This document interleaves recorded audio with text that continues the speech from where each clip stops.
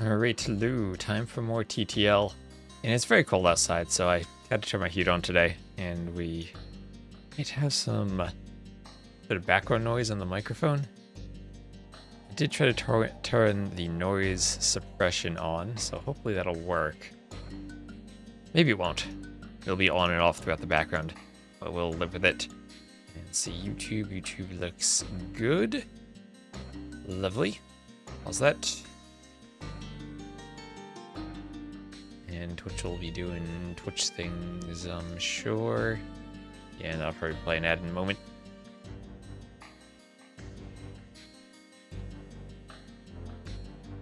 Ad starts in 1 minute. And Caius, how you doing? Caius Cosades. I need to practice saying names more. Still need practice with that. So we have a set of Gold League right now. It'll be Prisma versus Valas. Ready for some AoE? I am too.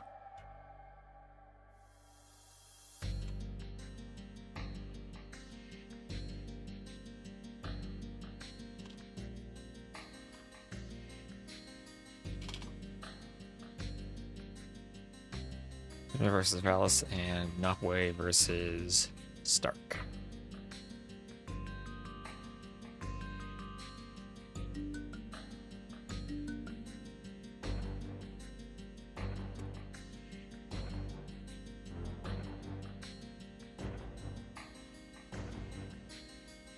So I've also updated the scoreboard a bit. It should fit the cyan theme. I've been working on overlays. I still feel like the chat needs to be ever so slightly larger. I think what I do is I cut some, I gain 8 pixels on the left side by decreasing the margin, and then up the font size ever so slightly. And then maybe it's better. I'll need to experiment. I've also been updating capture age. And hello, Wizard! Also, as I said, my heat is on in the background, so you'll probably hear a bit of background noise. Hopefully it's not too bad. I'll monitor my mic, actually, and try to see how bad it is. Monitor and output. Hopefully you can still hear me. No, it doesn't sound too bad, actually. I just need to talk loud enough so that my voice doesn't get all robot-y in the noise filter. Although I guess it's hard for me to hear it because I also hear it, so I might not be hearing it a second time properly in my headphones. I don't know. You like the wooden background with the books? I especially like the books. Books are the good part. All of my math books from years ago. Can't hear anything unusual. Alright, good. Meow, Hexacatty, hello. Alright, so we're just waiting for this draft to get started. aoe2cm.net. We'll try to look at the drafts. And no drafts yet. So we got 2 sets tonight. We got this one and then St4rk versus Nahue. Both coming up. Should be about 2 hours apart, so hopefully that is timed well. We'll see how we're doing at the end. Maybe there are some Rex I can cast too. Valas is currently playing T90. T90 had just messaged me. Oh, Valas is playing Arabia versus T90. He's not supposed to be doing that. Valas, what are you doing? Well, we'll cast that for a moment, I guess. I mean, why not? That's not what he's supposed to be doing. Oh, it says game over. Why is the game over?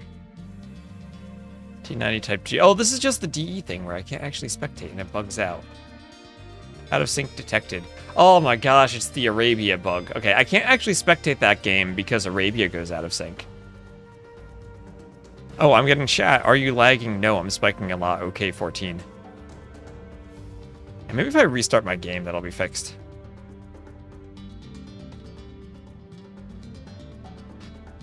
I was doing all these updates to Capture Agent. I'll have to turn them off to cast a ranked game. My overlays. Actually, I should maybe put them all together, because you can see I have some stuffs there. And I should probably group the stuff. So I can turn it on and off all at once.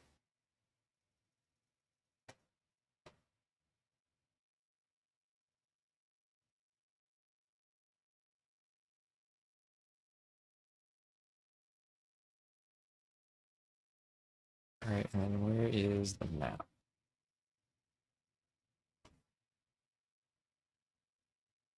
Need the RBW logo. See, I have all my TTL stuff. Let me just maybe group that. Oh, group TTL. Why does it say I have one viewer? Because I just went live. And we do not have viewers yet. I've been live for 5 minutes. And right. I messed stuff up. Hold on. What did I mess up?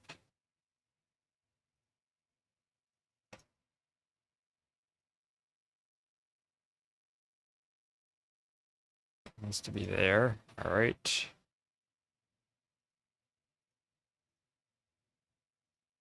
Stuff go down here.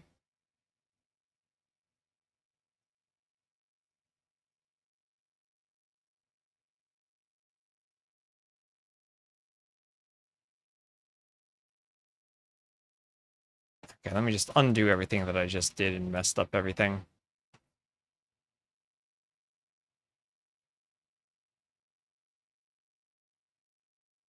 All right, we'll fix overlay stuff. Okay, refreshed and it's working. Broke it. I did break stuff. I break. That needs to be up there. That needs to be up there. That needs to be up there, and that needs to be up there. There. Alright, so yeah, I still can't spectate this game. And wait, my age crashed. Why is capture age still in the game? I mean, please don't capture age. So that stuff's breaking, chat. Stuff's breaking, okay? Stuff totally broke.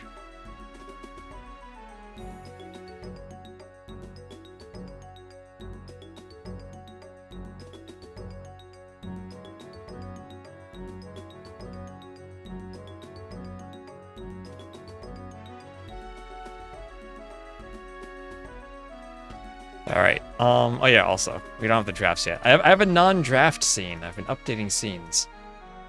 Alright, is Valas still in this game with T90? The schedule says he's supposed to be playing now. Does the Discord schedule still say this?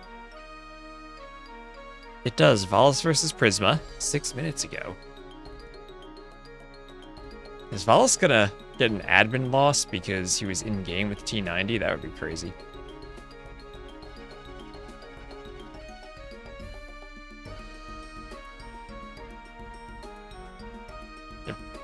Game launched and it stole the focus of my cursor.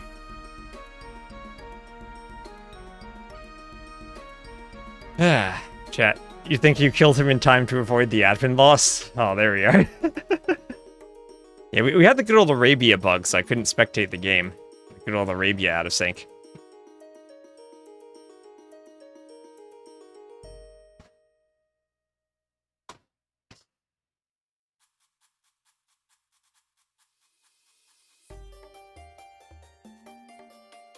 Let's see. Oh, there we go. We have a draft. We have a draft. And we have a Civ draft. It's just a map draft. We do. Perfect.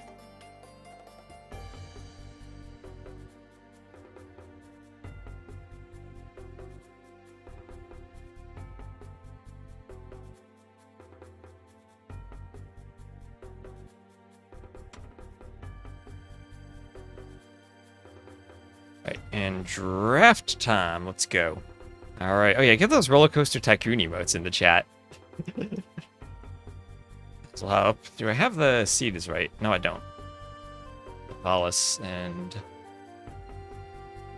Prisma are on opposite sides. Change that. There we go. Is Halfnisa versus Arquebus Bombard Cannon on Arabia? Okay, okay. I'll have to download the rec then. If we have time after this set, before the next one, we'll cast the rec. Let me go grab it properly.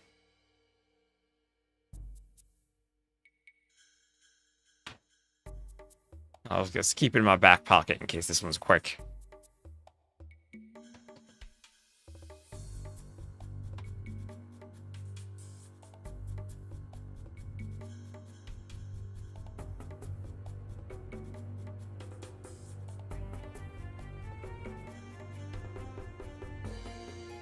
Yeah, there we go.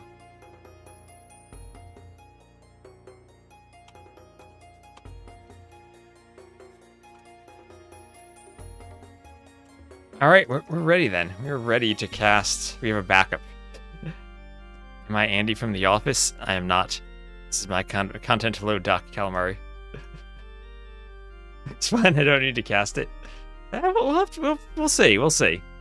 And Prisma, he's a very aggressive player. Quarry's the only really slow map we have here. African River and Slopes can be over quickly. Thank you, Ovenka, for the raid. Welcome in, everyone. Hello, Jessica. So we're just about to get started. Valas and Prisma. And this is in Gold League. While they're drafting, we can take a quick look over at the standings. Open up Wikipedia. Follow Nilly's sound advice.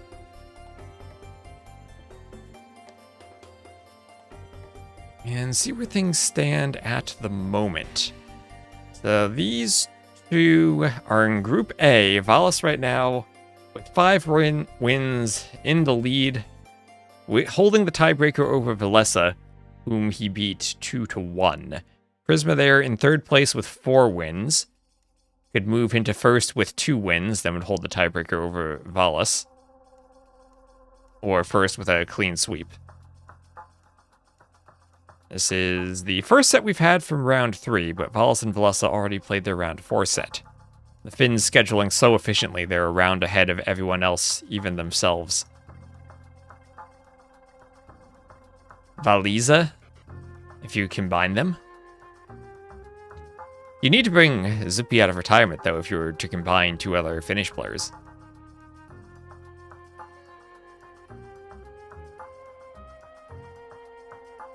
I don't know if we can do that. Well, actually, last time I played Zupi was when I discovered Stranded. I played a 2v2 tournament with ACCM. It was the Improvement Cup. And I ended up playing a 1v1 against Zupi. It wasn't a Stranded, it was another Nomad map. Kind of similar to Stranded, but Stranded was also in the map pool. So Bohemians, Halfnitsa for Valas, presumably for Quarry. Yeah, Rubenstock. We gotta bring Rubenstock back. And then Persians for Prisma. I guess that's for African River. And Khmer probably then for Slopes, I'd say. Don't think you'd want to go Khmer versus Bohemians on Quarry. So then Japanese for African River and Romans for Slopes. Those 3 civs make a lot of sense for Valas. Romans for the Shorefish on Slopes. Although you could use Romans on African River. They're pretty good for men-at-arms there, too.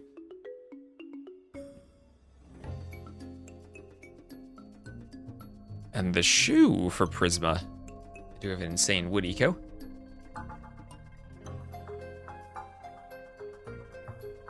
Bohemians because he just lost the T90 with them because he knows how good they are. Like, what were the civs in that game? Well, no, Valas was the Bohemians. T90 was the Arquebus Bombard Cannon, it would seem. Yeah, but unless DE is wrong, because DE has been known to give me wrong information from time to time. T90 was the Portuguese, and Valas was the Bohemians. Well, he's thinking, you know what, Prisma might not have the same micro that T90 does. I'll try Bohemians again. Didn't ban the Portuguese, though. That would have been something if he banned the Portuguese just to pick the Bohemians. I mean, his Bohemian confidence is probably shattered right now, thanks to that defeat.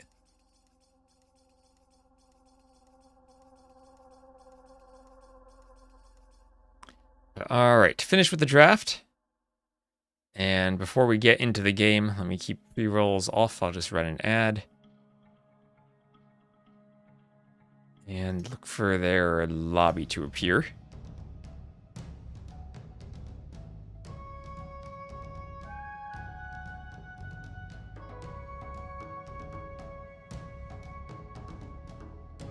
Will I grind to go pro? I will not. Well, one day I'll grind to get my elo to higher than it is. I don't plan on playing in tournaments at a super high level. Hello, Mad Hyena. I think that would take way too much time to be realistic. And our base is here too, our base. Imagine if our base had to give Valas that admin loss. Guess he spent too long playing against T90. Yeah, more TTL.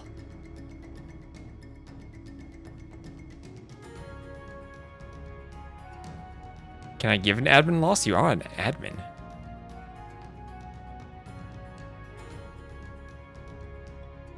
Did you do a crazy fast castle? I don't know. Arabia went out of sync. We weren't able to see it.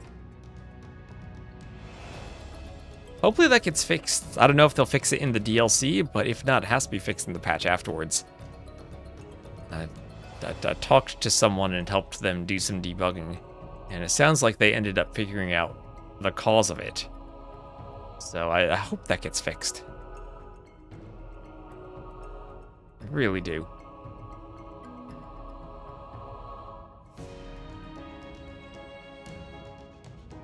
Is this the upcoming bug fix DLC? I doubt there will ever be bug fixes. Matza. DLC has introduced new bugs, and then sometimes they get fixed. And oftentimes they don't.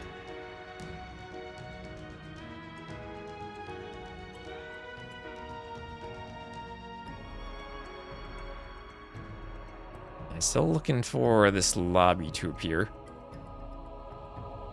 The Turks could be interesting for Quarry, actually. I usually do like Turks against Bohemians. I feel artillery with the range is usually better than Hafnitsa, at least in the 1v1 fights.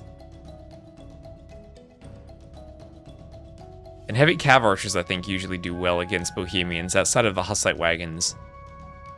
And everything they do, the Halbs, the Hafnitsa, doesn't particularly like fighting the mobile cav archers. Should start now. Oh, there we go. There's the lobby. What colors do we want? Right now they have green versus yellow, which I don't think we'll be able to see. Is Prisma in blue okay? Our base wants green and yellow. But can everyone see green and yellow? Yeah, Valas in blue. Valas in blue will do. I need to update the colors of that overlay a bit. I think they need to fit the cyan theme a bit better. I'm doing some work. I'll need to think of some ideas for it.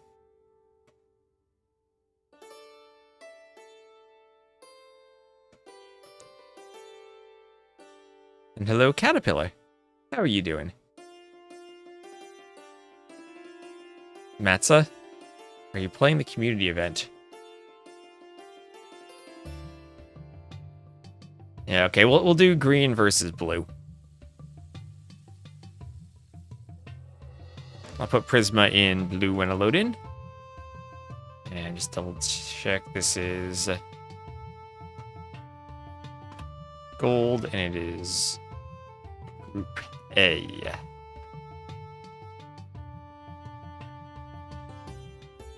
Lumber camp rush on African River. What if his opponent picks a mule cart civ, though? I guess he could ban the mule cart civs.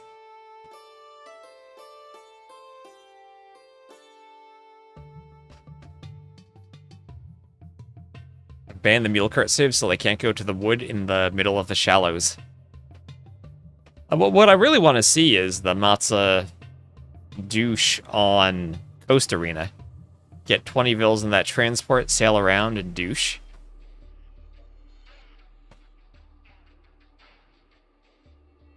That's the strat I really want to see.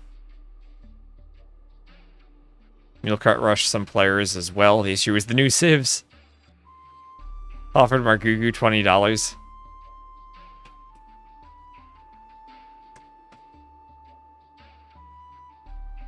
He's a player who does need to do it.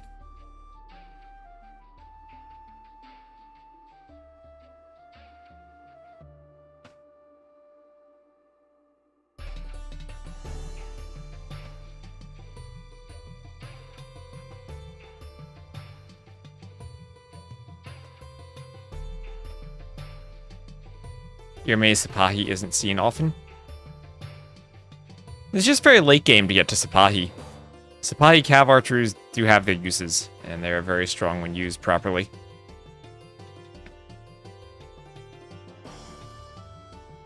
Well, after Magyar is probably the strongest Cav Archers. Alright, so let's just get Prisma in blue.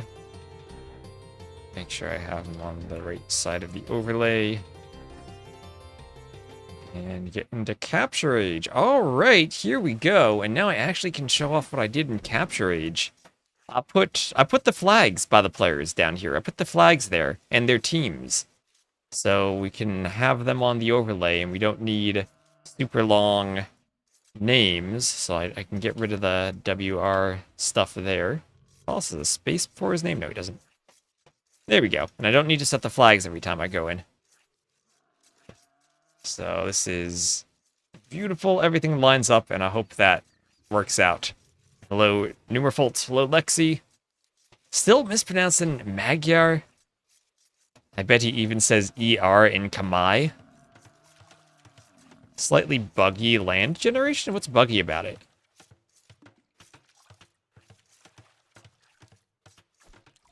What is buggy, our base? Oh, this here? Oh yeah, it happens occasionally.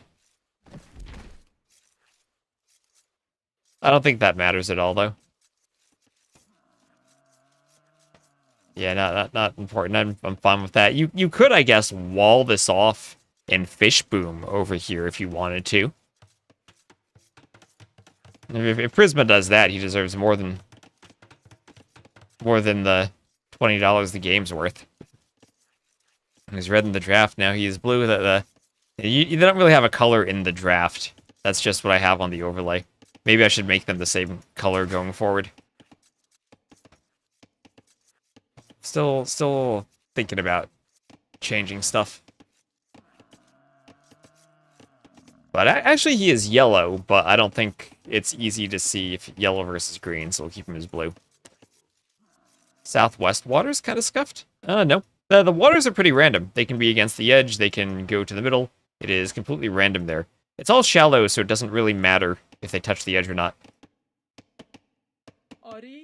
So, speaking of the water, Prisma will go to dock, and it will indeed be Persians versus Armenians, as Prisma tries to push into Zebra to get things started off here.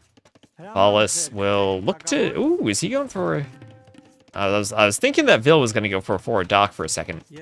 He'll do a house using the mule cart on the side wood line. We've seen a few players mule cart to the middle and grab trees there, and it's nice to save wood in the long run on the sides. But no dock yet for Valas. He instead is going for the early barracks. And with the Armenians, you're probably expecting longswords. You love the mule cart in the middle. I want to see a mule cart in the middle get demoed sometime. I want to see a mule cart in the middle get demoed.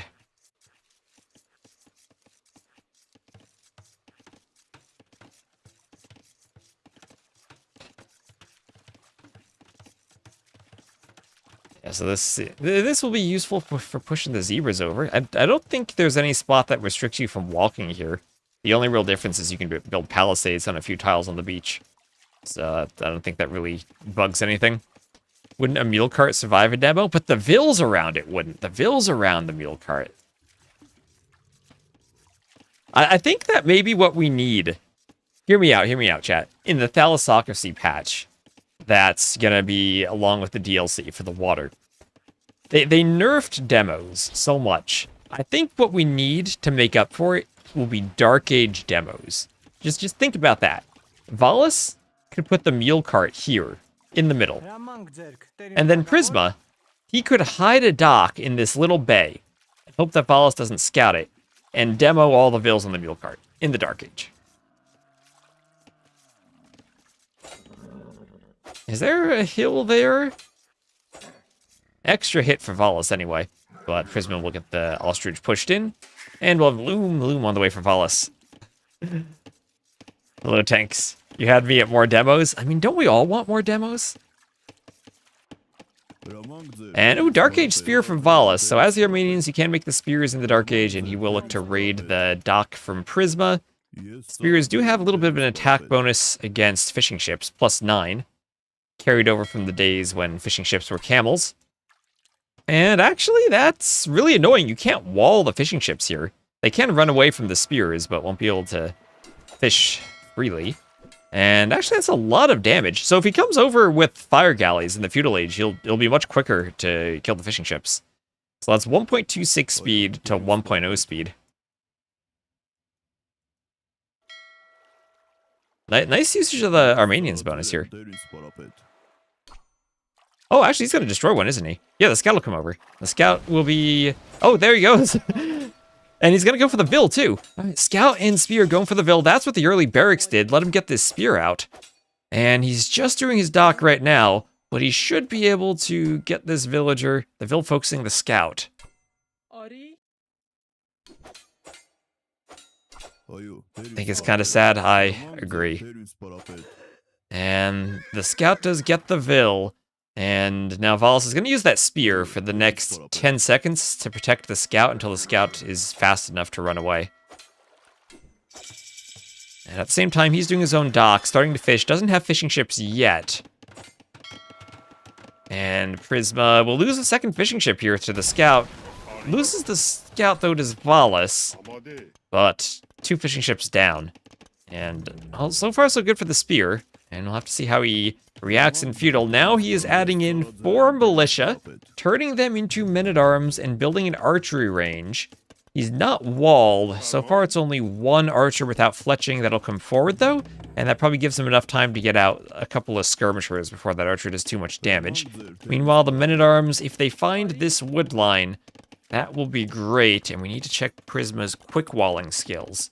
See if he can wall out the men-at-arms. Where are men-at-arms here? Paradox here. Need a tournament with a list of approved cheats. You can use 1 per game. It's gone for the rest of the tournament. That's the ideas we get in chat here. That's how you know we have a quality chat. So the Vils walling themselves in with the men-at-arms. They're going to sacrifice themselves so that the men-at-arms cannot harm any other Vils. That's actually really cool. He walled the men-at-arms into the acacia forest. So 2 Vils down, but the men-at-arms are trapped.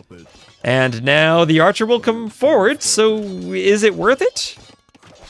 Don't chop them free. Wait. Oh, they got out. They got out. Wait, was that open the whole time? Was that open? Well, okay, that almost worked. Oh, but it didn't. And at the same time, still only 1 archer into skirm for Prisma, so not much damage he's able to do. And that's now 6-1 Vil KDs in favor of Valas. Oh, so that was almost good, but Prisma maybe needs to get an even smaller tree mod. Make sure he can see those holes properly. Valas probably has some cube stuff going on where he sees that clearly open. Longsword time. It also is longsword time. Now those men-at-arms not only are free, but they're also upgraded to longswordsmen. On the water, scout from Prisma trying to harass Valas' fishing ship, but not getting much done there. And Valas will aim to do another dock. It'll be a blacksmith now for Prisma. And you can think about doing fletching. Has 4 archers out, but against skirm production, shouldn't be able to do too much damage as long as Valas doesn't bring his skirms out of position. Also, Valas went for a second dock. And so far, so good for Valas, harassing fishing ships, killing villagers.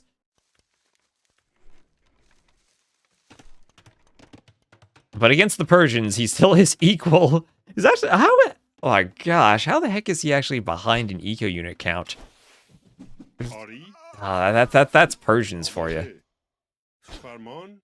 Prisma with the archers picks off 2 skirmishers. The skirmishers didn't turn to fight.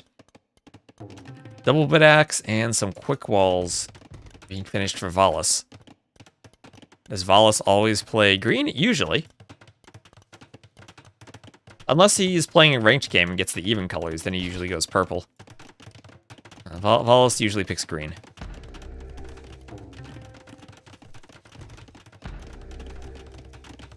Yeah, the Finnish team all have their colors. Rubenstock gray, Max cyan, Valas green, and Valessa blue. And the archers here will dive the tower. They do a fletching. Now Valas has to decide whether to fight with Vils or not. He can grab Vils and fight, but he needs to make sure he can put the injured ones in the tower. He'll lose one, and try to pop a few more inside the tower. And ultimately decide he wants to run and bring a skirmisher and a few longswordsmen over. And now Prisma decides, does he stay here and die to skirms, or does he try to run and die to tower fire? And he'll try to be as disruptive to the Vils as he can be for the moment. Neilcart could maybe block the archers. And this is annoying to clean up. But ultimately, the archers do get killed. In the middle, Prisma's taking some shorefish and still is fishing on the outside with his fishing ships. And only one fishing ship still for Valas, even with that second dock. And needing to clean up everything by that tower disrupted his wood income quite a bit, so harder to pump the fishing ships out. He also does have 2 fire galleys, or has 1 fire galley with 2 more on the way. Wants to go forward, but here comes another group of archers for Prisma. There's a very weak Vil on the berries on the side. They're all going to try to run to the TC, not going to turn and fight. And Prisma notices the weak Vil. And now that's 7 to 6 Eco KD. Prisma catching up. And he's 4 Eco units ahead with the Persians. Both down to 1 fishing ship, so that's 36 to 32 Vils. And we'll have a blacksmith for Valas. Town watch on the way. And the archers, is there a hole? Yes, there's a hole between those 2 houses. That's more Vils dying. Valas might have been trying to micro the fire. It's very weak. There's a market for Prisma, and he's about to go up. As the archers, once again, will camp that tower by the wood line. And a few skirms. Is that enough skirms? 3 skirms. They don't have fletching and don't have armor. Oh, more Vils are going down. Everything now falling apart for Valas. He had such a nice opening with the spear. The man-at-arms rush, but now his skirms are being killed. This archer is still trapped under the tower. Only 1 skirm defending, though, and that's another weak Vil. Oh, don't send the weak Vil, Valas. Prisma will try to get away. Units, yeah, don't get hit when running away from towers in DE. You can get away as long as you walk at a very slight angle. The longsword was not worth it. Well, they're still alive. Maybe you spoke too soon. Maybe they could still kill Vils on the berries. But in terms of defending against the archers, no, definitely not. Oh, it's now a 16 to 8 KD for Prisma, and his own fire galleys are finding their way forward. The only good thing for Valas is that he only has 1 fishing ship to lose. The longswordsman still not doing damage. Right there, wood line is open still.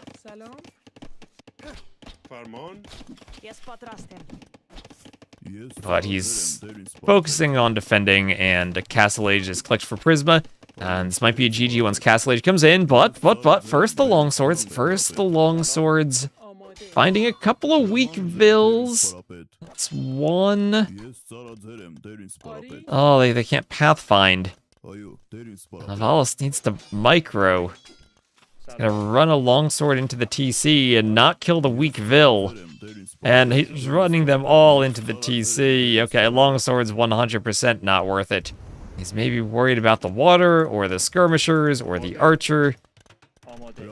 And now that final longswordsman will be attacked by Prisma's archer and forced back. Will it even kill the weak Vils? Okay, that one gets 1 kill, almost a second. Well, almost is not the same as a kill. Why didn't he make any skirms? He did have a few skirms. But I guess the longsword was so expensive he couldn't invest into the skirms early enough. And that's almost 3,000 resources ahead for Prisma. And this still will probably be, not even going to be a Castle Age GG. Prisma just takes it. So we'll look at the stats. And that'll be a 38 to 32 KD for Prisma. And after a couple of early losses to the Spear and the Man-at-Arms, everything worked out for him. And let's see, that's game 1. By Prisma. And let's see, is this updated? Yes, it is. Lovely.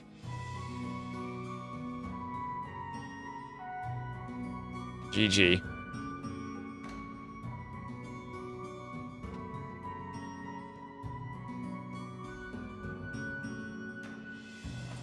Maps, that's 1 by Prisma.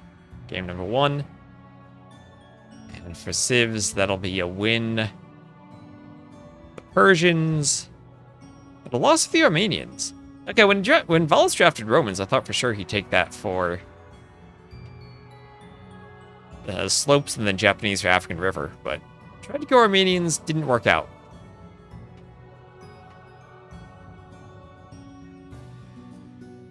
And we'll look for the lobby for the next game.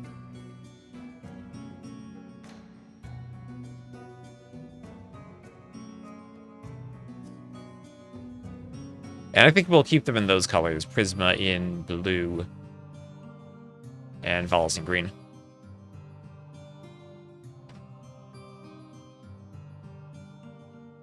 So if they then go to play Quarry, I imagine that's Bohemians Turks.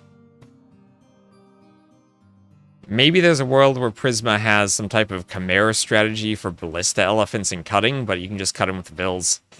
Maybe he wants Georgians for eco. But I think it has to be with Turks. Arena time. Arena time.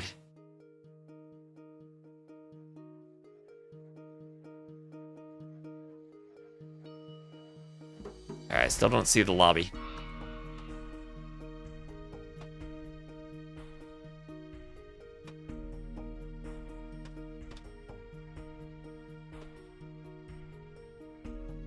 They're in-game, you're checking the map? What? Oh, the dashboard is not showing us the game. Oh, there we go. Now I got it. Now I got it. Alright, there's just a... dashboard needed a moment.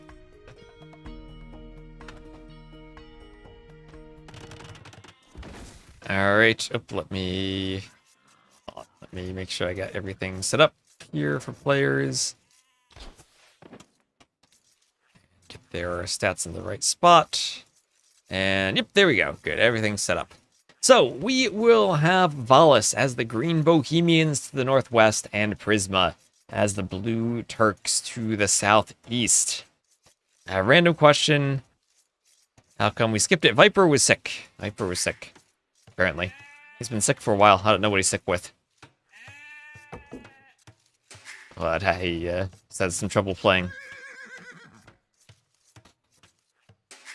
And it is round robin, so if a game is not finished, it can always be played later.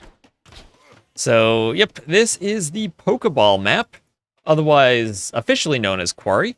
This was one of Hank's maps that we revised and spruced up for TTL. And we'll have a deer push, as a couple of houses and palisades come up at the front. And Vils will take the deer by the TC. Neutral stone for Valas is a bit close to the main stone. These two. I'm fine with that. I mean, he still has another stone all the way over here. And I mean, the neutral stones usually are just far away from you, right? It's not like they're at a fixed spot. That's something I'm fine with. As long as you can't do one mining camp for both, I'm usually fine. Overlay. Oh, overlay says Coast Arena. Thank you. Oh, I forgot to change that last game. Yeah, remind me if I ever mess up the overlay.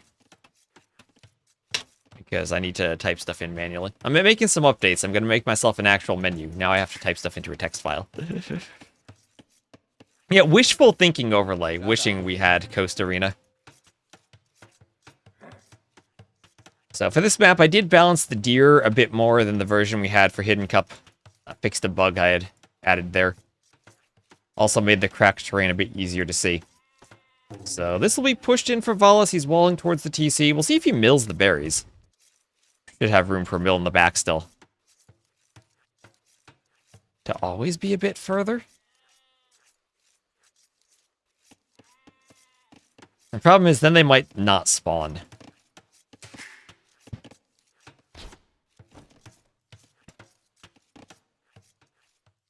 It's always going to be one gold and one stone on each side.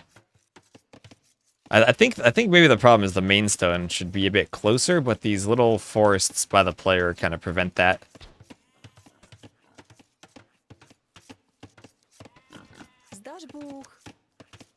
So Valas will lure in that boar.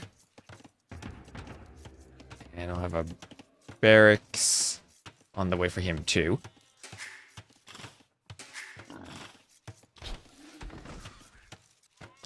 Civils take the boar, and he'll continue pushing. So Bohemians, Turks, the civs, I expected once I saw the drafts.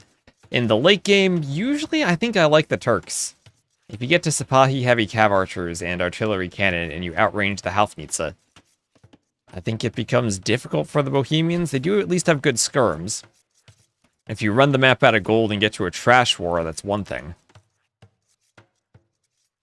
They're great halbs.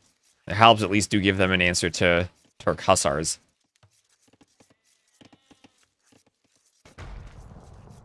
And Prisma will delete a bit of palisade to get the deer in. Let's see if he goes for the TC or the berries. I might go all the way for the TC. He'll close that wall right away. Hoping for 2 times fast imp here. Maybe we see 1 TC play from both of them. Bohemians, I feel, aren't really a fast imp civ. I think they need too many upgrades, that they need more res than they can afford on a fast imp.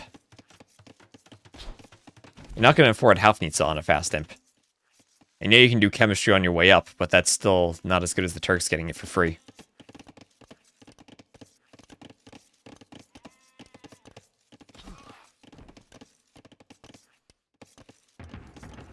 We do have a barracks for Valas, so... And with a barracks also for Prisma. Not going to be a pure fast imp then. Might see a couple of spears. Not doing any men-at-arms. Maybe it'll just be an archer follow-up then. Or it could be a fast castle on the back of a second building. Stable or a range, along with a market or a blacksmith. You could always play that old arena style where you went 5 archers on the way up to the castle age. Let's see, it is an archery range for him, but looking at that food stockpile, not a single farm. I don't think he's going to fast castle here. Didn't even have a mill. And if he was thinking of a market, won't be able to do it without the mill. So he will be in feudal for a while. Prisma a bit slower, 23 pop. 23 pop could very well be a fast castle. Maybe a few too many vills on wood, though, to pull off a fast castle. 10 on wood. And 2 eco upgrades right away. So he's going to play feudal for a bit. And will it be a stable or will it be a range? It'll be a range. Stable doesn't really make much sense on this map when your opponent can be walled in. And so far, no one going to chop through on the sides. Can you fast imp on a 23 pop feudal? I could probably design a map with enough resources that you could. Blue whales are on the brink of extinction. Maybe we just need to send the remaining ones to the future. So they can communicate with the aliens. That map exists. It's called Zimbabwe. Zimbabwe is a very different map. I don't think you can... but fair enough, there are tons of elephants, but you have to actually lure them. That's gonna force you to go up later with all that idle time on the Vil luring them.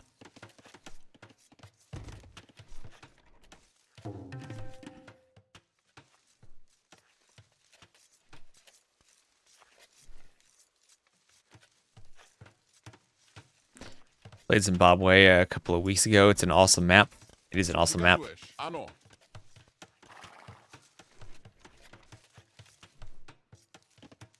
Hazır.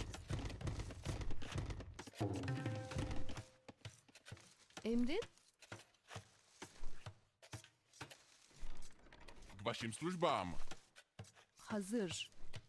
And archers from Valas will hit the berries of Prisma. Don't think he overforaged. Looks like that's closed up. He'll get a few skirms of his own. Remember, Turks cannot upgrade to elite skirm. These will be the only skirms he can use. And loom on the way for Prisma. Oh, waiting for players. Game paused. Oh, thank you. Thank you. DE. Blacksmith for Prisma. And Prisma will do a house. On the edge, make sure he can't be broken through on the sides. I've seen that a couple times on this map where players leave only palisades on the sides, and even though the middle's walled, so mangonels come in the castle age and the sides are opened. So far, 3 archers not going to break in for Valas. He's done his own army to give himself a good feudal boom. Prisma feels like he's a bit ahead. Valas overall more res collected so far. Zimbabwe is fantastic in 4v4. I've never played it 4v4. I'll have to try it out. I didn't even know it supported 4v4. Don't get the archer opening. Isn't it better to just FC? It's kind of a gamble on this map because you can see men-at-arms and trushes too. And maybe you want the archers to defend against that. You can have feudal gameplay and aggression that attacks your walls, be it towers or something else. So having the military around isn't necessarily a bad thing. Want some dodgeball over the reeds. In a 4v4, it's 2 arena players and 2 Arabia players. Alright. Maybe that's how we can prevent all the map dodges on the ladder I've been seeing all those Reddit posts about. Make a map where 2 players play arena, 2 players play Arabia, and then when you have your bans and whatnot, it's like having an extra map. And then you just have to pick your color fast enough.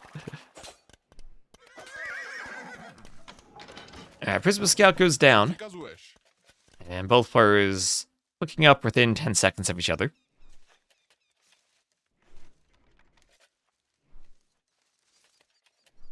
And it looks like we're going to have a boom. Looks like 200 stone left in the bank for both players will just be TCs for both of them in a boom. I'm not sure I like that. Oh, actually, maybe not. Wait a minute. Valas has 7 vills on gold. Maybe that won't be a boom. He doesn't have stone, so it won't be a castle drop for Halfnitsa. Only 3 on gold for Prisma. And remember, Valas gets the free gold mining upgrades for the Bohemians, so he'll be floating a ton of gold. More so than you'd want to boom with. He could maybe buy stone and buy food and do 4 TCs total right away. But I think that's more expensive now ever since they increased the price of food. The other thing he could do is look to do a university and a monastery and go straight to imp.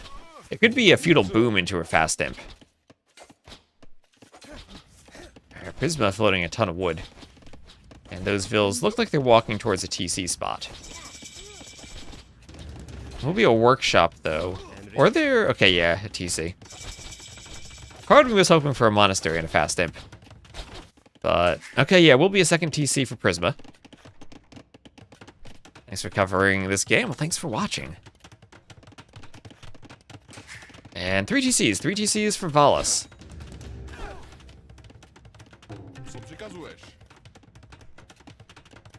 And looks like it'll be 3 TCs for Prisma too. These vills walking out to do a TC. Prisma just focused getting the workshop in Mangonel before the TC. So far so good for the archers for Valas. They forced Prisma to react, and since he's reacting, he will be later on his boom. And Valas, 1 archer on the side by the reeds. There, you can shoot over them to try to stop vills, or at least slow them down from chopping through. And the spear for Valas will patrol the other side. So Prisma not paying attention to the reeds. He's just worried about the front. And he's losing skirms to the archers. Okay, I lost 3 skirms. Didn't get any archers there. 6 archers still alive for Valas. No castle age upgrades either. Chemistry, let's go. Chemistry, feudal age archers. No crossbow, no bodkin. They'll just have chemistry. Oh, that's beautiful. We're gonna have chemistry archers. Yeah, I don't know why he had so many on gold. Maybe that's just a mistake in the build. Maybe he bought 200 food at the market after he was up.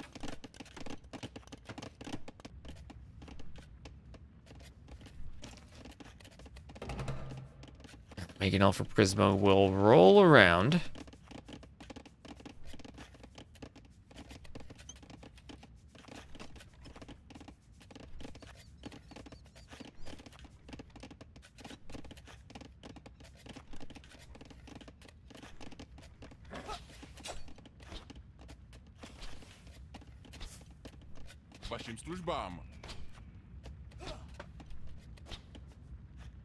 Will he hit that archer? Now, Mangonel is just standing there menacingly. It's looking like, I see you, archer. Oh, take a few steps closer. Come on, archers, you got your chemistry. I want to get a mangonel shot. There's a gap between that house and the mill. Little alley can roll down. Oh, will it get the shot off? Can it reach? Almost. Almost. Oh, there they come forward. They see the mangonel. And the wall's deleted so the mangonel can chase. And they will just back off. Just back off. And a little Chrissy Boo. Handcart for Prisma, wheelbarrow for Valas, both of them booming away. 4th TC for Valas. So what do you think, chat? Turks versus Bohemians late game. I'm still saying I like the Turks. I like artillery. It's cheaper now, doesn't cost stone anymore. They outrange the Halfnitsa. And then they also have Sipahi Cav archers. Our base likes dodgeball. Oh, and we could see artillery cannon versus Halfnitsa. And the Halfnitsa would then have Wagenburg tactics so they move faster. I mean, we could see food monks added in to try to convert cannon, but then it's 12 versus 14 range. And probably hard to get enough conversions at that point. He showed chemistry on the archers, so that reveals the hand cannoneers.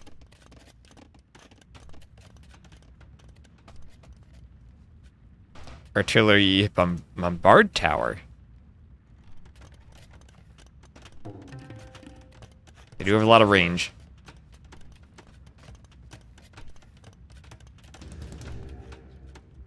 And they're actually pretty good at destroying buildings, too. One time I was annoyed at Hussar spam that kept destroying my bombard cannon as the Turks when I was trying to destroy castles, so I just built a few bombard towers right outside the range of the castle and had them target the castle. And they took it down pretty quickly. And, okay. Well, hand cannoneers in the Castle Age, pretty darn good against pretty much anything Prisma can do. Doesn't have elite skirm. Mangonels have the same range, but will die pretty quickly. They have a high enough attack to get through the Pierce armor. They'll still do 11 damage.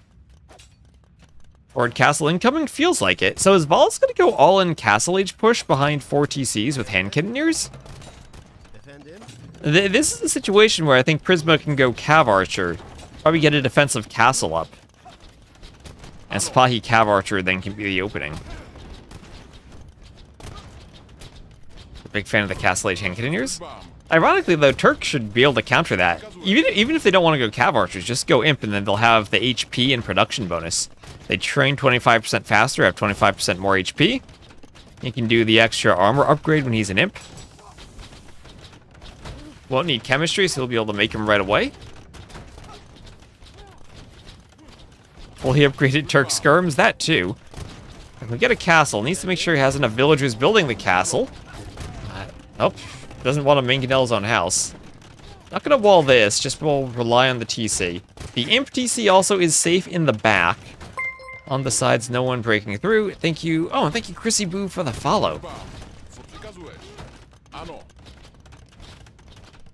Battering ram puts a clock on it. A clock on the blacksmith. Prisma maybe would want to wall the forests here to ensure Valas doesn't have free passage through where he could hit these farms. He will instead do a tower on the gold. Wants to get that up in time. Does have fletching on the tower. The rams do put a timer on that tower, though. That could be rammed away. Is he gonna regret not having a blacksmith? If he's going... Wait, he does have... He rebuilt the blacksmith. He will not. So there's Imp. And where are the cannon? Not enough wood for a cannon. Not queuing any hand cannoneers. And Valas forward will be laming the gold. Behind this, Valas also has captured the 3 relics in the middle. And has a nice score lead over Prisma. Up by 18 vills and clicking Imp himself. And using this forward to buy himself time to get up. Adding the castle.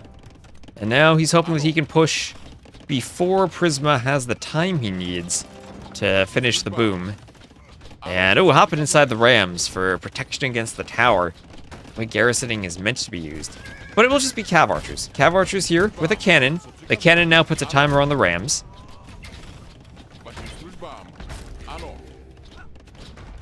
And more reinforcements are walled out. Cav archers being that close feels a bit awkward, but they will take out the rest of the hand cannoneers. I got a couple of kills at the base of the tower. Do you do murder holes? Nope, no murder holes. Instead, cav archers will try to finish off the hand cannoneers. No ballistics yet, but they're still doing well enough. Ooh, I didn't actually see that game. I didn't see Heartfinch. I was working on my overlays earlier. A brief slowdown there as the cav archers chase the hand cannoneers in slow motion and shoot their arrows from afar. And this castle's still being finished. Only 4 vills making it. That's a slow castle from Valas. But he has a pretty good score lead, although I'm still worried long-term about hand cannoneers versus cav archers. There's husbandry and padded archer armor. And a watchtower up now for Valas. He could chop through from this side to open the reeds up if he wants to.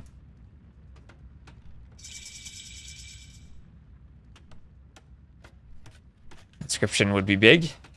Well, see, there's artillery for Prisma. Going for artillery before Sipahi. Cav archers want to break down the palisade gate.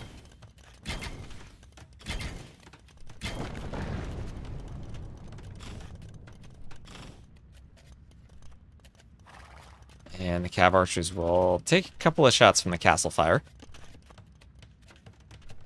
Paris seems like he'd be a really good teammate for strategizing and practicing with.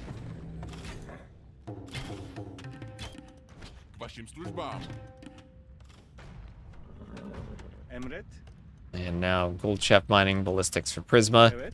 Cannon coming forward. And he's pushing back. He's recovered the score difference.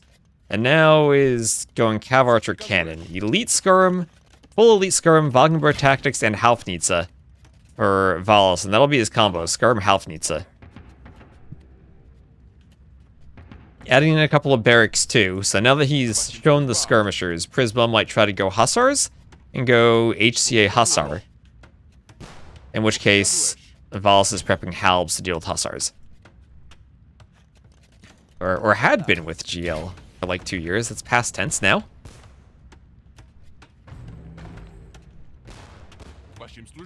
I think he still mostly practiced with Hart during that time too.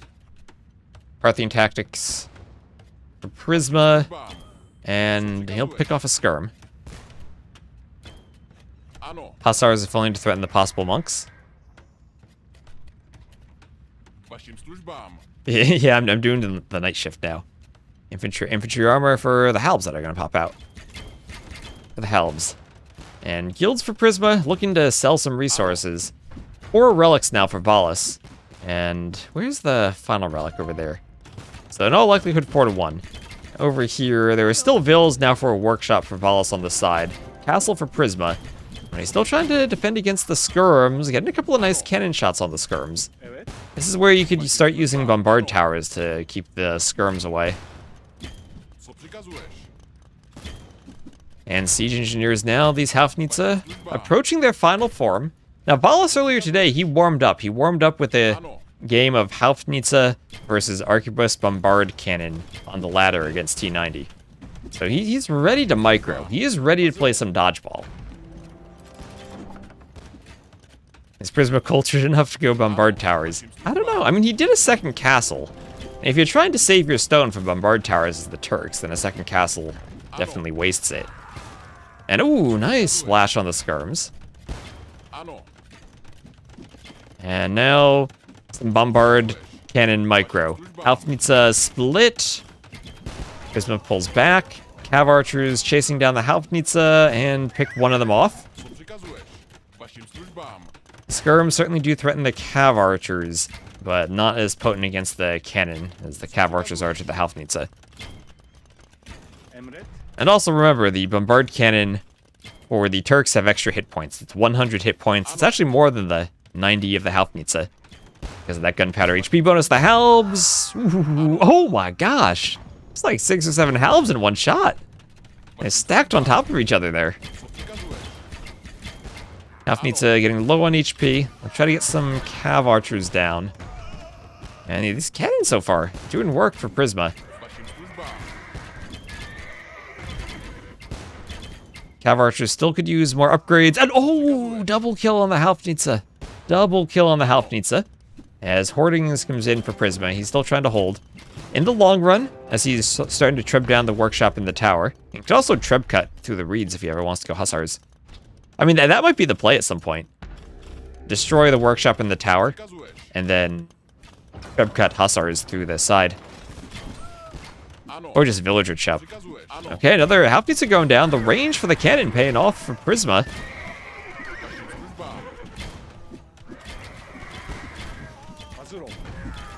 Okay, there's another cannon dying.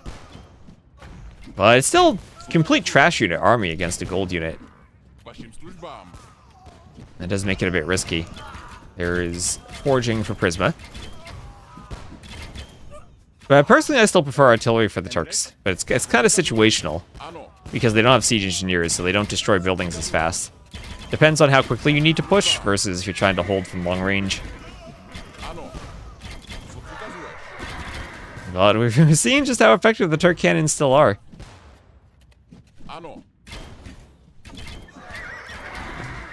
It depends, it always depends. You have a Halb on both sides, Archer on one side, Halb on the other patrolling. Those vills also primed to be picked off.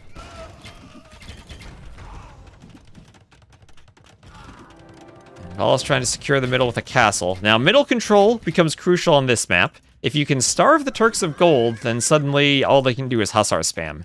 Remember, no upgrades even to pikemen or to elite skirm. Feudal age trash units other than Hussars. Really good Hussars, but that's their only trash option. And it'll be against Bohemian Halbs that have extra bonus attack against Cav. Can Valas hold the middle that long, though? And I think it's going to be tough for him. That's a lot of Turk bombard cannon now. 6 cannon.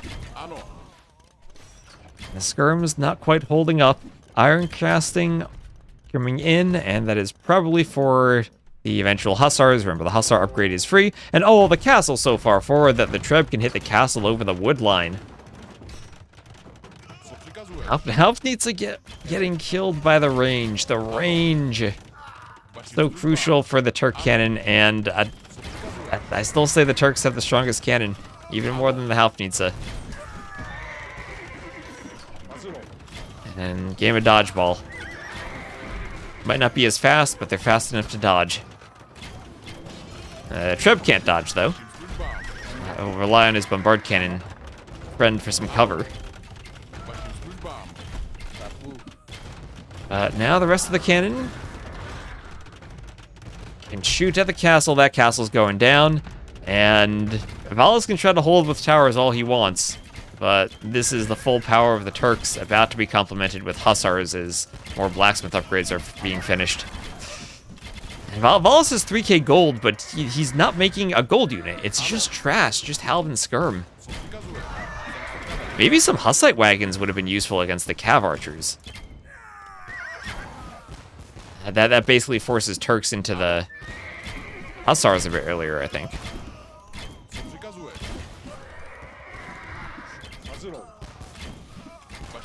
And the cannon's still getting destroyed. The micro's also been great for Prisma. Yes, he has the range, but also the micro to dodge the Halfnitsa shots and consistently use the range. It feels like Valas has been losing more cannon, or at least microing them to dodge a bit less, even though they're faster. Wagons get hard count. Oh! Well, I think Halps get hard countered by those cannon too if they get shots like that. There still is a timer though for Prisma. It's the timer for the gold to run out.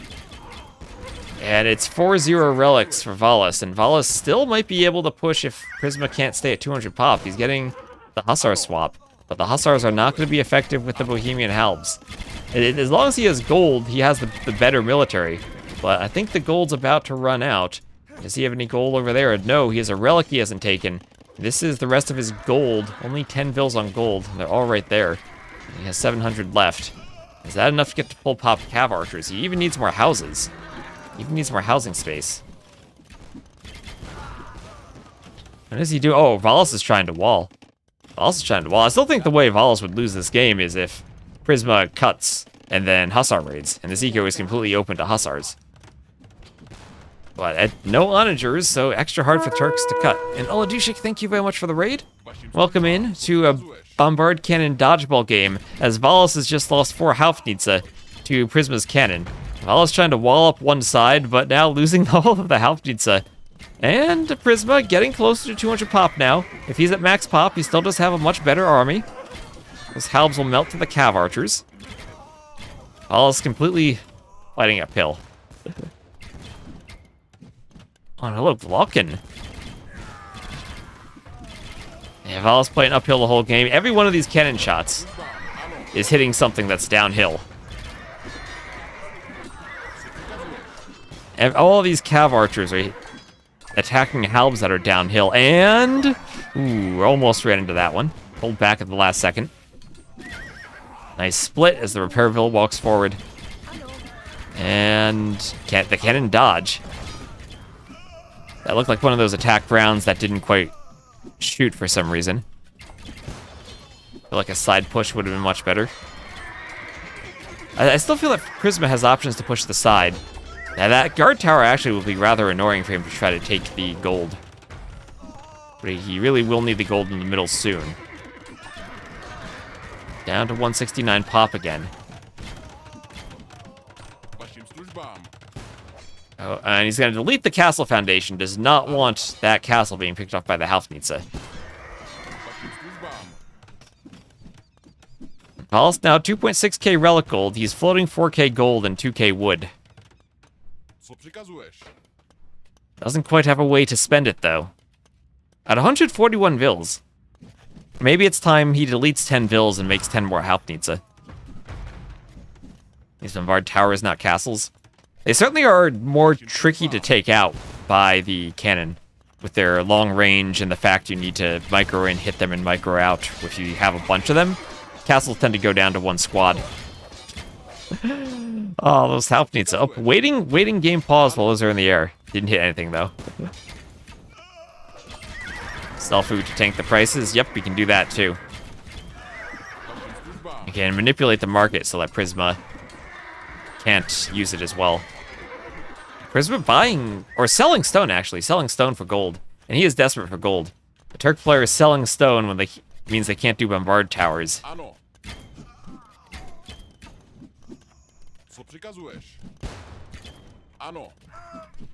Ooh, and those halbs get hit by the cannon.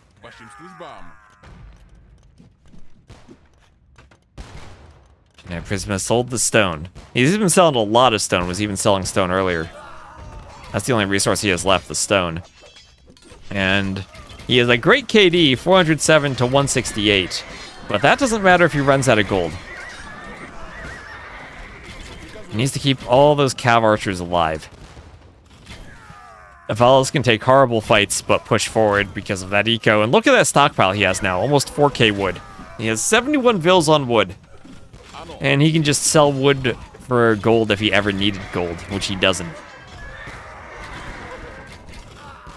Halbs keep pushing, and they're finally getting to the point where if they ever reach the cav archers would melt, and more good hits from the Haufnitze on the cav archers.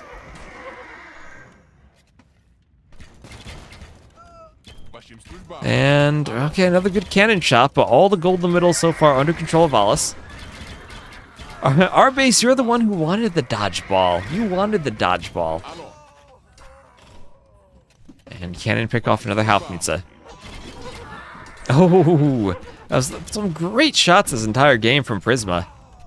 Selling 500 food for 93 gold. And he is starving for gold. Still no pushes on either side. Still the sneak vills forward for Valas. And Joe Dabrowski, thank you for the follow.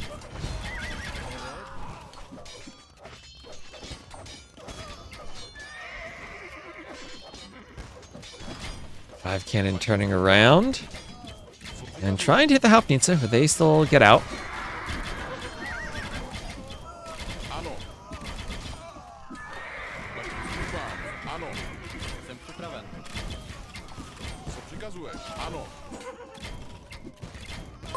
And Isle of Gaze, 69. Thank you for the follow. And 38 Cav Archers. 38 Sipahi Cav Archers. Prisma needs to heal them somehow. Now, the Turks don't have herbal medicine. But if they could mix in a monk or two, these lulls between the fighting and heal them up, it'd last much longer. And that's a keep. The keep upgrade for Valas. Wants to keep control of these golds. And arson even for the halbs.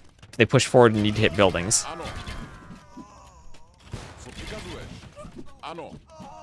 Getting good shots on the halbs. Looks like a Civ win for Turks. If they had more gold, it would be. It becomes a Civ win for Bohemians if they control all the gold. And this was Valas' entire game plan.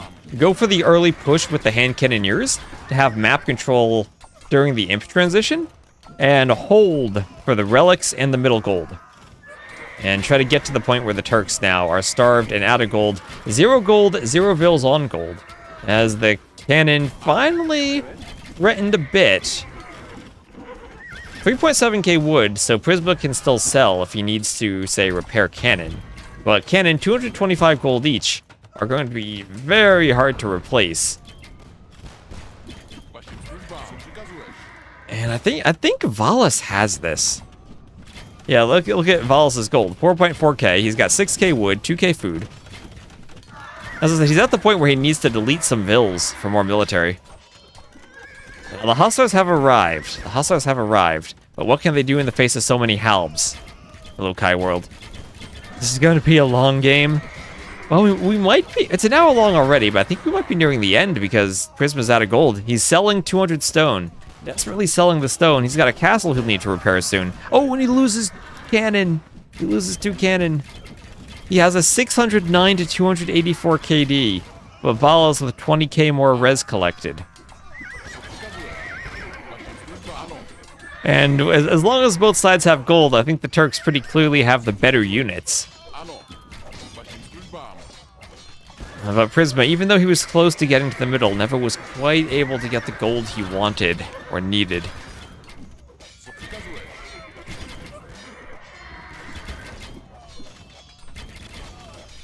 Valas has monopoly money. Valas has everything he wants. He could delete 136 vills and go full population military. It'd be like Flemish Revolution, basically. Only as the Bohemians.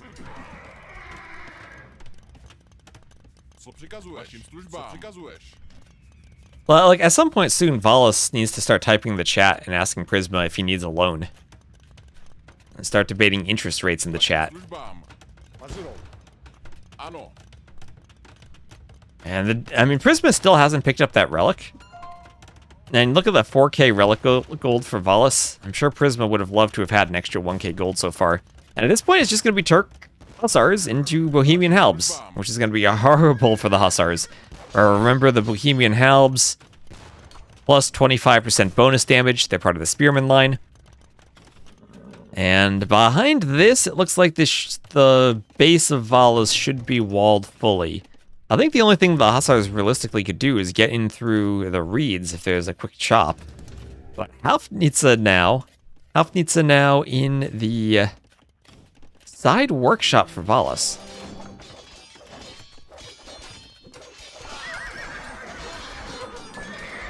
And Halbs, how is this fight going? There are a lot of Hussars there, but there aren't a lot of Hussars anymore as they're all dead.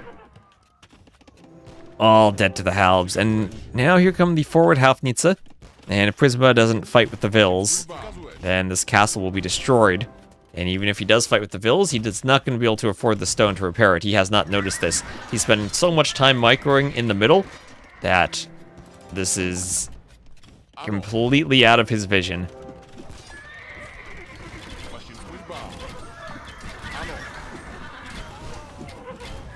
And his KD is still insane. Another half needs a dodge. Small loan of 1 million gold. Okay. Well, Valas will not be able to end the game as long as he keeps losing Halfnitsa. And finally, Prisma notices, but the castle goes down. He doesn't have stone to repair it. And the Halfnitsa in the west do the job of destroying the castle. Some of these farms here need to be deleted now. Or the Treb needs to attack that tower. But more keeps. Forward for Valas, he still has stone. So absolutely beautiful. And that's a huge mistake from Prisma. Those villagers, when did they get there? From the early Imp push. All right, they've been there since early Imp. And Prisma never cleaned them up. That workshop's been there for 30 minutes, at least. And now he's losing the Cav Archers. 19 heavy Cav Archers left, most of which are healing in that castle. That's a lot of arrows the castle is shooting now. But Prisma's eco still gets raided as the Half needs a push. And now Halbraids attempted to be cleaned up by Hussars. Hussars that are underneath the Fire of Keeps.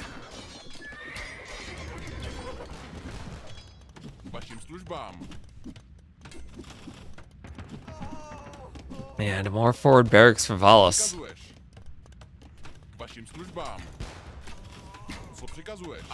So what would have been the answer to this for Prisma? It felt like the game was essentially won with Valas' Castle Age map control.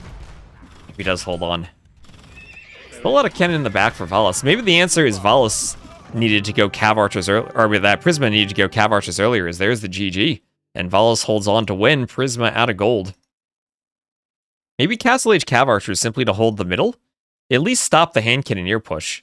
And instead of going Imp, you focus on Cav Archer production. Maybe you do Bloodlines and Husbandry at the stables and Blacksmith upgrades, and you go Imp a bit later. Because Valas did the 4 TC boom, and I guess it is hard to see what the booms are going to be on this map since you can't scout it. But the Bohemians, despite being down 775 kills to 461 losses, Valas will hold on to win. He will have 30k more res collected almost. And 3-minute difference in imp timing, but that's an imp timing difference that Valas used for map control that he never gave up. Raiding the sides could have done it too. Raiding the sides could have done it too. Turk champ CA cannon should kill. Although that's true, that's true. They could do champion siege ram too, but I guess Half needs to kind of hit siege ram pretty well.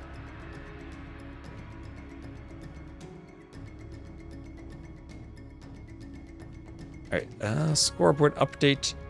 That is now 1-1. And make sure that gets updated. Or, no, I'm sorry, 2-1. I mean 2-0. Or wait, 1-1. Wait a minute. Why does that still say 0 on my scoreboard? Scoreboard, what are you doing? You were working earlier. Oh, I have a typo. Still working. I'm working on updating my scoreboard on my end. And I'm not quite finished yet. I'm updating stuff by typing in a text file rather than using a UI. I'll fix that eventually. Anyway, we have now Heavy Scorpion plus Jannies would have been nice. I mean, Heavy Scorpion I think dies to the Halfnitsa too. Bohemians should get Flemish Revolution, but all villagers turn into hand cannoneers. Maybe we need a civ with Flemish Revolution, but all fishing ships turn into heavy demos. To make up for the Thalassocracy patch. And thank you, Tirasef, for the follow. And Taijin23, thank you for the follow. So game number 3 will be on slopes, all tied 1-1, and the winner of this game takes first place in the group. This is for first in the group. And it will be Prisma's home map, and I can see the civs already. It'll be Romans for Valas and Khmer for Prisma.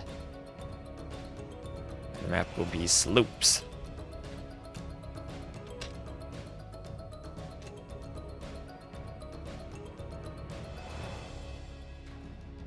only if timed accordingly. Yeah, and of course the downside for the Turks is, and just on that map, you're on a timer. You're on a timer if you don't have the middle. And he very much did not have the middle.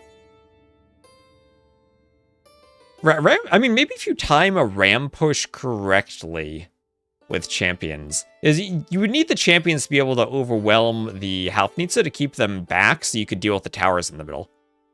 Maybe that would work. Maybe that gives you another way to take the middle. I still think Hussar raids on the sides could have been interesting.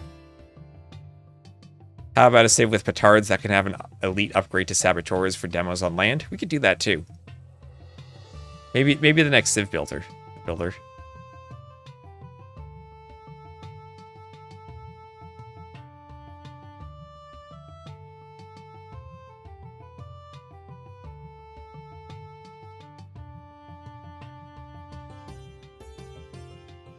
Why is Blue anonymous? Oh, why is Blue anonymous? That was a good question. Because that happens sometimes. I'll need to debug that. Because T-West needs to do some debugging. That's why Blue is anonymous.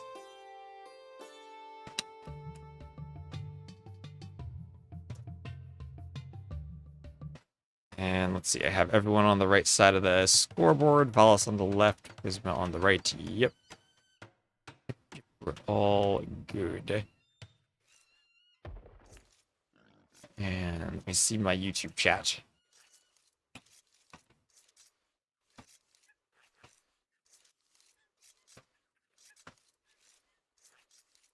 All right, so we will have Valas as the Green Romans to the southwest. He will be playing against Prisma as the Blue Khmer to the northeast. The map is slopes, and right away Prisma is pushing in that Ibex. We have seen some players try to lame on this map. Others go immediately for the Ibex pushes.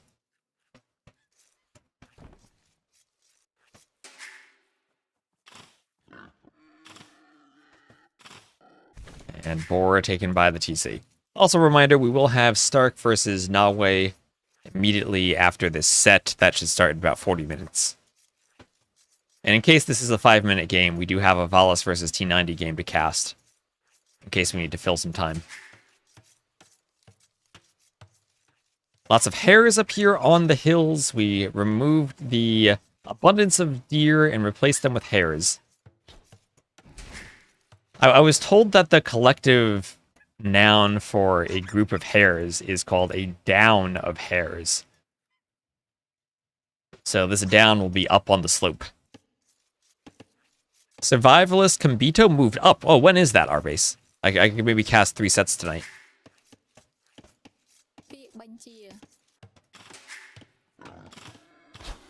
Also in an hour. Ooh, okay. Ahead of hares. Larry Bird's mustache. Is it rabbit season? No, these are hares. I learned that hares and rabbits are different. That hares are larger, have larger ears, and live above ground. And rabbits live below ground. I don't know what a group of turtles is called. Well, I did look that up, though. Was it a bale of turtles? I looked that up for box turtles at one point. The same way crocs and gators are different.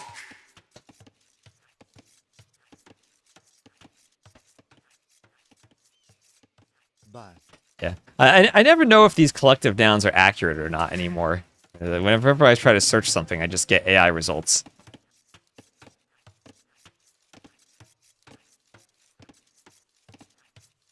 In the hole in the ground, there lived a rabbit. I was thinking, I looked at the map now and realized we have hares up here.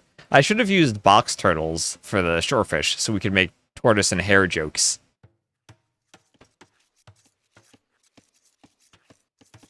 But we'll have to save that for another map. What animal would I most consider for a pet?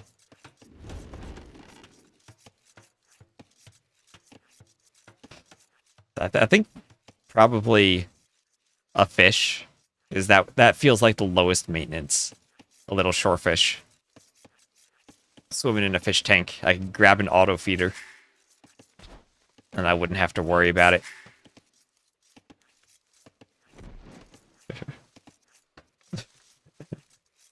Not even a deep... No, not a deep fish. That would be too large of a fish tank. So up to the Feudal Age, no Dark Age rushes, no militia shenanigans. We do see a lot of that on this map, but these two players just taking a peaceful Dark Age approach. No mills on the slopes either. Playing it almost like Arabia so far. Prisma has a back gold, but somewhat hard to wall with the lack of a wood line out to the north of his base. So he will simply go for a very compact wall to the edge of the map. He'll have a narrow sliver of 2 wood lines and 2 lumber camps that he can take. As the Chimera looks like he wants to skip a barracks and go straight for the stable. And he will be up about a vil faster than a Valas. So that's 18 vils, 19 pop with loom for Valas, 18 pop with loom for Prisma. Would I rather have Roman or Chimera Scorps? I'd rather team and have the Roman discount with the Chimera team bonus of extra range. But perhaps in this matchup, Romans are more likely to want to go infantry, so it feels like the Scorpions for the Chimera become maybe a bit more useful. Gold also is forward for Valas, but he has a second gold in the back, should he want to take that instead. So there is Prisma up, and immediately he will do a stable. And we'll see if Valas decides he wants scouts too. Romans can go scouts. Maybe this will be a spear and a range, though. It will be a stable, so scouts opening from both. Not going to the gold. And the Vil trying to do more walls. Wants to stay safe. Bring some friends over and walls the scout out. There we go. But the scout can run around. And maybe thinks of getting that Vil, knowing that she's hurt. Like the word flock. I did learn the collective noun for rabbits is a fluffalo of rabbits. Horse collar for Prisma.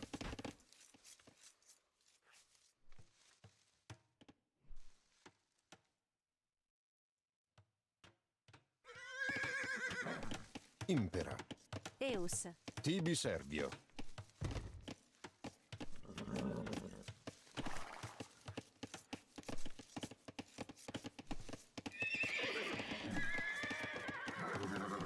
And scouts so far walled out. Lots of walling for both players. And the scouts might not be able to find too much damage, especially since Prisma is the Chimera and can just garrison in a house if he needs to. Impera.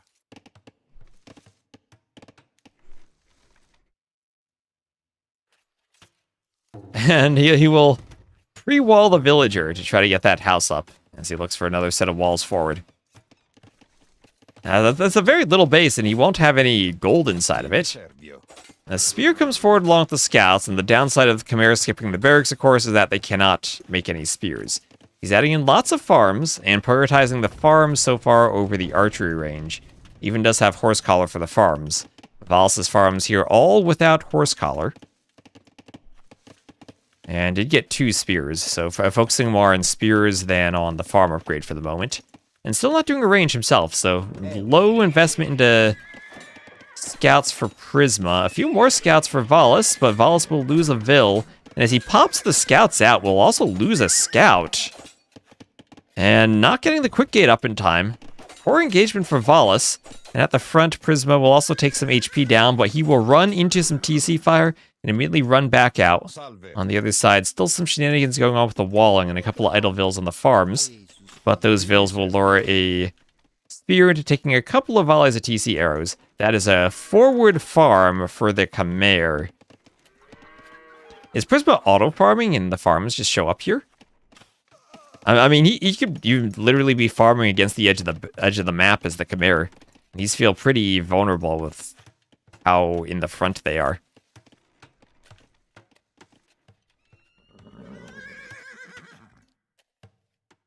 A flock of volleys of the arrows. Palisade gate for Prisma. And his main goal is still, awkwardly, not walled. He can try to go from the stone tile to the edge of the map. But it's a big distance no matter what he does there.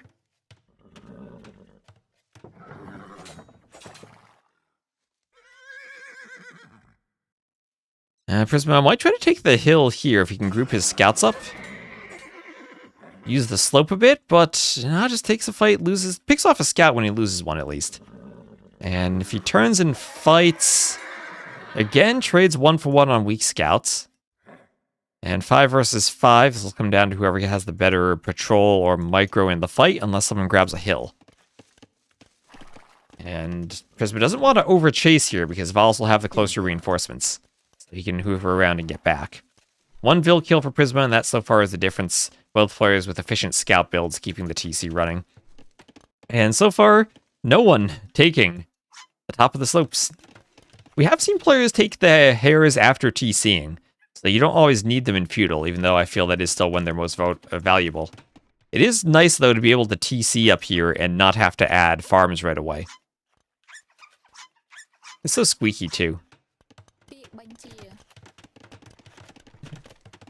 How many scouts is Bloodlines better than adding more scouts?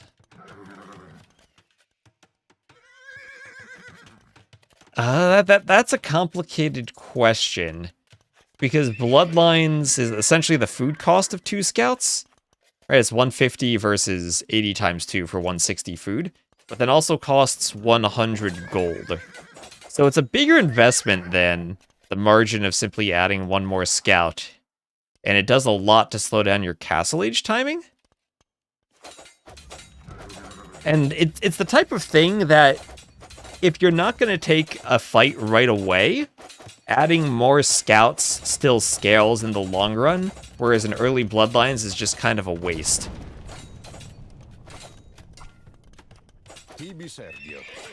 There are a lot of things where it depends. But if you're not forcing the fight, then you're adding more scouts. In some ways, it's like doing Loom as late as you can be while still doing it before you click up from Dark to Feudal. You kind of want Bloodlines as late as you can get it right before you take the fight. And in here we're seeing that. Valas, yeah, if he were fighting right now, 7 versus 8, I think it's probably more valuable for 7 scouts with Bloodlines than just having an 8th scout. But because he did Bloodlines, he's not up to the castle age at the same time that Prisma is. And Prisma now clicking Bloodlines after doing castle, now he can loop back, and then he'll be able to take the fight. And will he want to fight with 2 spears, though? I don't think so, even with Bloodlines. His Bloodlines, no other upgrades. Forging still in for Valas, as Valas is Bloodlines, so I don't think Prisma really wants to fight this. Not with those spears.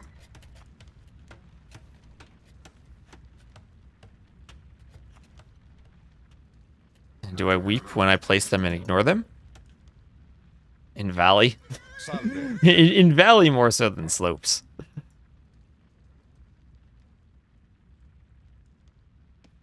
A lens carries over. Well, it depends if you're going for other horse units too. Maybe you're going full crossbow. And you're not going to go cav archers.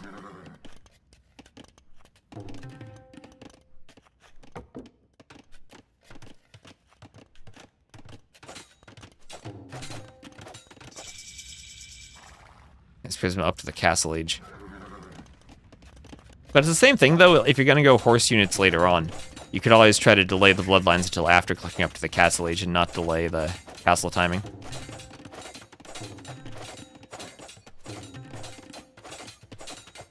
Scouts are a lot more useful these days than they were in the past, too. A lot more emphasis on light cav upgrades, and also on picking off monks.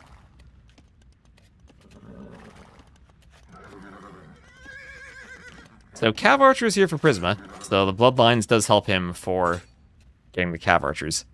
Chimera CA? This isn't new Arbase. I see Chimera CA pretty often. So we're going to see Roman Scorps against Chimera CA. Well, there's the workshop. And now the question is just, where do we see the Chimera Scorps? Chimera Scorps longer range, Roman Scorps cheaper. Again, it's an it depends situation.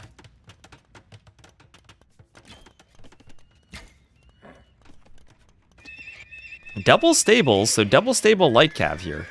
We're seeing again just how much players like light cav these days. Not, in AOC, this would have been double stable knights. Bergwin, thank you very much for the raid. Pikeman upgrade for the Romans, light cav for Valas, and still, if the pikemen fight, this is a good fight. If they don't fight, then the cav archers start to hoover around, maybe get amassed, get up to a larger number. And full CA, 5 extra cav archers queued for Prisma. Palisade walls crumble and the light cav get in. And now Prisma, this is where Prisma has to decide, does he go in with the cav archers? Or does he just go in with the light cav? And he might throw some army. Whatever goes in, eventually gets cleaned up. Can he get through? Are there enough walls? Yes, there are enough houses to keep the vills in the lumber camp safe. That is a lot of idle time, though, on those farmers. 15 idled vills. And I don't think he wants to run with the cav archers. He can sacrifice light cav and pick off scorpions. He just dives the scorpions when the pikemen aren't there. Oh, but the pikemen garrison the TC. That's scorpions that won't hit cav archers. That was a great dive for Prisma. More cav archers coming forward. And I think Prisma's about to overwhelm the numbers. Take down everything. It's all the knights.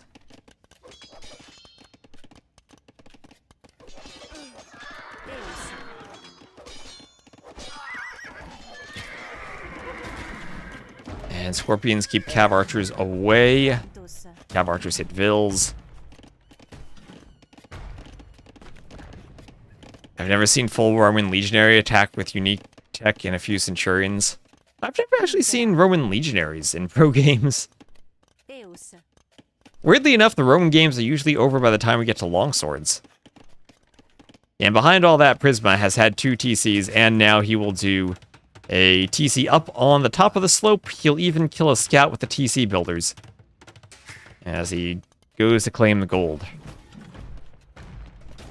The horses white for that? No, actually the horses are color-coded. White is for heavy cav, tan is for light cav, and then the darker horses, brown to black-colored horses, are for cav archer. And this little subtle hint as to the role of the unit, the color of the horse.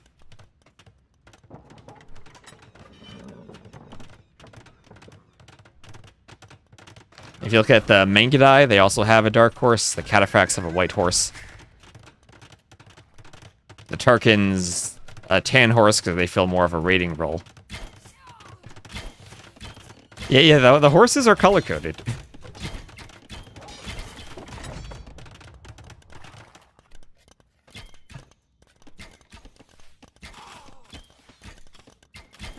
Alright, Vills run into the TC. No ballistics, so they might actually have a chance of escaping. Some of them, at least. That's 3 Vills down. And Prisma's now up by 22 Vills. And looks like Prisma gonna take first place in the group, as long as he doesn't Titanic this game.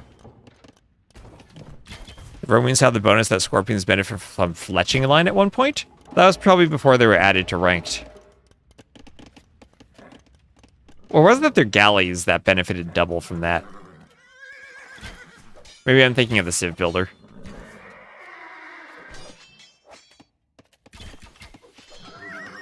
Yeah, Romans were never really intended to be a ranked Civ, but then they advertised them as a part of the DLC that could only be played in single player. That was weird.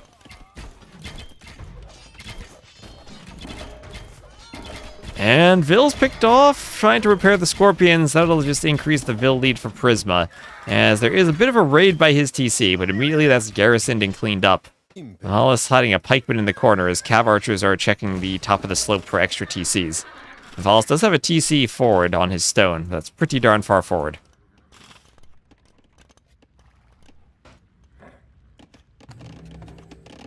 And an archery range for Prisma.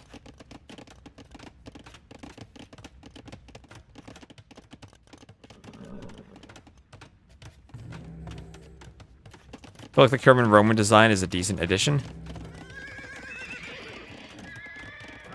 It's definitely not as bad as the Three Kingdoms Civs, I'll give it that. Yeah, green is right behind in everything. Eco, army, map control. And Valas will do what he can to hold on. but I don't think there's much more he can do for coming back. Not in your top 10 problematic civs? What Arbase, what is your top 10 problematic civs then?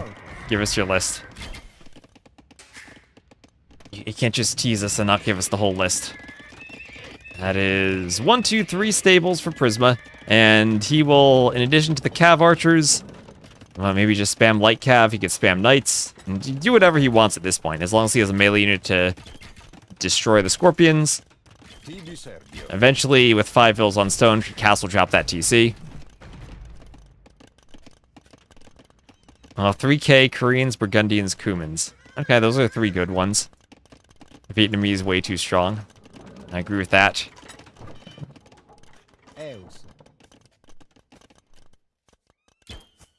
Finnish players have really gone downhill. They've fallen down the slopes. I mean, Valas is literally not at the top anywhere on the slope. You already said Cumans, Arbase. Well, you can say them twice because they have 2 TCs. That's fine. Guess he wants to guarantee not getting a castle in his face. That would be the only way Valas could apply pressure. Well, Valas is gonna go for YOLO Ram Rush for the castle drop, like you said. But 3 stable knights should stop that. He's doing more upgrades for the knights. Already does have bloodlines. Cav archers will raid the vills in the back on the wood line too. Maybe even pick off some scorpions. And the knights will focus the scorpions. They all will go down. And now the knights can turn around to clear the vills. And Prisma even could vill fight if he needed to.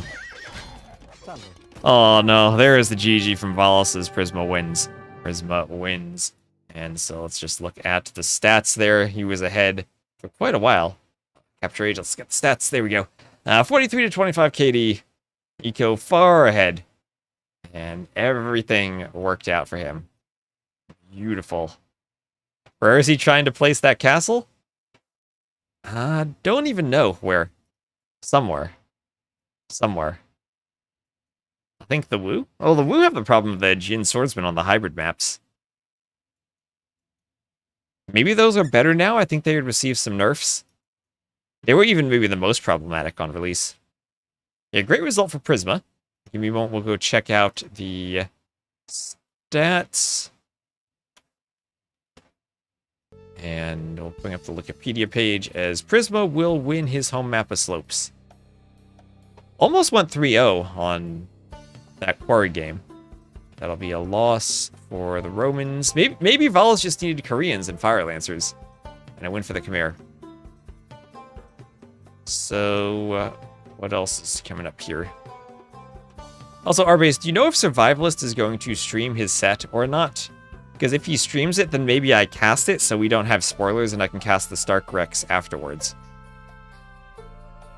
No, alright.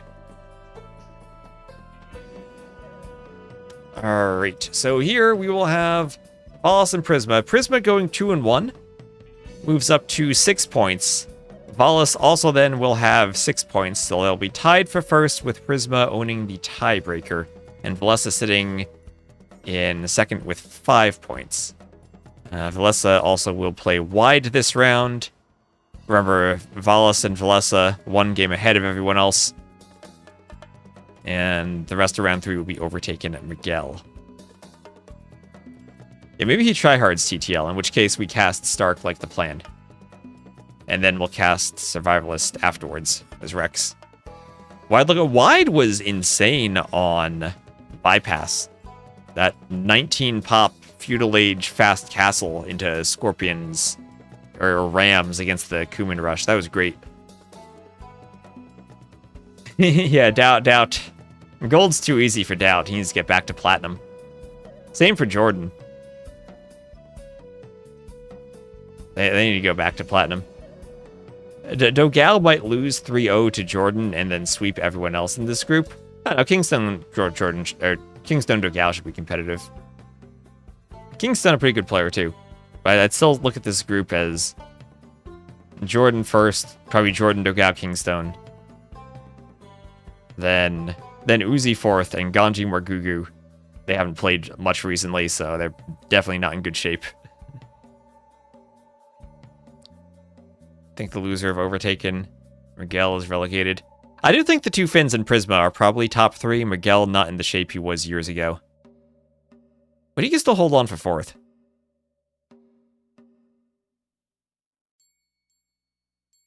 And Doubt versus Kapach. Oh, and Lynn, thank you very much for the raid. Welcome in. We're just casting some TTL. We just finished Valas versus Prisma. We finished in Wikipedia. If I refresh, it's still not updated. Mateo, hello, hello. Welcome in. Our race is going to sleep. Our race is going to hope that the next set has no admin issues while he's sleeping. So next we're going to look at Silver. And there are 2 sets happening. Oh, Combito Survivalist was moved up. That's actually... Is that updated on Wikipedia, or is that 15 minutes from now? How many civs? 50, I think? 50? It'll be 53 in the next... Are they allowed in tournaments? Yes, they are. Yes, they are. So this will be the next round of Silver. Survivalist Combito in Group B, and then St4rk versus Nahue in Group D, where St4rk has been undefeated so far.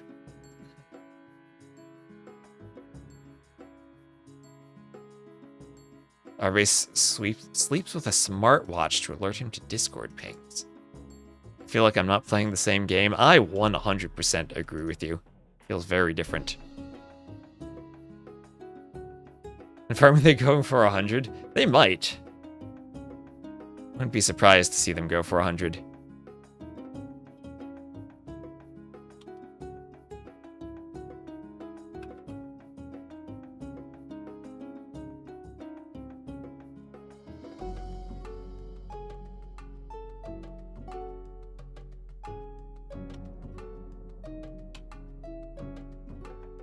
So Armenians with champions in the Castle Age. Yep. And let me reset my scoreboard. I'll swap to the out-of-game scene before we get the draft. There are the Chronicle civs. I think there are 6 Chronicle civs that don't show up in ranked. So we'll have St4rk versus Nahue starting in a few minutes. Let me double check the Discord schedule.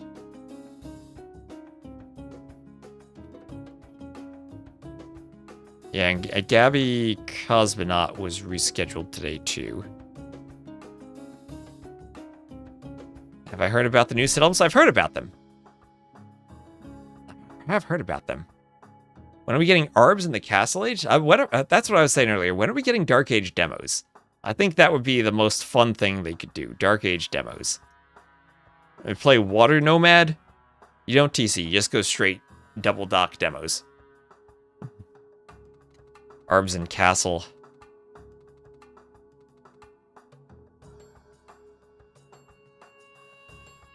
Onagers in Castle.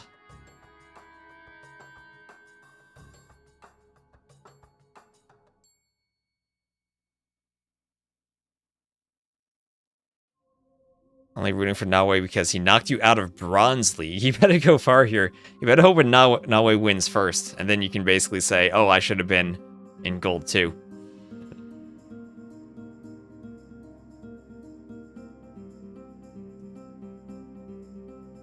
Maybe Bombard Cannon in the Castle Age?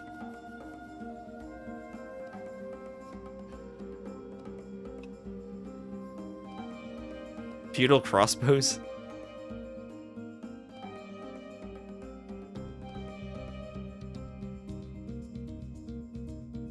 Turns vills into petards that you can make from the TC. Then you can't make vills for the rest of the game. Chat really putting their best foot forward for these Forgotten Empires job applications with these ideas.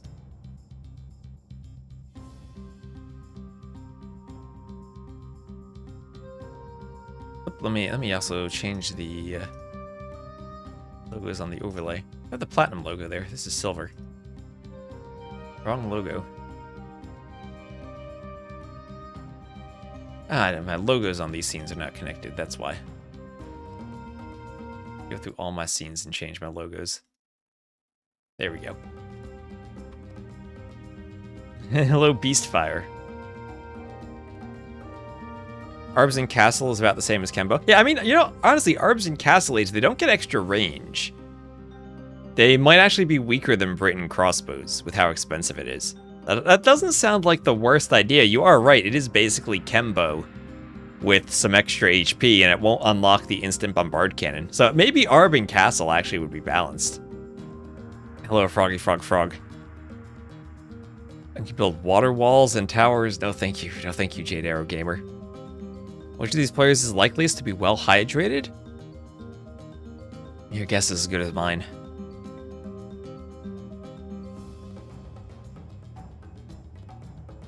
And I don't have any insights as to the hydration levels of these players.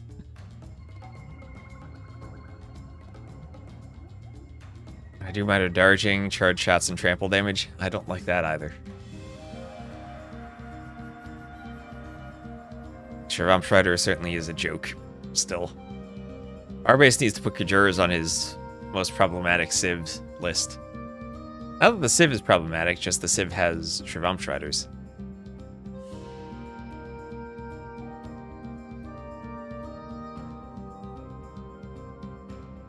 Knights are so bad at killing knights. I'm just reading that now. But yeah, that's true, right? If you're going knight versus knight, it's hard to add siege in because the knights don't really stop other knights from stopping the siege, or from sniping the siege.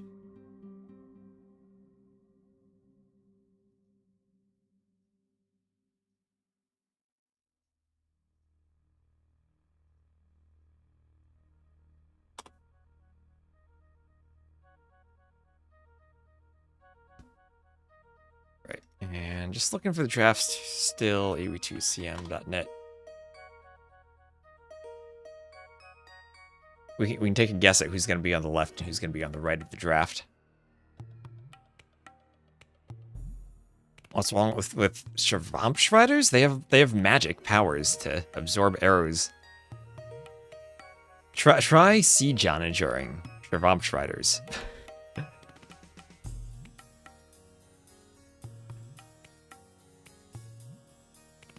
Mangonels need to throw the skulls of defeated villagers. Now that's a tech idea. They're not fun. Rule number 1 broken. Rule number 1, stuff has to be fun. That sounds like a good rule.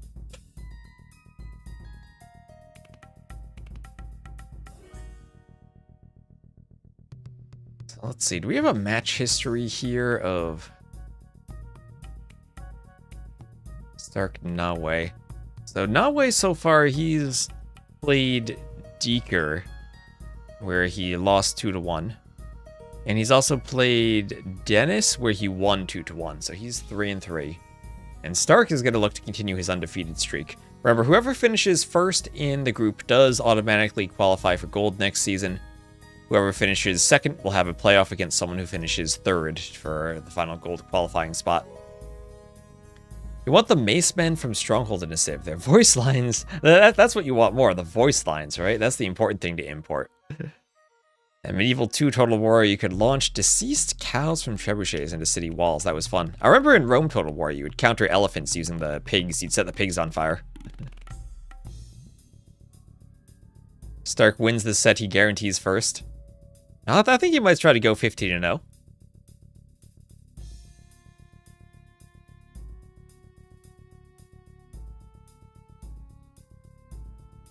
With that bat he has, maybe my Mets should sign him as a DH. Yeah, there was that AoE 1 cheat where you could shoot the cows from the catapults.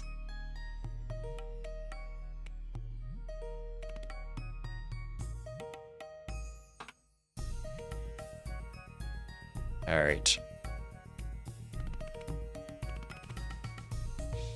Does Twitch tell me my timer's at?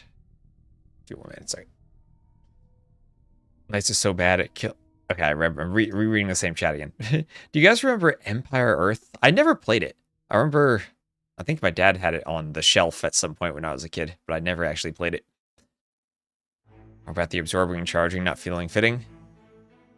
Teleconnect tankiness used to be one of the crazy... Well, Huskarl tankiness was one of the craziest things, right? Or like Berserk healing. But it never really violated the rules of AoE 2. Even on the HD edition, when they started to do some different stuff, it never really felt like it violated the AoE 2 design space like some of the newer stuff does. AoE 1 did not have cows, as far as I recall. I don't think it did.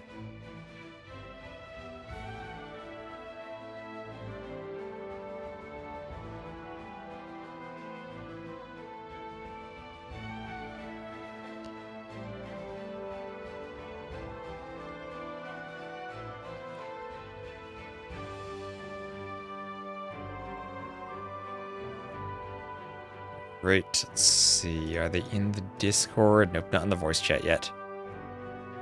So we'll have this and then potentially Survivalist set, depending on how long this takes. Race car siege towers and charge attacks in area, but race car siege towers are crazy. I guess we've always had race car siege towers since they were introduced, but they were never quite as problematic as they are now. The only thing you'd really see would have been the Combittos in them. The Teutonic Knights in the siege towers was more meme than anything. And Mongols didn't really have infantry to couple with drill in the siege towers. Dismounted Konniks should use the Gaia horses. We need horses, or a unit that when it's killed, the rider dies, but the horse survives. And then you can maybe mount the swordsman line on top of it to get the unique unit back.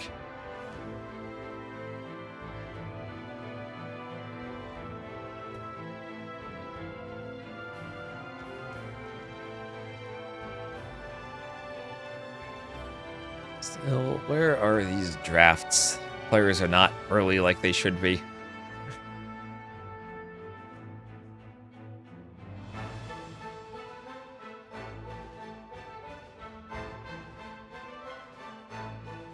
The Gabby's playing a non-spectatable game of Arena against an account I don't recognize. Probably a Smurf while she's practicing. Or no, actually it's against AIs. Okay, never mind. I changed my scene, didn't I? Nope, I didn't. I have to be extra careful because I put my forward and backwards buttons on the mouse to change scenes.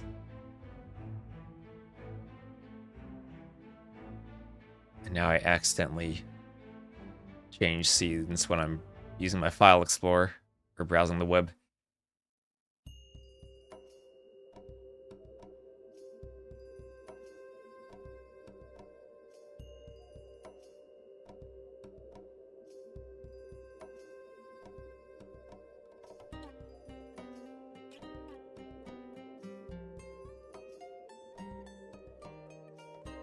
Rotha should have to pick up an archer to switch into ranged mode.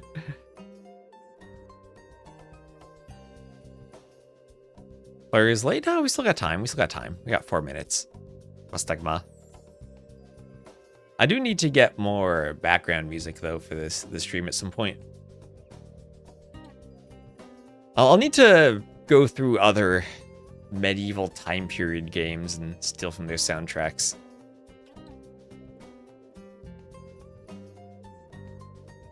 Are there double pop units? There are not.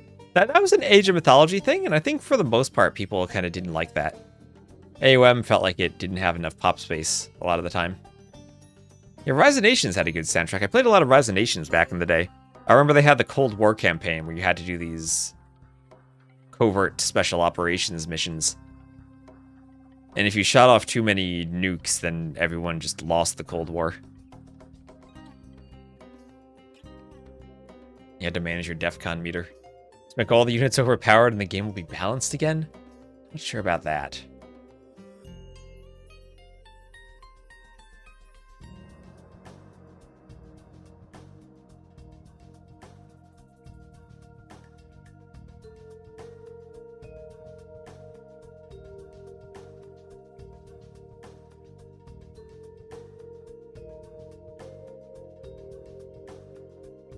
Too many. You could only do a little nuke, and you had to manage your DEFCON meter. Hello, Aeronautic.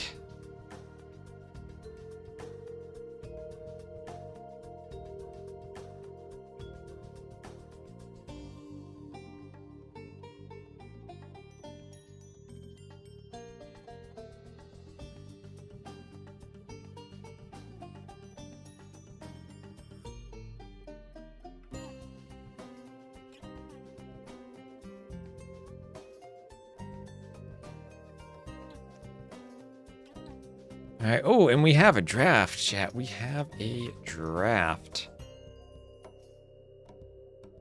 Let's get this updated.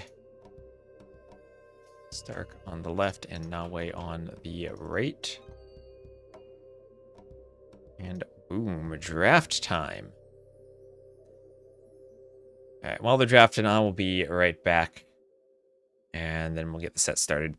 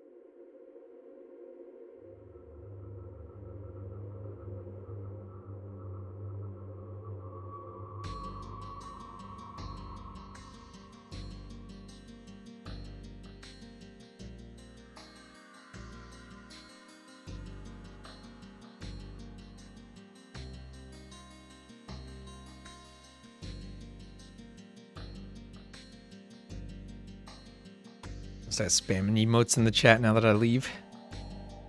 Alright, we're back. Players on voice chat. Looks like Combito Survivalist will be played an hour earlier, but we'll stick with St4rk Combito. Or St4rk Nahue. Good bunny. You're a fluffy bunny.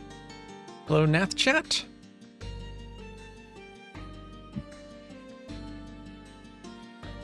I wish we had a fluffle of fluffy bunnies.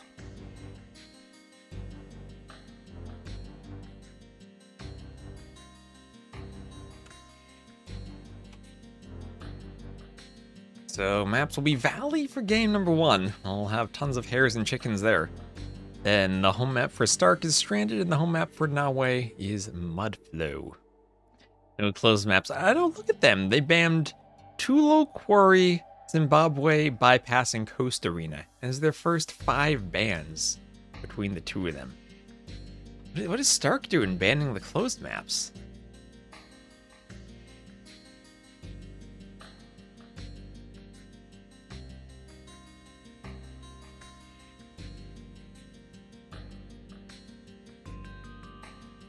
Yeah, you would think St4rk would be a closed map connoisseur. What is the end of his draft? Byzantines and Celts. It's an amazing draft. Byzantines, Celts, Burgundians, Aztecs, Italians. I can appreciate someone who picks Aztecs that early. I wonder what Aztecs are for. I wouldn't think any of these 3 maps are for Aztecs. Maybe Valley? I think I saw them on Valley and Platinum earlier. I'm sure St4rk was watching and maybe getting ideas.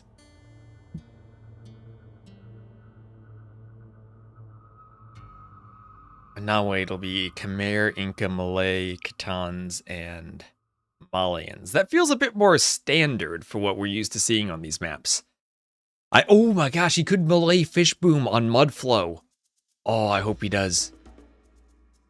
Do we see Inca versus Aztecs on Valley, maybe? That's usually a matchup these days where the Inca with slingers are pretty dominant. Yeah, Burgundians do a Flemish militia. That also strikes me as the potential Valley civ. Is it Inca against Burgundians on Valley? Then Italians for Stranded and Aztecs for Mudflow? Byzantines for Fire Galleys could maybe make sense for Mudflow. You don't want to go Aztecs against Malay usually. Crampets kind of slaughter you. Went Aztecs on Valley and it was very strong. Yeah, that's why I'm worried about Inca though. Inca usually are counter to Aztecs. And alright, dashboard time. Where is the lobby? We don't have a lobby yet. The Combito and Survivalist are doing their drafts. But we'll stick to this one and we'll see how late it is, and we might do Rex of the other set afterwards. Yeah, Italians for Stranded, surely. Although Byzantine should be good for Stranded, too.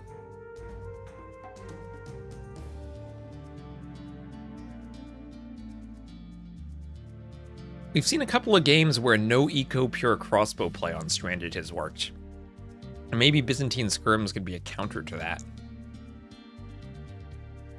And Khitan, I was looking for Inca on Valley. Khitan's on Valley, for sure, for Nahue. And I think that should also hard counter Aztecs. Has to be Burgundians, Khitans, then. Unless maybe St4rk is thinking Byzantines could have enough camels to counter Khitans. But I think you still lose in Feudal there. When are they doing Viper's Rex? I don't know. I think Viper was sick and hasn't actually been able to play. So the Rex will be casted after the Rex are created. Which I don't believe they have been yet. So St4rk will be playing on Valley.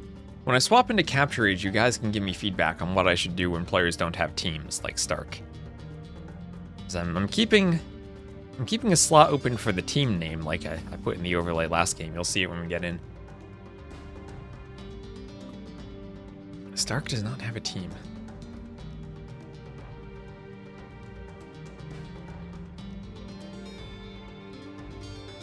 Oh, Petito joins the lobby. He's ready to add in the settings. No R-Base now. He's gone to sleep. JBR probably doing the other set. And we'll have Petito watching St4rk's games. I'm making sure he clicks all the right buttons in the lobby. Don't have any admin restart mayhem there.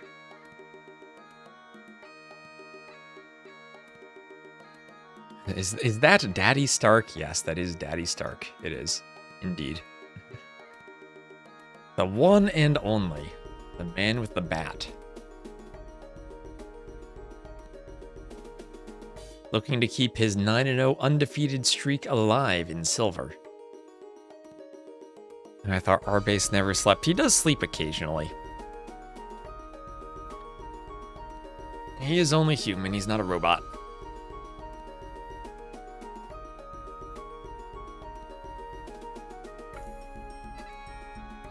Well, it would be lovely not having to sleep. I'd have so much more time. Your maps are some of your favorite. Nice, nice, nice.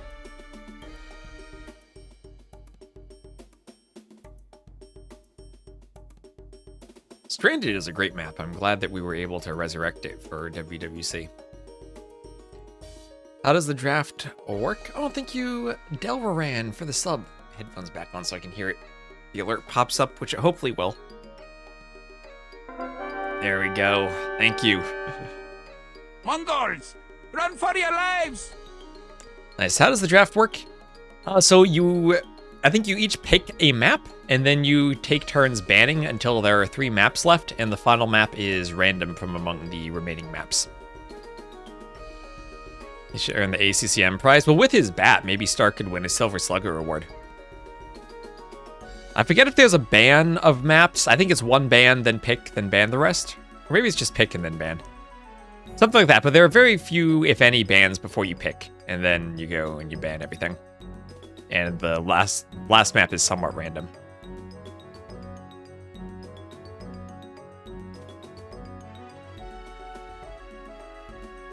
Yeah, Stranded and High Tides have both produced some incredible games so far. High Tides, I think, has been our most played map so far. There are bans in the group stage is pick first. Okay, group stage is pick first.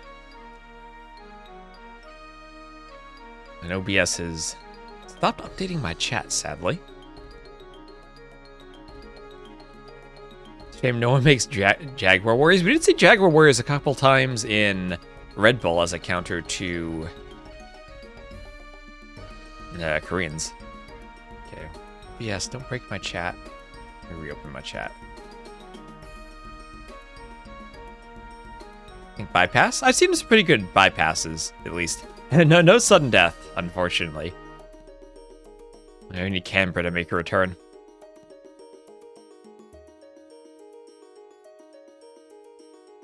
Inky Unique Unit is my second or third favorite, not quite sure. There are no Teutonic Knights, though. Cataphracts is still my favorite. And also, thank you again, Delroran, for the sub. We're at 385 sub points. We're actually really close to 400. That's pretty cool. Canberra would be amazing in TTL. A lot of maps would be. I'm glad that we went to 15 maps this time, though.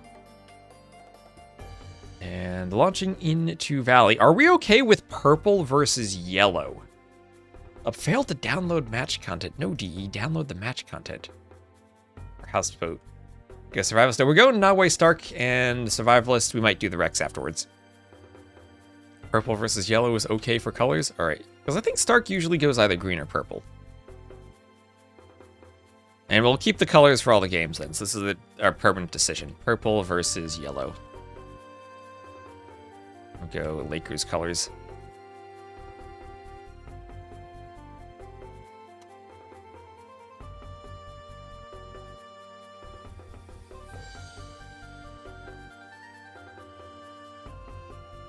Alright, and Stark will be the Burgundians, and Nahue will be the Khmer. So Burgundians versus Khmer.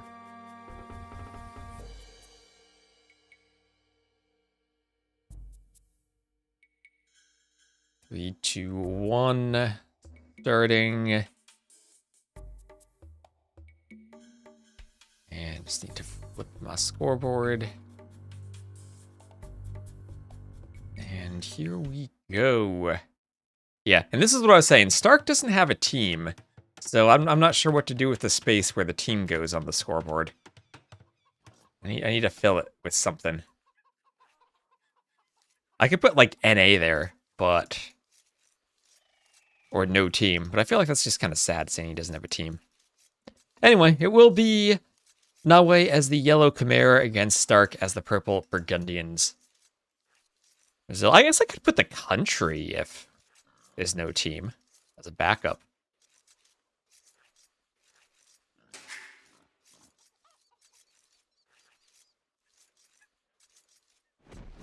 I figured I'd put the team name because then I have a shorter scoreboard if I don't always need all the prefixes. So Burgundians and not Khitans, actually. Not Khitans. Wait just a second. What was this draft then for Nahue? Yeah, Khmer's very first pick, even more than Khitans, for Valley. Okay, interesting. Not like Cataphract and Kamiyuk are your favorites. Okay, at least your Cataphract's up there on your list. Team Daddy. Yeah, I could name him Stark and put the team as Daddy. He used to be part of the Vietnamese team. There was a tournament with Backed, ACCM, and Stark playing together. Okay, also, did I get my overlay updated for the logo? Yes, we have the right logo. We have the silver logo. Oh, I don't have the map, though. I don't have the map. This is Valley. There, yeah, Valley on the overlay. Originally, this was a Forgotten Empires map.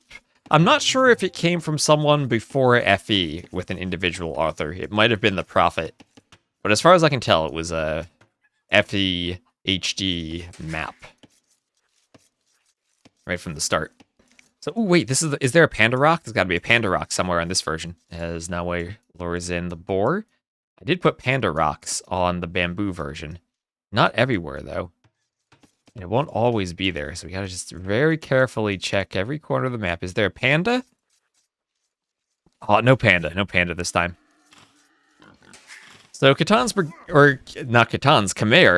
got my cave sieves mixed up. Khmer versus Burgundians. And what do we then expect to see? Probably a scouts opening from the Khmer, but I think that maybe even plays into the Burgundians' hands if they try to go for the militia. Khmer can be nice for the fact that you can garrison in the houses for Nahue in the middle. Backed and Tato had a crazy Game 5 on this map in the finals of an ECL tournament. Oh man, I don't remember that at all. Whoever designed these logos is pretty cool. Ugly designed the TTL logos. Yeah, Scouts versus Flemish seems bad, and if you're Khmer, maybe you open straight for a range then. You skip the barracks, just go for a range. Now that could be another use of the Khmer, anticipating the Flemish militia from the Burgundians, which we do see on this map very often. This map and Monocle. And if you saw Dune Springs in the Red Bull qualifiers, Burgundians were the second most picked civ there behind the Romans to go Flemish militia. And we have seen some aggressive longsword plays on this map. I've seen Armenian longswords used in feudal. We've seen also Georgian mule carts taking the hares.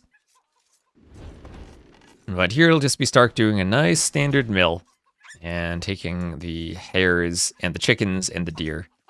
All this entire menagerie of different animals mixed in together along with the shorefish. Or that was Dry River. Oh yeah, Dry River is a very different map. That's filled to the middle, filled to the brim with shorefish in the middle. Why is Monocle picked so often in artwork games on Seychelles? Well, Seychelles is a water map, so that's probably, by default, going to be one of the least picked maps. Monocle, I guess players feel comfortable being aggressive with swordsmen and fighting over the shorefish. I don't know what goes through the minds of players as they're picking maps. Personally, I think Coast Arena has been the most fun and gives the most opportunity for new strats with the transports on the outside, or even just attacking on the outside. Even if you want to play a normal arena in the middle. No foxes on this map? No foxes on this map. Although now that you mention it, some foxes in the valley might have been interesting. I don't know how realistic that would be, though. Foxes down here that might eat the hares. And barracks for Stark right in the middle as Nahue up and does indeed go straight for the archery range. Stark will be scouting that gold, checking the villagers. And if he comes around, he'll see the range. He'll be close to seeing it. Almost there. And misses it by a tile. Ooh, unfortunate for him, but then he sees it. He sees it now. So he knows it'll be a range. And does he go straight for militia then, or will he prioritize getting skirmishers out?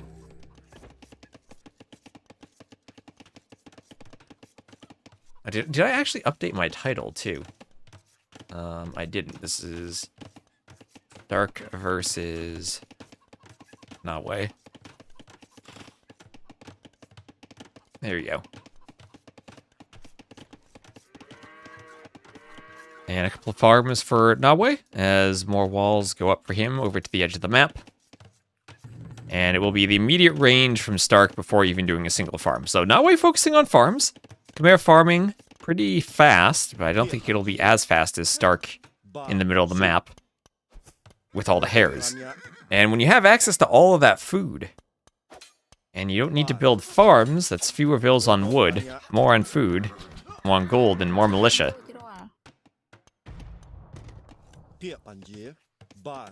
So the scout goes down, always hurts to lose the scout. Now we're continuing to invest into farms without horse collar. No upgrades on them. And that Ville will wall behind the palisade. And St4rk with one militia trying to protect the skirms. And farms on the front of the TC, a bit risky if then skirms even could deny the farms every so often. You attack the farm and the Ville won't be able to farm while it's under attack.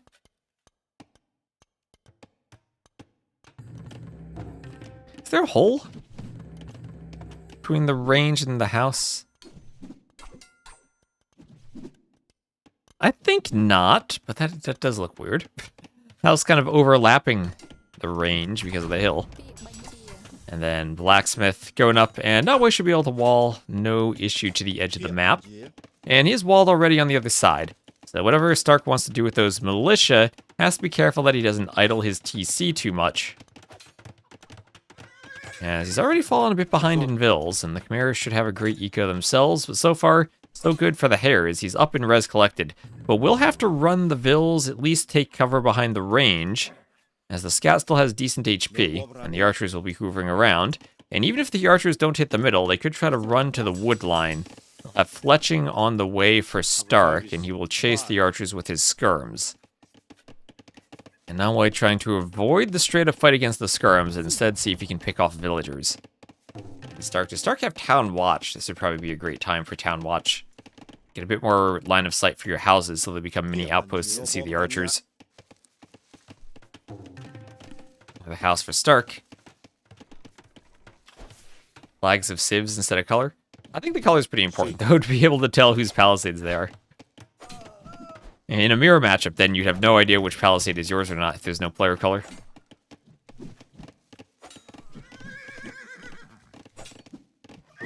And the scout goes down to some skirms, so St4rk does get back with the skirms in time to keep the archers away. One skirm, he'll probably run into them, see if either's patrolling. Now St4rk he's thinking, I'd lose the fight, but you still don't want to take it and lose HP on the archers, so I'll javelin there. Do I think someone will play Britons in RBW London? Do you think we'll get Britons versus Celts? I don't think so. Will we see any Britons? Well, we don't know what the new maps are. There will be new maps for Red Bull, and that were not in the qualifier. If we get a somewhat closed map, then maybe Britons could be picked. If we have a super long Civ draft, maybe for the finals, if it's best of 9, then maybe we have to see Britons if we're getting used up with the rest of the Civs.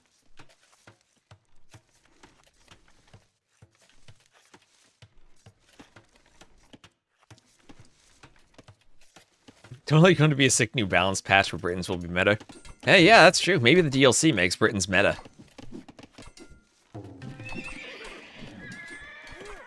Arson, Town Watch, Scale Mill.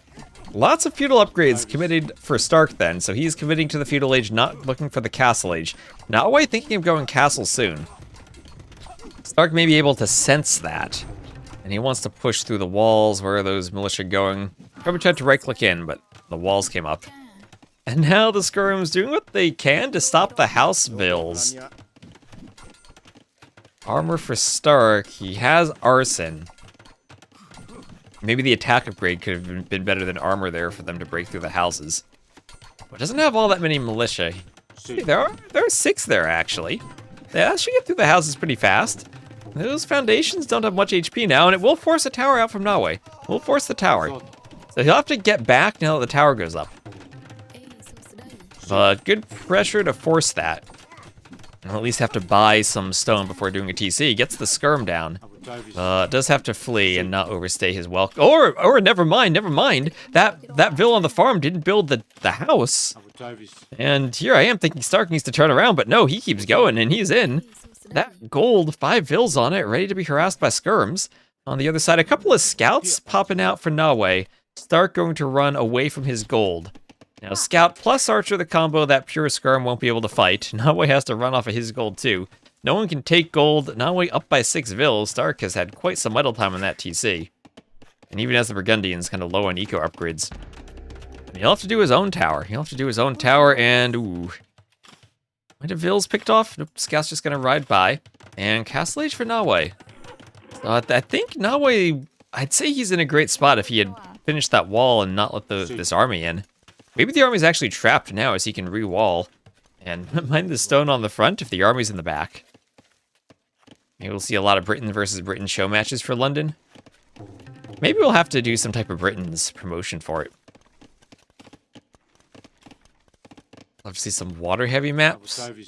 Other than Seychelles, I think that's really the main water map we have. We were kind of worried about the Thalassoxley balances. I think all of us looked at that at the Thalassoxley Cup and thought, this is worse than what we had already. At least I did. So we're not too thrilled about the idea of Hulks dominating TTL on the DLC releases. $10 if you pick Britain's, 20 if you win with them.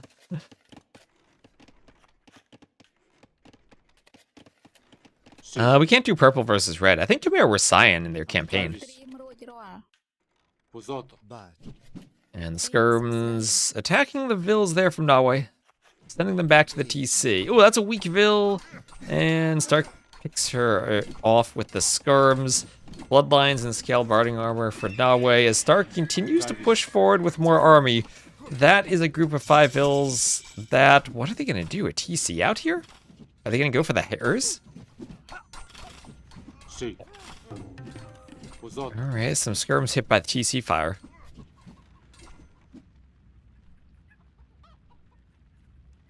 And it looks like it'll be time to take the hares for Nahue. Bloodlines for him. Stark's still in the feudal age. He has a good score lead.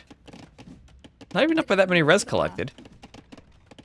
And he just clicks up now. So clicks up now still with a score lead. What's his scouting look like? So he has a 15 to 10 KD. And he does have a lot of scouting. Even moving all the way to the corner of the map for some shorefish, hoping that Nahue will never come out there to scout him. And only 1 knight produced so far. Some Flemish militia should be able to deal with that. Stark can bring them to the front. And exactly what Stark wants, getting a lot of HP off the knight. Lost only 1 skirm there. Okay, what he doesn't want is diving the TC. I'll lose 1 militia from that. Knights seem optimistic. Scorps might be better. Well, he's maybe thinking of Scorps too. He does have a workshop, but this is exactly what Stark wants. Apply enough pressure that the Khmer player feels they have to go workshop and extra towers rather than full knights, rather than adding TCs. And Nahue still can't add a TC with how little stone he has. Stark will be up with a much, much stronger economy.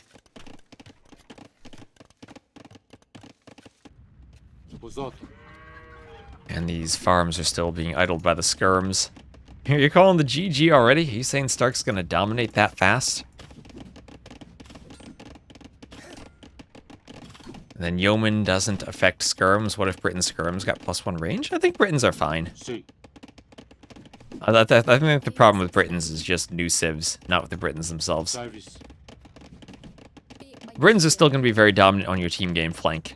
If there's anything I'd change, it's maybe I'd give them themselves their old 20% range bonus in total, while keeping the team bonus at 10%.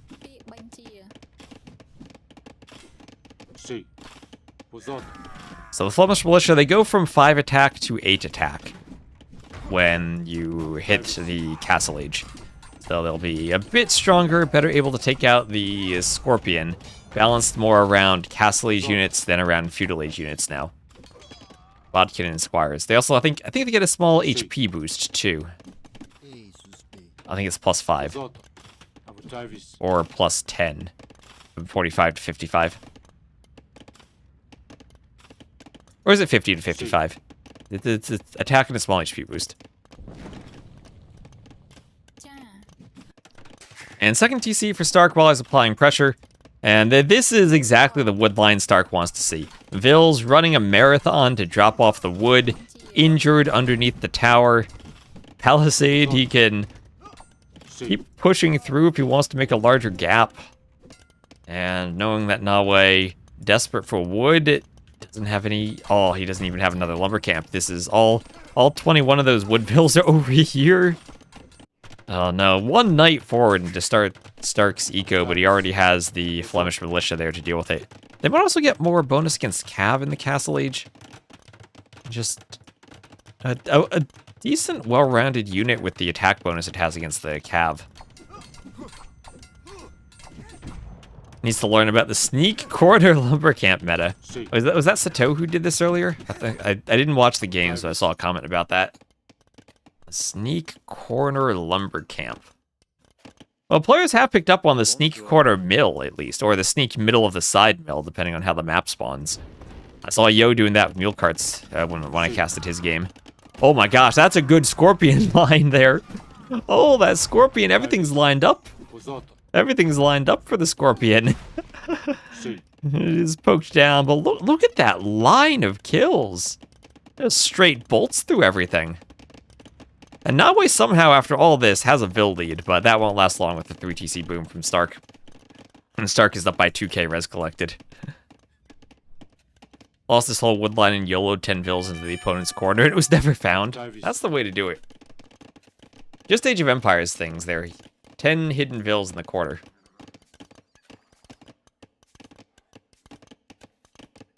That was a slaughter. Those scorpions did work.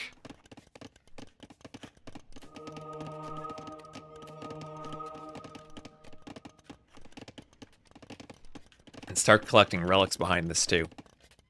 2 more relics on the way. All the relics are down in the middle of the valley. And looks like Stark did find the hidden mill. He did find the corner mill. And also the relic next to it. So I think Stark, there we go. There's the 4th relic. He will have 4 relics, and surely we'll send a monk over to grab the 5th. Oh, he lost a few more units in the middle of nowhere.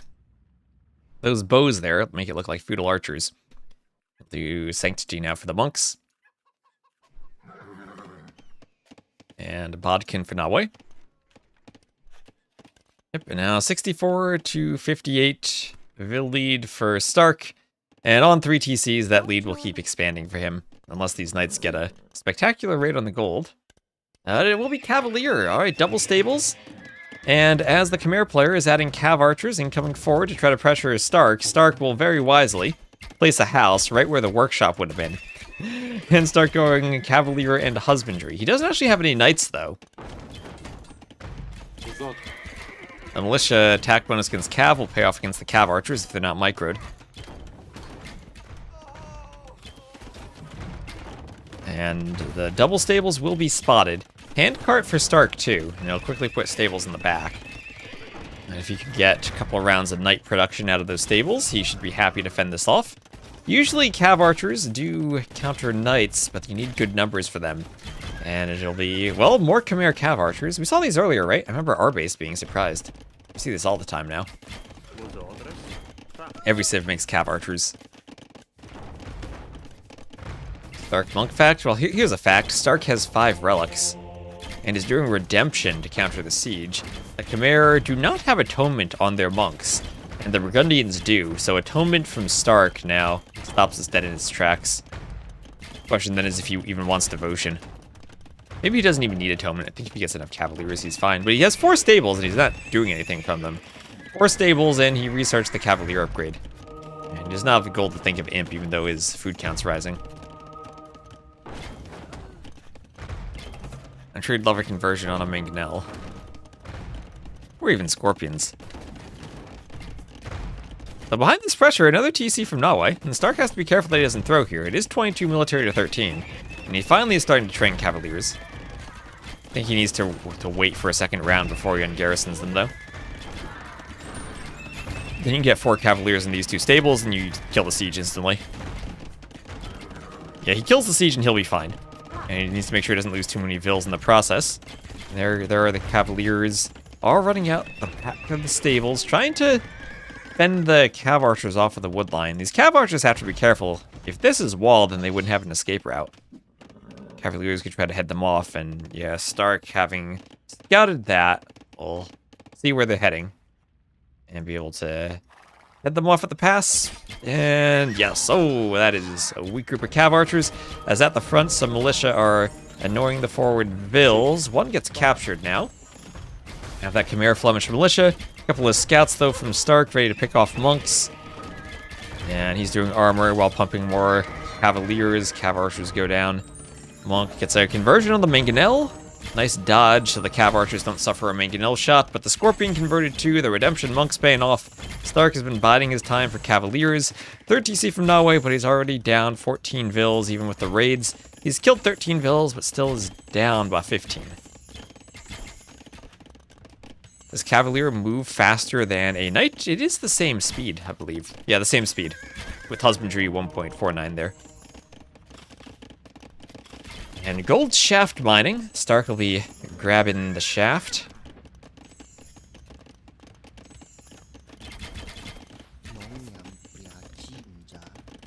Atonement's still a good option, I think, for Stark. Converting monks makes these monks less effective, but the scouts might just pick them off themselves. And Cav Archers there. Can't really threaten the monastery, but the Vills will have to run off of the farms. Well, because of Khmer farms, they drop off instantly. And, well, oh, there are the pandas. There are the pandas. Oh my gosh, I didn't see them earlier. There they are. Yes, the pandas, they did spawn.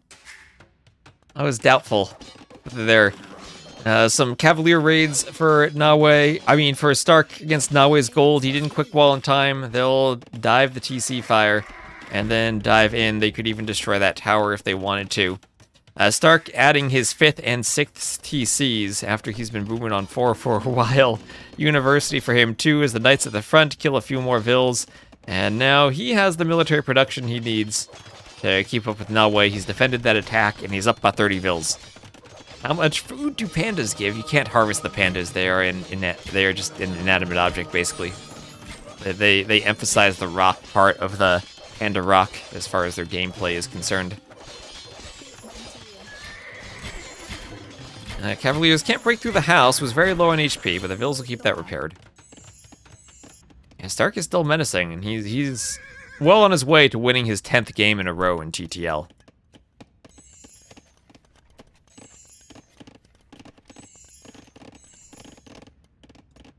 And he'll hide on the side of the map, of course. Oh my gosh, that crocodile saying, no, you can't run off the edge. The Cavalier is like, don't you interrupt my treadmill. I'll kill you, crocodile, and I'll keep running off the edge of the map. Look at those other Cavaliers standing still. Me, I'm gonna keep going. And more raids here for Stark. under the TC of Nahue. And the Cavaliers still fought off on the other side. The Cav disrespecting their crops. Yeah, disrespecting the crocodile entirely.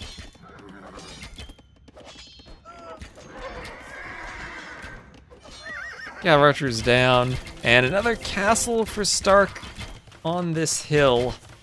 And the Cav Archers try to break through the gate, but I don't think there's much they'll be able to raid once this castle goes up. And not at all. And there it is, so they are forced out. Fortified wall even. Fortified wall and masonry, Stark clicking all the techs, and it's probably GG once Imp comes in.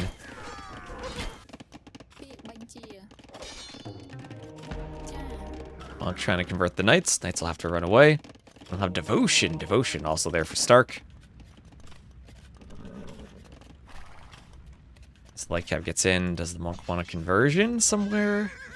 Let's see if it wants a conversion.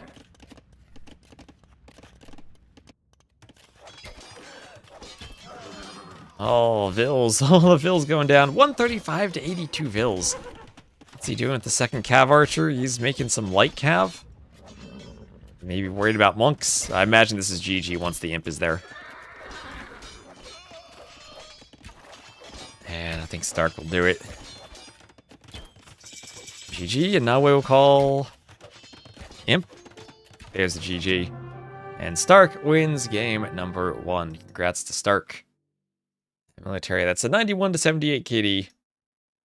Much better eco for Stark. A better KD for Nahue, but not enough to overcome that insane eco difference. Stark doing Stark things that game. I'll make it GG. And Stark does indeed win game number 1. 10 in a row for Stark.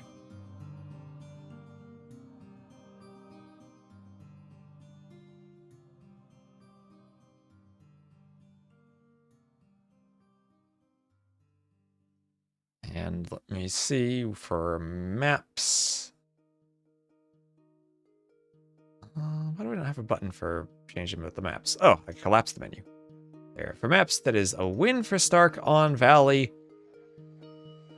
And for Civs, that was a win for the Burgundians over the Chimera. I'm still rather surprised that we didn't see Catans from Nahue. Thank you, Thorsten.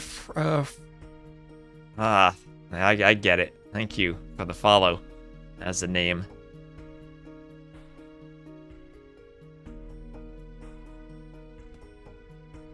Thank you, Thurston, for the follow. And Alkno93, thank you for the follow.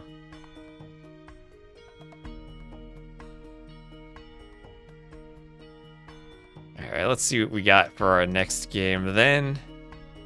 Will Nahue pick his home map? See, I don't see it on the dashboard yet.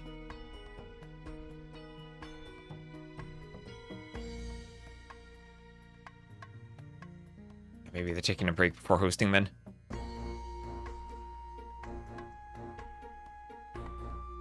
Find it hard to understand why 12FX streamer has 4K viewers and TTL has 300. Oh, it's because Grubby is a larger creator from other stuff, so people watch him.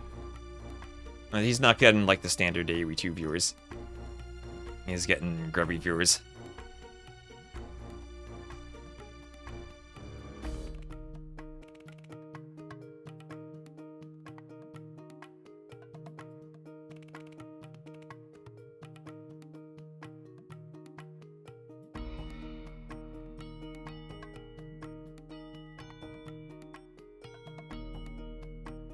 Who won Chimera? Burgundians won.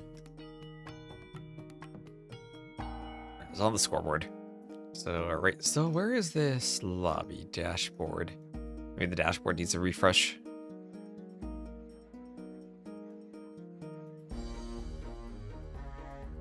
Alright, I don't see the game anywhere.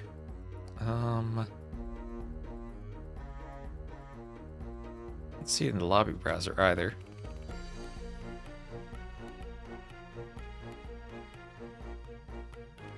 They're in voice chat. Hope I'm not missing anything because I can't see the game.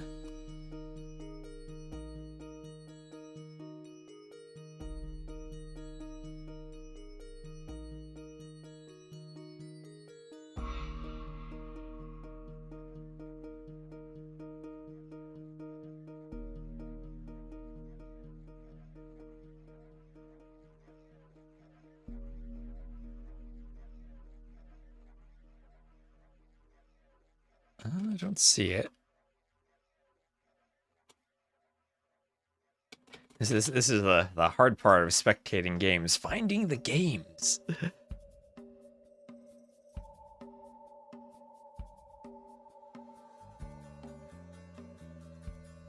Alright, do we have to jump over to the other set if they don't host? There's no little GLHFs and GGs at the end.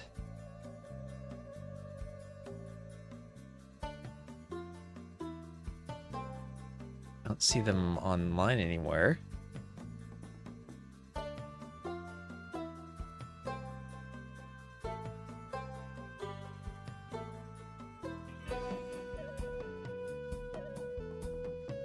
I guess we just chill and wait for the lobby then.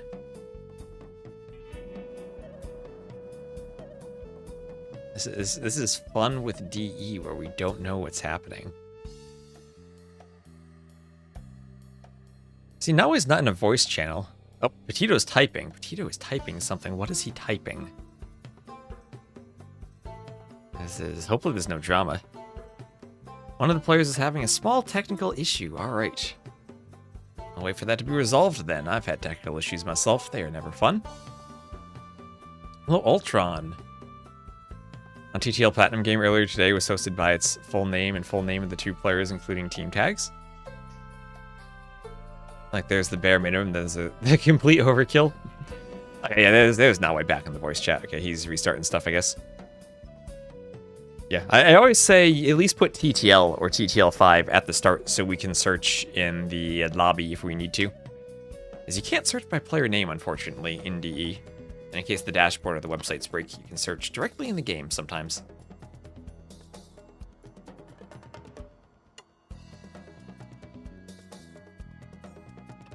My trick is to sort the games by user-generated content.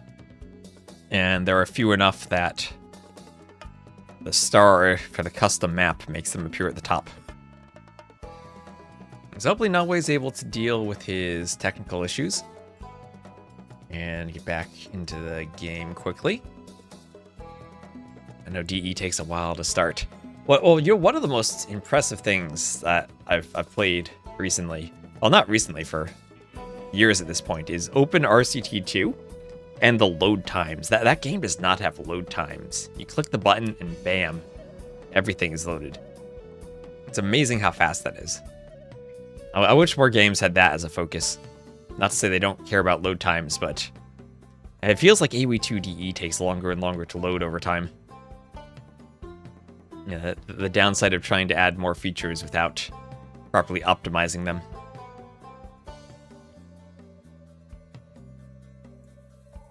Like 4v4 Arabia's. Oh yeah, OpenRCT2, it's amazing. I'm just getting older and taking longer to load myself. That's true, but that should not happen to my PCs. Alright, Mudflow, the next game. There we go. They're in the lobby.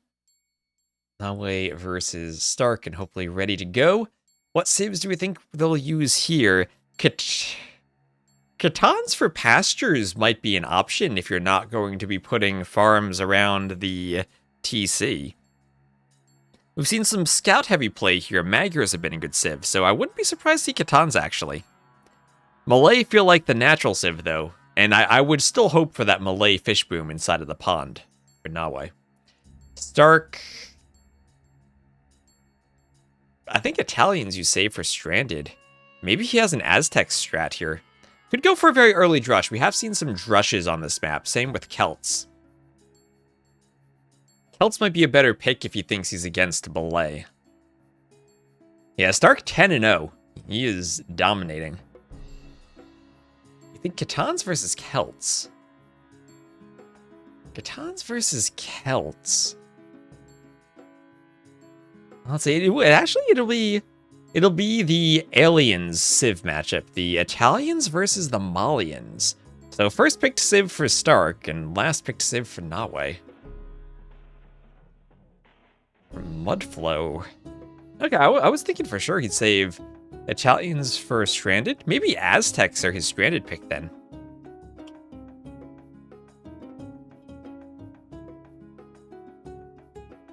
If Tristan were playing TTL himself, he would be 10-0 right now. He'd be in Platinum League, of course, right? 10-0 in Platinum, in Group B. That'd be crazy. T90 would be the one to end Hera's S-tier victory streak, of course.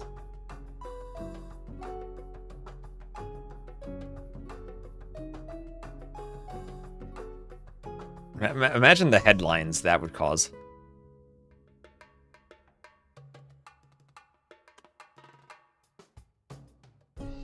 Stark is a menace, a real menace. Well, that's what his gameplay would entail so far. Menacing everyone in his group. And I mean, this is, looking at the Civ matchup, his very first picked Civ, he must have anticipated using it. What if the Italians do a fish boom? I was thinking the Malians would do the fish boom here. What if Stark docks his TC and fish booms? I was an T90 fanboy. No, that's the official T90 there. That's the official T90. There are some fake ones out there.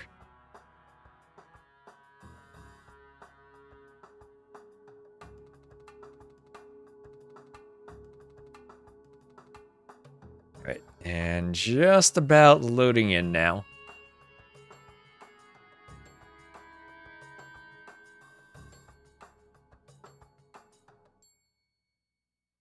Be in Shrimp League. Oh, wait. Never mind. I completely misread. It's not Mudflow, it is Stranded. That makes more sense. I thought... Okay, we have Nahue not picking his home map, though. He picked Stark's home map. Alright, Stranded makes a lot more sense for these civs. Let me fix my civ position there. There we go. Alright. Did not pick his home map. Instead, he picked Stark's home map. And then he's saving the Malay for Stranded. Whereas Stark here will be the purple Italians to the northwest, Nahue the yellow Malians to the south.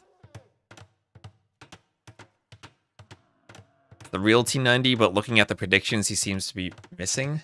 Is he getting predictions wrong? So TC on the gold and the wood for Nahue, same thing for Stark. Sometimes players go for the smaller wood lines. But the map is set up to consistently have that TC in the middle. A dock there for Stark. The sad thing is placing the dock removes the shipwreck. There's a little shipwreck there, but the same thing as a plant. Building over it removes it. Aren't Italians strictly better than Malians? I think I'd prefer them on this map, but as far as Nomad civs go, usually I think you'd prefer Malians on Nomad. Or at least I've seen them picked more. You think of them maybe as a counter to the Spanish, or an attempted counter with their really good Dark Age. Wood discount on the dock and building the TC so they can pump fishing ships out rather easily. Gibettos are a nice unique unit, but you don't really think about unique units on Stranded.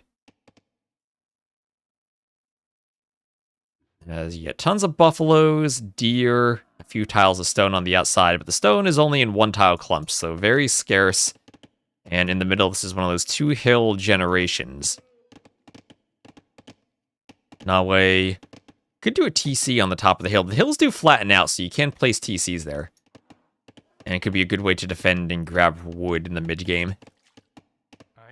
Stark's sending a Vil forward already, and he's going to wall himself off. Doesn't want to be threatened by any men-at-arms that the Malians might be able to do. Cheaper barracks with the wood discount too, so Malians are a threat to Drush or go men-at-arms on this map. Have people phosphored on this map? I have seen a couple attempts at FCs. From what I've seen, it's been more Huang than Phosphoro, though. No unique units because of the scarcity of the stone. But a very good possibility of getting mangonel aggression with the hills. I was maybe thinking this is where Stark was going to use the Celts. Decent wood eco for early game fishing into a good mangonel push. You also have to put your Rage Forest skills to the test by luring the elephants. For the most part, it's one at a time, though. Not the same 4+ elephant lures we've seen on Zimbabwe.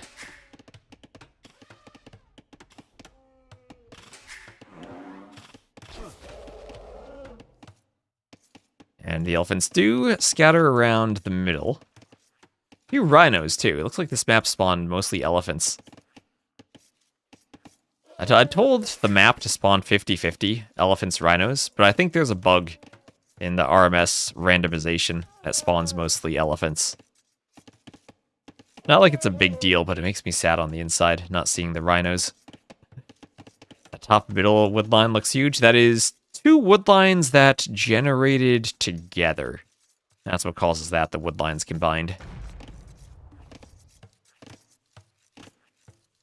I think the map listened. That's one of my pet peeves, wood lines that combine when you want to keep them separate. That's why I have the map has these larger wood lines, and then these smaller wood lines too, that kind of stay away. That way I can still have trees that fill the gaps among the other wood lines without depriving the map of wood. Is he walling to prevent a tower? Yes, Stark does this. He does this a lot. I've seen him do it even back on Vubli. he walls the backside of his wood line to make sure he doesn't get tower rushed. If there's a little gap like this between the trees, he's going to use the house wall to make sure a tower doesn't go up right there and hit the vills. Same thing over here, making already walled, but making sure a tower won't go up. One vill could build that over the diagonal between the house and the wall. But yeah, you're absolutely right. He's making sure he doesn't get trushed. And even if he does get trushed, he could go back to that wood behind the TC. And good evening, ducks. Pleasant good evening to you. Don't recall seeing it. Yeah, I mean, it's a one vill work time and a bit of wood on palisades. Not the most expensive defense, but if it does stop a trush, then it stops a trush. Maybe 5 vills could rush down a palisade if Nahue sent a lot of vills forward to trush. Nahue will lose the buffalo, so he'll have a pretty good idea where Stark's TC is. And this is a nomad map, so you do have to use the buffaloes to scout, which does risk giving the buffaloes to your opponent. But it's a risk you have to do for scouting information. Just like on Nomad, there are 2 things you need to scout. 1 is the middle of the map, so you know where the TC is. And 2 is the outside of the map, so you know where the docks are. And that is a buffalo down there. We see Stark doing that right there, looking for the dock. And we've seen some forward docks. We've seen some forward barracks. Various strats for Stranded. I like the different civs go for different types of openings here. Stark will be up a bit faster. And you could go for the forward dock, and right on cue going for the forward dock. But if Nahue's paying attention, he'll see that the villager steals the buffalo. You don't start with a scout, and buffaloes don't swap ownership of each other. So he'll know that that's the vill from Stark if he's really paying attention. Might have even seen the deer running, too, in the Fog of War if he was paying attention to that vill. But then if he's not paying attention, that'll be a sneak dock. There are cues to indicate it, but you really have to pay attention. When you have a ton of buffaloes scouting in different areas, it can be hard to know when one is stolen. You usually don't cast Stark games. Yeah, I guess this is maybe a very stark contrast to what you're used to then. So, barracks for Nahue, just as he's hitting feudal. Scouts certainly are a possibility on this map. But as usual on Nomad, it can be a bit hard to do damage if the TC is well positioned. And here it's usually right between a wood line and the gold, and you have so much food on the buffaloes that you can keep your vills under the TC. I see Vanilla Donut, some people in chat appreciate the puns. Some people appreciate them. Gotta get ready for the next time we co-cast with Ornlu. And Nahue has to get ready for Stark's forward dock fire ships starting to attack his fishing eco. Stark only 5 fishing ships, Nahue up to 8, so longer Dark Age for more fish. But now, with 2 docks, has to defend, and Stark actually does another forward dock. And he has Nahue surrounded. But Nahue up to the Castle Age will have to run his fishing ships. This map will change when the DLC comes out and these fishing ships can be hiding in the docks and shooting arrows rather than being threatened. Yeah, they're being idled, but that's going to be very different.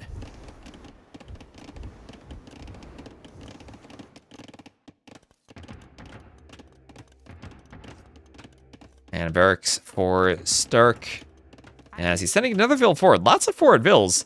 And that's the nice thing about being able to garrison from the shorefish. When you do a forward dock, the villager still contributes to your economy. It's not a wasted vill for the dock. And he's still chasing fishing ships around the 4 corners of the Stranded. He's going to chase the fishing ships to the point where they pass each other. And chasing fires too. These will become fire ships, and we'll probably see a war galley for Nahue once he's up. And that'll mean Stark has to be careful with his own fishing ships. Again, a situation where the counterattack wouldn't be possible in the new DLC because the fishing ships would just sit in the dock. And Stark can wait until he gets up, or otherwise do enough fire galleys to stop the fire ships. Oh, they can just swap now. Nope, it'll be both fires chasing the fire galley now. Stark worried about his fish, and Nahue has 1 food, he can't afford anything. Well, don't say you can't afford anything. On this map, we've seen a few times players in this situation, they actually leave 0 vills on food and able to go for a forward. So there exactly is the forward. Workshop and a monastery. I've also seen double range crossbows, but Stark now in the feudal age looks pretty far away from the castle age actually. Could buy himself up if he had a market, but doesn't even have a mill. And he has more vills on food, 5 fishing ships. If Nahue ever could afford War Galley, I'm sure he would love to destroy Stark's fishing eco, but the eco itself isn't that efficient anymore, as the fishing ships have gotten pretty far away from that dock. And Stark, even though he has a forward fire, is still not completely stopping Nahue's fishing ships. I'm actually kind of worried for him now, being stuck in feudal this long. Now that's, again, the downside of Nomad. When you don't mill anything, and you don't have the mill, well, you can't market and buy your way up. And Vills have to run away from the house. House will be mangonelled. And lumber camp in the back for Stark. How did he go range instead of market? Probably wanted to click up without needing to do the mill. I know Stark, from what I've seen from him, is very aggressive at not doing farms if he doesn't have to. And there he goes. Italian, so he has the cheaper up timing. And maybe thinking as Italians, he extra didn't want to invest into the mill, knowing that he could go up. He will need more docks, though, if he wants to keep fishing. Now, this dock is completely inefficient at this point. Those deep fish are super far away. He'd have a great corner over here. Like dock right on the side of that shorefish would be ideal. And scout now, as Nahue has a scout. Did add in a stable then. And could follow this push up with knights. So Stark doing what he can to defend with the tower. He did all he could with the palisades to stop a tower rush, but now has to deal with Castle Age mangonels. And feudal towers do not stand up to Castle Age mangonels at all. Much less HP than they had back in the AOC days. And that will crumble now. The Vills look like they auto-garrisoned in the TC. Oh no, the Vill and the Buffalo both killed. He has to be careful to keep his Buffalo on the back of the TC so the mangonels don't hit them. And make sure the Vills don't stand in the center of the TC. Reminds you of the Maldives. Don't go stealing anyone's bags. And double stables for Stark, and this will have to be a very quick double stable knight push, but it's against monks. Is it double stable light cav, maybe? He has so much gold, I think this has to be knights, and he will get up to the castle age before the TC goes down. Starker player, we saw him with 6 TCs in that first game. He likes his TCs, and it will be light cav. Light cav for him. Double monastery, so full light cav here against the Malians who are starting to add in spears. Maybe could add in a camel. The TC's down, and he has to run. He's taking his buffaloes with him. It's almost like he's douching by saving the buffaloes. And he will do a mill. He'll finally do a mill. Has a deer patch for them. Wall in front of the mangonels. As light cav is just about finished. Light cav and foraging. And if he can take a fight and clear this, he's still in a great spot with the Vill lead. It's only 1 TC from Nahue, and with 5 Vills on food, he's been idling the TC a lot. Are there enough monks out to stop this? The mangonels are there to stop it. 1 monk goes down. That monk doesn't get a conversion.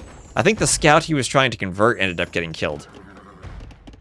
But is that worth it for 1 monk? I think Stark might have been better off not fighting there. And he's housed. He's housed. Has to do some panic houses.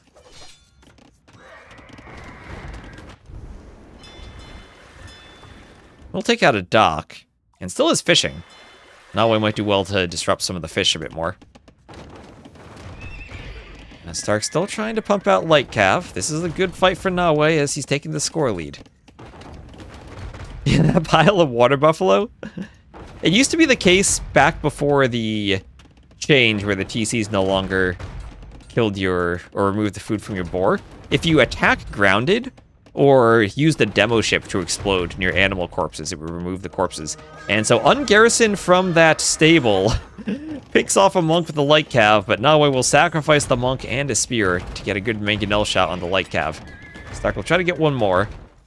Won't quite get it. He'll do another TC back on a stone tile.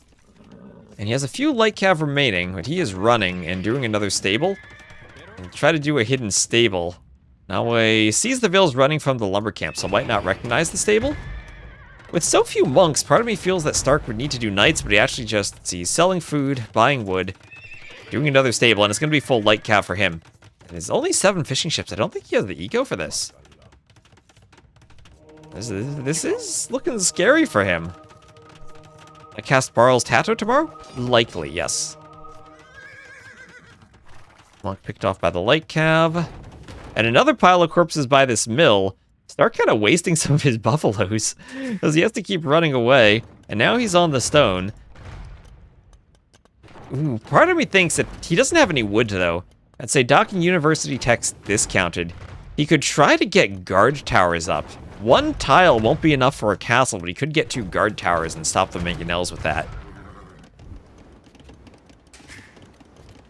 Woodline getting kind of far from Nahue's TC. Stark will still be dominating the water. But I'm worried that Nahue is actually super far ahead, and most of Stark's score so far is water, because Nahue's up by 1,500 resources collected, and Stark's about to lose his market as he keeps getting pushed back around the map. And then Stark's still undefeated. He's been 10-0 so far in TTL. A bit of lag, and Nahue looking to be the first player to take a game off of him. Starting to pull ahead more in score. He's got Horse Collar now for his eco. His KD is terrible. 20 to... I mean, he's killed some of his own units. That counts for some of it. With those mangonels. And there is a watchtower for Stark. Castle Age watchtowers have a bit more HP than the Feudal Age ones do. Nahue also picking up relics. He's got 3 relics. That's a good number of light cav. The gates make it tricky to engage, though. And I like how Nahue adds the houses here and there. And he's gotten great mangonel shots so far. If he can get Stark in a choke point and mangonel the light cav, he'd be happy. And the light cav not going to fight there. Have to be careful of the camels. That build trying to get some repairs. Light cav, they can't go for the spear. They have to go for the mangonels. And here Stark could clean this. 1 camel, the mangonels stop running because they right-click the house. Stark has to get the mangonels, and I'm sure he'd love to get the Vil too, but he's just going to run out. He's going to run away. Back to the relative safety of his TC, and do a monastery to try to deal with the camel. And to clean the army. Could go clean the Vil. Yeah, and there the light cav will clean the Vil. So Stark retakes the score lead. Down by 4 Vils, actually 44 to 32 Vils, but 8 fishing ships to help make up for it. And if he wants to fish, Italians, of course, still do have the cheaper fishing ships, and there are tons of fish in the sea left for him to take. He really could use more docks. Where even are the fishing ships? He's fishing the opposite side of the map. As Nahue gets his 3rd TC up, playing Stark style with all the TCs. Can I arrange a team game tournament? I do want to do another cartographers at some point. Next couple months, I'm going to be busy doing the maps for the Brazil land, but maybe the latter half of the year, early next year. Let's see. I'd honestly, at this point, prefer to do funding without needing to go through World's Edge. So we'll see, maybe teams would be interested in participating without needing to deal with some of the World's Edge stuff. As I don't want to have to deal with players randomly getting kicked out of tournaments due to spec delay issues. So TC going up for Stark. He'll be on, well, he's about to be on his 3rd TC. But 43 to 56 Vils, and he's down by 3,000 resources. Things are not looking good for him, but on Stranded, anything can happen. You make maps? I do make maps.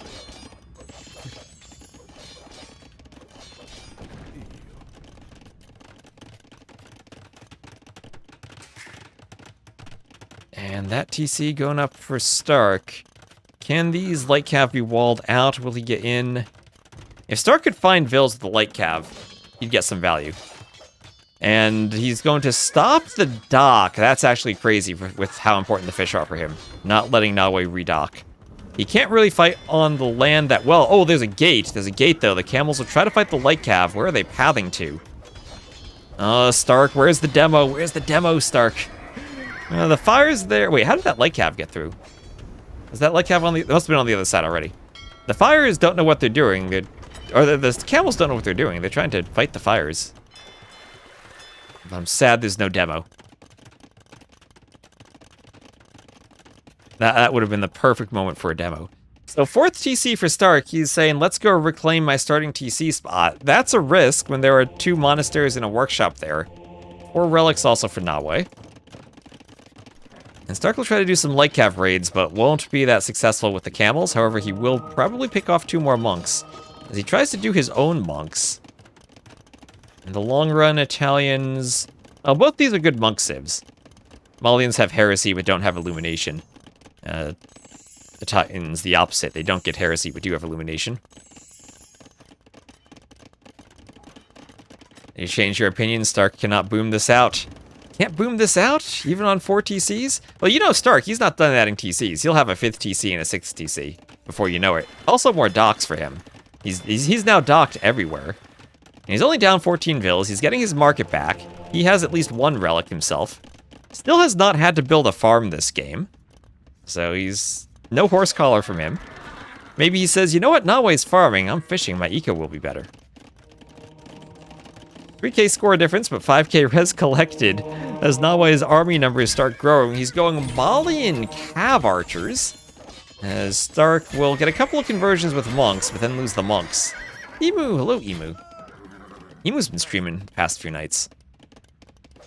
And guild nets for Stark, and Stark's hope is going to be that the fishing eco pays off, but he's down 85 to 53 actual villagers, and that's a ways away from him. He's going to need to buy himself a lot of time, and it looks like he won't have that time, as he is about to be castle dropped. He is about to be castle dropped by Nahue, and that'll be less gold control for Stark. He'll have to flee to one of the back golds.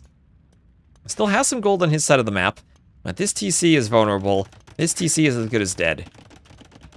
And now the camels even can start raiding by the docks a bit. Maybe hit the stone vills out there. Oh, you're watching the Super Bowl on the side. Yeah, that's a thing tonight.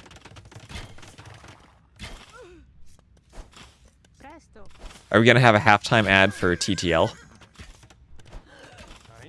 Okay, those are some dead vills. And I think this is the end of Stark's win streak. This isn't looking like a comeback at this point. Olympics on the side, too. Well, he's doing a defensive castle. That doesn't feel like the right play when you're down 30 vills.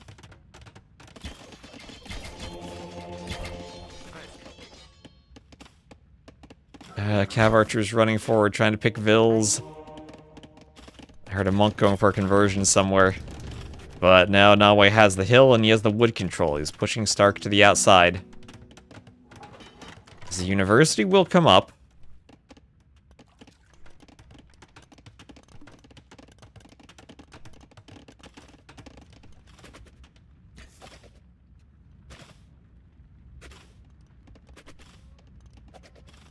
Okay, here's a bag of millions of dollars for a tournament. 99% is for a 30-second ad, 1% for the prize pool, and 0% for our base to run it. So outpost goes down, and Nahue wants the mining camp where the stone is mined out. But what is this? What is this, Stark? He's the Italians. His imp is cheaper. He finds a way to click up. He has another stone pile, but the cav archers are over here. I mean, he has a castle. Not with a 40 vil difference. But is there a world where somehow Genbo Treb is a comeback for him? Where somehow he gets imp, Trebs the monastery, gets 4 relics, and then with the fishing ships holds on?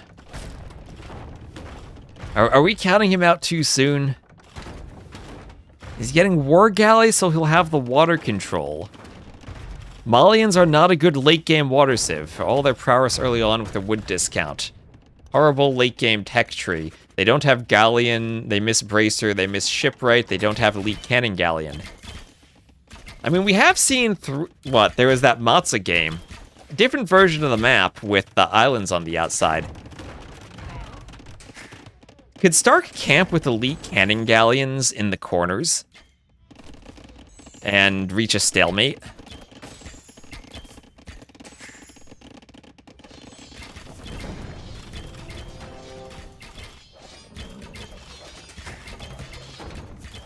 Let's see. That mangonel survives. Stark will not stop building TCs. You cannot get Stark to stop it with the TCs. He wants more. Wants one on that gold and that wood line. Even with the Combito warrior there. TCs never stop for him. There's one Genoese crossbowman and a dream for Stark, as he has enough gold to queue a Treb. And maybe if he gets one Treb, he can make something happen. Nahue clicks up to imp himself. And I don't think one Treb even survives against 6 camels. Maybe the Genbo has to garrison so it doesn't die. Oh, the Genbo kills 2 camels! Oh, look at that Genbo go. Yes, the TC there too. We'll forget the TC and pretend that Genbo just 1v6 the camels. Alright, block printing for Stark. Monks, and he can make a lot of Trebs right now, actually. Hero Genbo. He's got redemption on the way. And see, he's being pushed on the right. He's trying to do more monasteries. Don't worry, I'm sure he'll do more TCs eventually. He's not done with TCs yet. Masonry, redemption, both on the way. What's the Genbo bonus versus Cav? +5 for the Castle Age Genbo.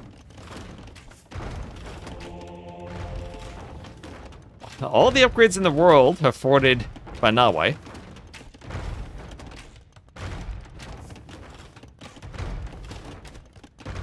But there is the Treb. Here's the Treb. Stark, 23 fishing ships. That's the only thing keeping him alive. He's going to run out of fish to take soon. Could even use a dock up here still. Like, oh my gosh, he's gonna have more fishing ships than villagers at this rate, as the Cav Archers slaughter another TC's worth of vills. Or mangonels on their way forward. Stark somehow needs to get redemption monks to defend his TCs. But he's trebbing. Taking out first the workshop. Oh, and he wants a conversion on a mangonel. Gets the conversion. Is Nahue up to imp. 3k score lead. Stark down to 60 build population. These Cav Archers at some point need to start swimming so they can destroy the fishing ships. At which point is a 105 valid? Well, Stark will call the GG.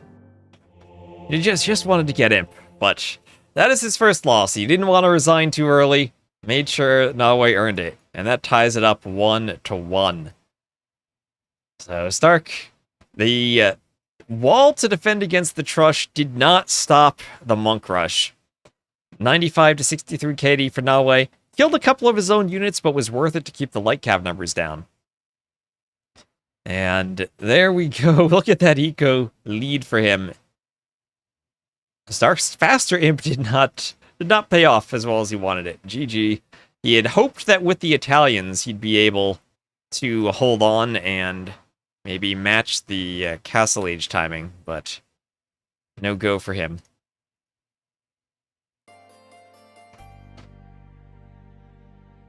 Water was not enough there. So, alright, before game 3, I'm just going to run to the bathroom real quick. And I don't see, they don't have a lobby yet either, so we have some time. Evening Crazy Joe.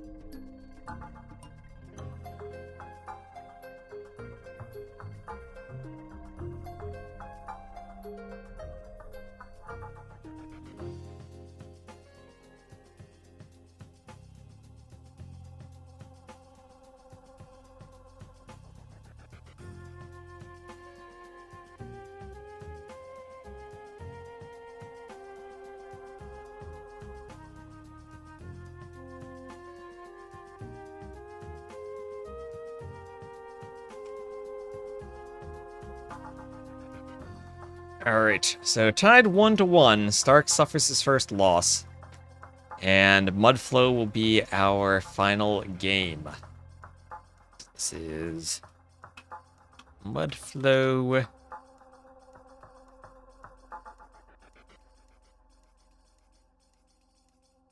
And they're on the same sides.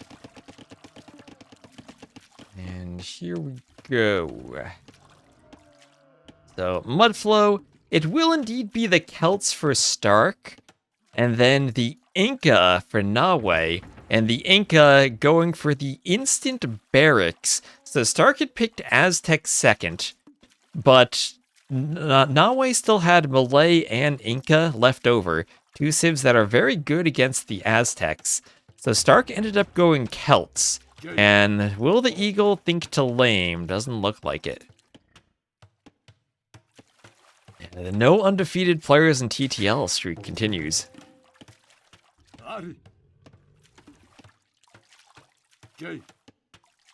Stark still looking to go undefeated as far as sets are concerned, though, by winning this game. And it will indeed be Drush from both, and the Eagle is laming. The Eagle is laming. Stark, oh, I think he wanted to shoot that elephant as soon as he was done with the house, but no can do. There's a lame. And that Eagle, at least it won't be part of the Drush now. So, 2 militia Drush.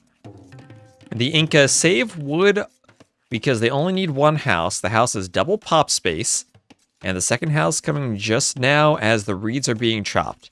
Now, reeds only have 50 wood. You have less wood on reeds than you do with normal straggler trees. Half the wood, only 250.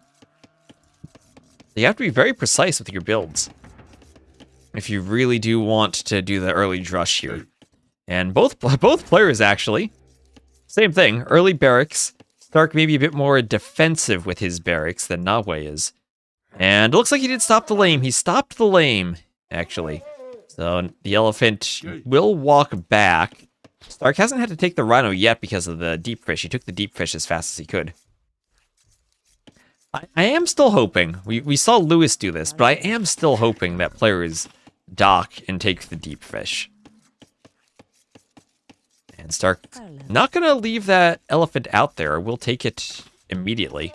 Doesn't want to be lamed again. And that is a bit sloppy, killing it kind of far from the TC, leaving both of them decaying at the same time.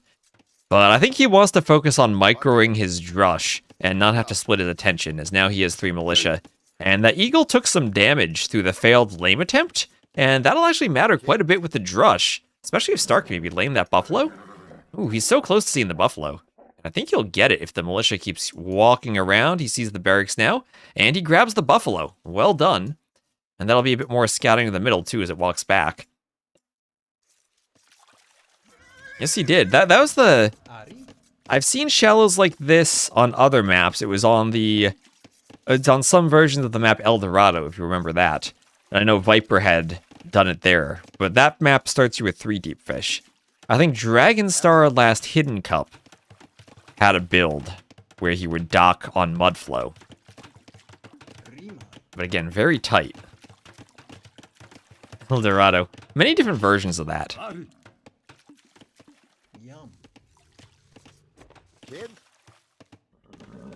Yeah, the scout dodges back and forth, and now the difficult thing on this map is finding areas actually to hit with your drush.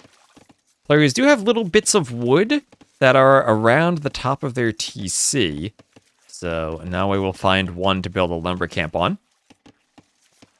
So that's one of the little things I had adjusted on the map.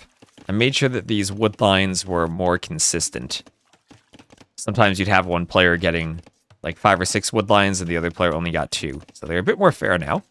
And that's extra militia added in for Nahue. Stark can't pull the scout back fast enough. And that discount starts in the Dark Age and only grows for the amount of food you save. Stark, though, will be faster. Celts do start moving faster in the Dark Age these days. 5, 10, 15, 20, their bonus is staggered. Capture Age has an extra space before that Castle Age there. That's lovely. Inca should be decent against Celts. Least favorite part of AoE 2, map makers changing the map extensively and not changing the name.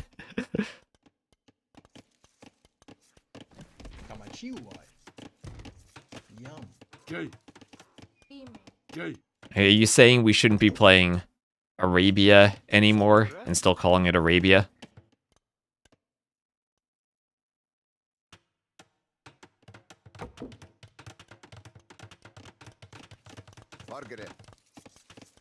Oh, those Celt militia sounds. Yes, brings me straight back to William Wallace. So, not going to have an engagement between the two drushes. Both players passing each other. And Stark wants to pressure Nahue at home. Nahue will get some walls up. Fairly weak. And the militia, can they get in? Man-at-Arms is on the way. And somehow, some way he walls this. Nahue keeping those Celt militia out, but not for long. And they're speedy, and they're in, and they're about to be men-at-arms. Nice quick wall there. Could do a gate right here and almost trap them. No, but they get out. Oh, he's trying to wall the Ville. He's trying to wall the Ville, and he does it. Nahue manages to wall the Ville, keep him safe. And the militia still run around, trying to get on the gold mine. They'll attack a palisade. Have I done all of the campaigns? I've done them with 0 kills. And the Ville goes down. I haven't done the new campaigns, though. I have not paid attention to the new DLCs at all. So, mill and a tower. Instant tower on the berries. Or Stark. Going for the berries rather than the woodline or gold. Protecting the berries, and he'll do mills on both berries. So in front of his base with a tower with an archery range. And the Man-at-Arms upgrade will be in soon for Nahue. Stark's been idling some Vills for a while. And still trying to find some damage. Does have 1 Vill kill. And that's it. So far, Nahue, it's been sloppy, but he's gotten walls in good positions. And this is what makes the Drush extra dangerous on this map. You can stand uphill and get a hill bonus against the houses. Stark does not yet have arson. Men-at-Arms here from Nahue themselves don't have arson either. And some more walls will go up for Stark.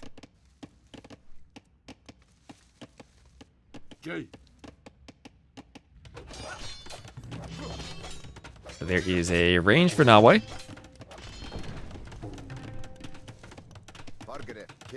And the scout and men-at-arms will run around, and there will be a house for Nahue, but is he walled? Is he walled there? I guess he is walled there. I thought the scout was going to run in for a second. And he'll be walling up on the shallows towards the TC.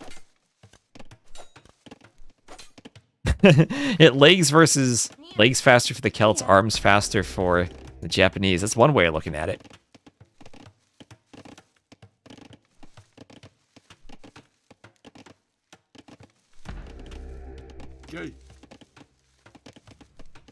And that will be a nice tower. Stark not spotting the tower until the last moment. And maybe the only downside for Nahue is the men-at-arms need to be in the back as the tower goes up to scare the Vills away. And there he goes. Now, if Stark tries to wall this, he'll be trapped and hit by the tower. But, oh, okay, nice house walls, though. Actually, his tower, what is this tower from Stark? Kills the eagle. And as the archer comes over, Stark is prepared to run. And he escapes the tower. He'll lose only 1 Vill. And do a ton of damage. Well, downside now, 47 Vills, 0 wood. Okay, the 0 wood's after he placed the lumber camp foundation. I was afraid he wouldn't be able to place the lumber camp for a second. Yeah, brutal offensive tower. At the front, Stark did pull back just a bit. And he's trying to hit these archers. What is that scout doing? Finally goes down. Remember, the Celt men-at-arms are faster than these archers. Still can be tricky to catch them. Forward woodline for Nahue. Nahue up by 4 villagers now. And Stark's been idling the TC a bit. No farms from him still. On these maps with extra food sources, Stark is a player who's very aggressive about not farming. And he'll have some more farms up for Nahue. Now, I always feel that having your farms added in gradually over time makes your eco much smoother. Arson there for Stark. Even on maps where you're fishing.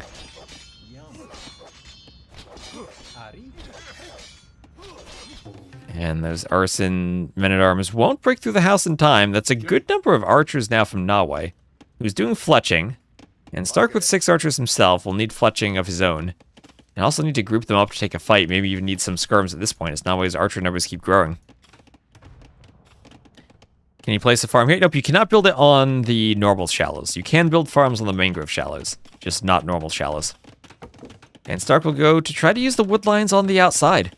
Alright, he's trying to use the wood lines on the outside while Tower rushed in the middle. And an outpost up for Nahue. Nice little crevice in the wood line where he can find a spot for it.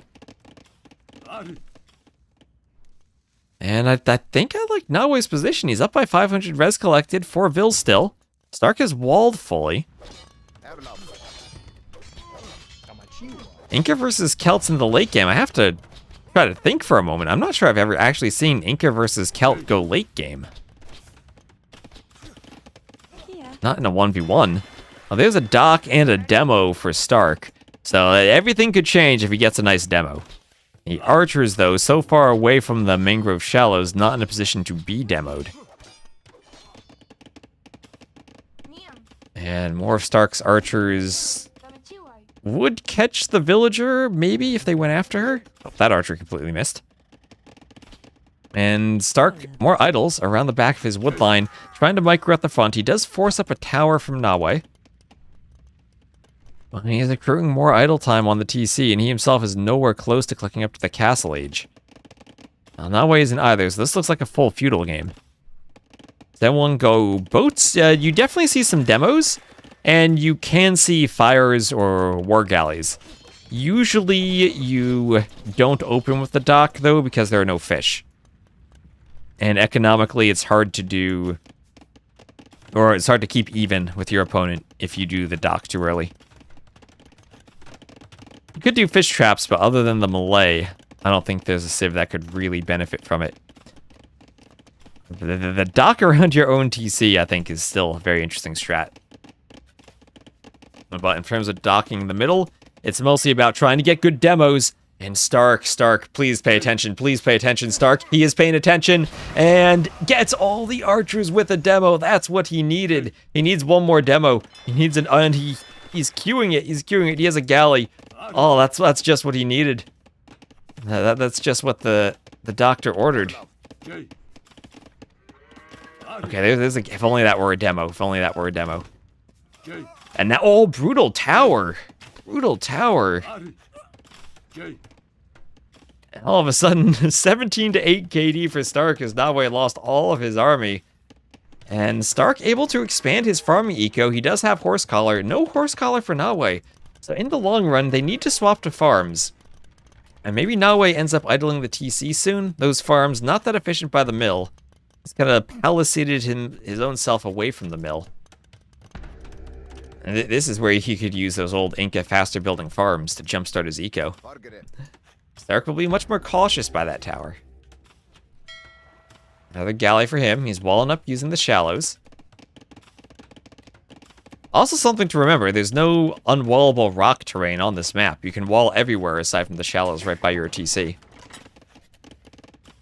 I don't think you can dock block and get to the TC. But I guess you could wall creatively on the beach somehow. And Stark now looks to be almost fully walled. Maybe just needs to go to the edge of the map over here somehow, but he's feeling pretty safe. And now Nahue completely avoiding the shallows. And Stark may have walled all of the map aside from the spot where the army is coming. He doesn't have the stone for a tower. Nahue buying food. He's still nowhere close to going up.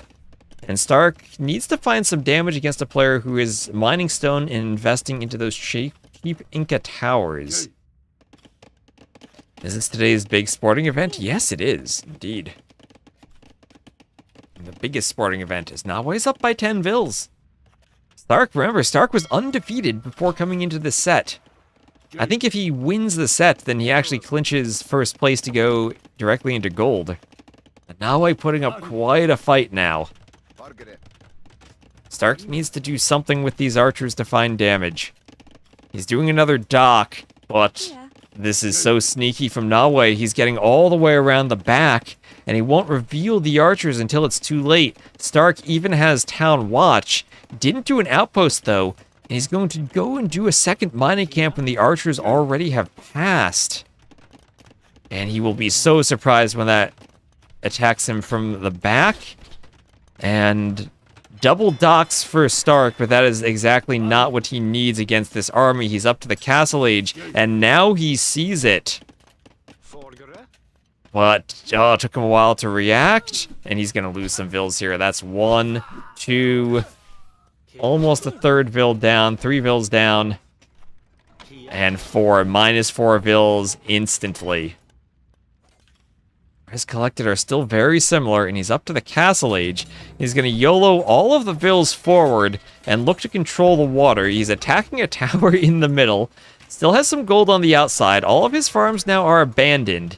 He cannot fight this army. He has nothing at home, and he's investing into galleys. So this is...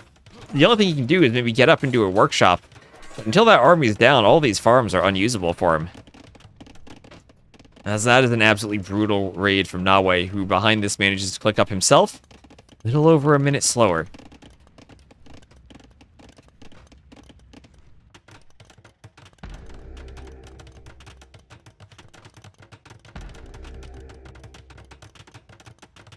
Tower up for Nahue. And, oh, look at this. Nahue's docking. The dock will be walled in. He'll have his own private little dock, safe from other ships.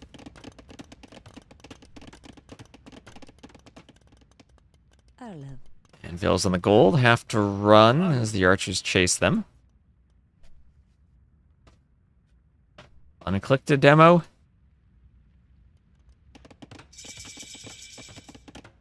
And there's Stark up to castle. There's Bodkin. He's outposting everything in the middle. He'll almost have vision of all the stones. He'll TC the middle. Alright, Stark likes his TCs. Can be pretty sure that's what he'll go for every game. His army's still in the back. Still nothing to clean it up. And Stark preferring to boom rather than go for a workshop. Bowsaw on the way. Outpost from Nahue, too. He's got a lot of outposts. No war galley. Just a TC and just a boom. As we'll have 3 docks for Nahue. And now that we're in the Castle Age, we're in the stage of the game where the ships get a boost with war galley. And they're trained faster once you get war galley. So you're more likely to go for ships. At this point, they tend to outscale land units. Another demo there from Stark. Demos can't hit that far inland, though. Oh, that is a gate for sure. Oh my god. Oh, Stark. He sees that he could wall this in. No. Oh my gosh. Stark, he needs to make sure he walls this area, but he's gotta... Nahue might go triple dock production just to get walled in. He's investing into war galley right now. He sees it, though. He sees it. And there's going to be a 2-tile gap. Oh, Stark, you were so close. Fires can't shoot over the walls. They can shoot over the trees. He needs to wall this quickly. Here come his galleys. How does he do this? It has to be a market now. Oh, he's going for some farther walls in the back. And he gets them up. He gets the walls. The fires can somehow shoot over the wall there. Usually they can't. Maybe they can't over the gate. They destroy the gate. Oh, that was so close from Stark. That would have been amazing if he pulled it off. I think he should have just gone for a market instead of the stone walls. I think a market would have given him enough space to avoid the fires. They can shoot over foundations? Usually no. Usually no. Gates might be a bit different, though, because they're silly. It might be that the sides of the gate don't actually exist. And this gate going down. And these archers under the tower. If only Stark had a land demo to clear that. Do foundations have 0 Z height? I don't think so. Maybe gate foundations do, though. Gates might be special. Gates have a lot of unique properties because there's several buildings tied together. And let's see, tower and galley trying to clear this army. I think Nahue just leaves it. The Stark somehow has a score lead still. He's down by 20 vills. And the walls did not work. I don't know how he still has a score lead, but he does. I guess he's still ahead in KD. And now he's doing a defensive Scorpion. I wonder what he's thinking, seeing that he has the score lead. If he realizes that this is Nahue out-booming him massively. It's doing more demos, but demos won't stop the TCs on land. There's several buildings in a trench coat, pretty much. That's what TCs are, too. Oh, demo. Big demo. Big demo. Stark trying to... He won't stop that. Boom. Finally, Nahue gets a good demo of his own. Stark's still not on War Galley. Doesn't quite have the food to afford it now. And I think Stark's going to suffer his first, not just game loss, but set loss of this TTL. Oh, the fires still chase him away. Bill's going down to the fires. And the Bills will repair the TC. Another boom over there. I think that was a Stark demo. And he'll lose the TC. Oh, the galleys come in, snipe off the fires. Fires trying to get us around. And how does Stark still have a score lead? And he'll do a castle. What? Oh, I don't think Woad Raiders are going to win this game. There's the castle. That meme about the barracks being houses plus palisade. That's pretty true. Scouting? He has scouted everything. But Nahue scouted a lot. He's 2k res collected ahead. Maybe it's just because Stark somehow is still ahead in KD.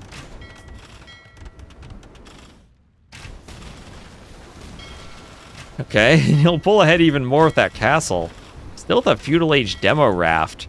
All these fires are going down from Nahue. Oh my gosh, he's down by 30 vills. How does this man have a score lead? He's adding in another TC. He's going to TC by the pandas and try to boom.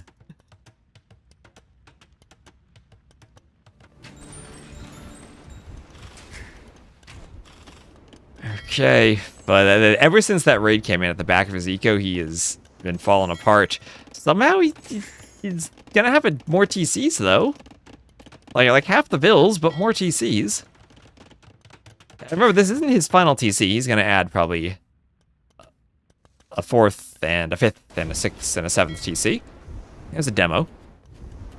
If he turns, this will be crazy.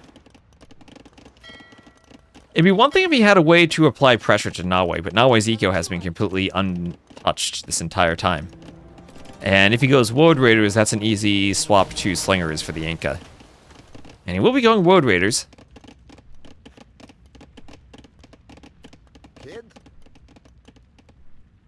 And there he goes, speeding across the map in those pajama pants he wears.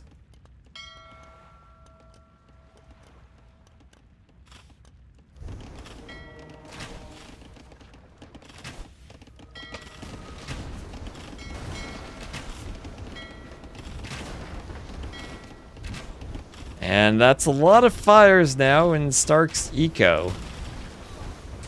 Sitting under his TC. He did get a conversion.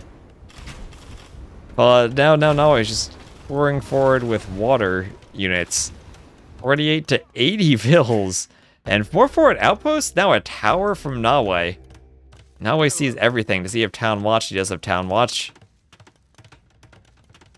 But, well, he's content to sit with the Pierce Armor of the Fires under the TC. And simply idle Stark's vills rather than letting him gather anything. Scorpions still on the farms there for Stark. We'll have a castle drop now from Nahue. There are the war galleys from Stark.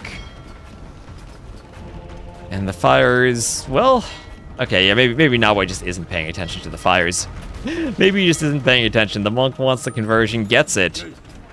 And there's no world where this castle stopped, is it? There are only 5 weak vills there for now.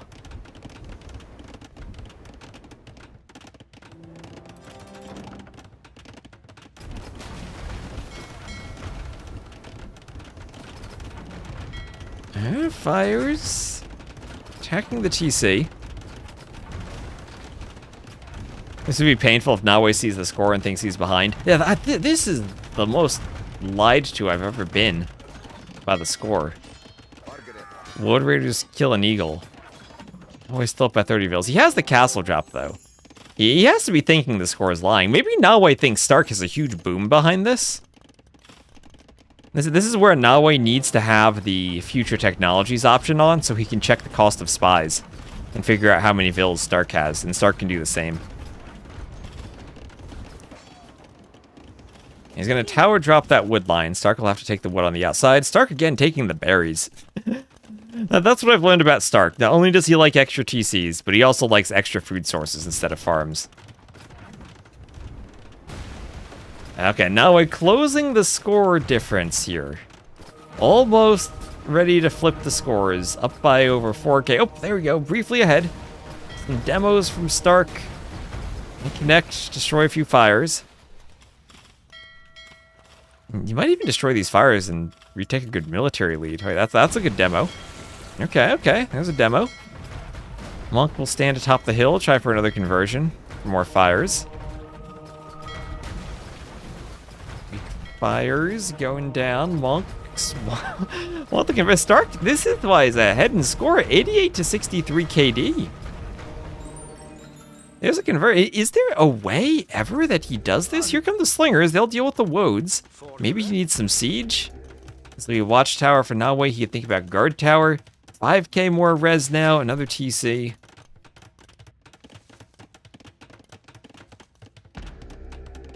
That tower will hit the wood and the gold.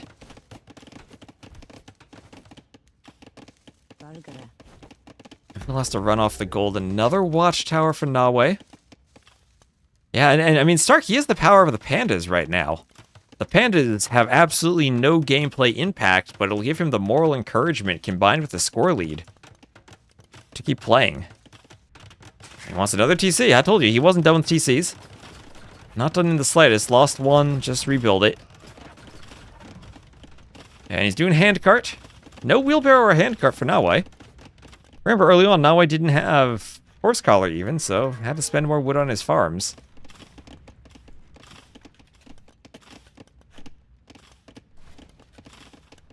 Okay, score is close again. Very close. Nahue sure would love to take the score lead. That Scorpion won't hold up to the guard towers. Here's handcart. And well, he does have speedy vills now. If he needs to run from another castle drop. How's his scouting? He does see this TC now from Nahue. He's building more outposts. And he does have Town Watch himself. See the vills on the gold there. Maybe think to raid that side? He does have 1,300 gold he's floating. Oh, demo on the tower vills? Demo on the tower vills. They don't garrison in time. All right, well now it's only 20 vills different. Stark still has the score lead.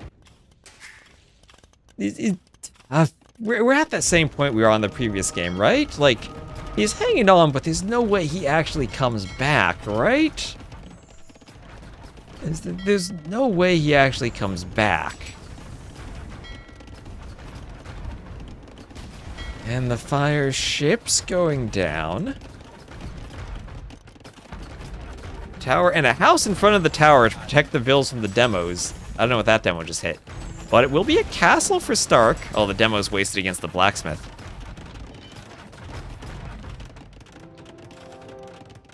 And he's just holding on to that score lead however he can.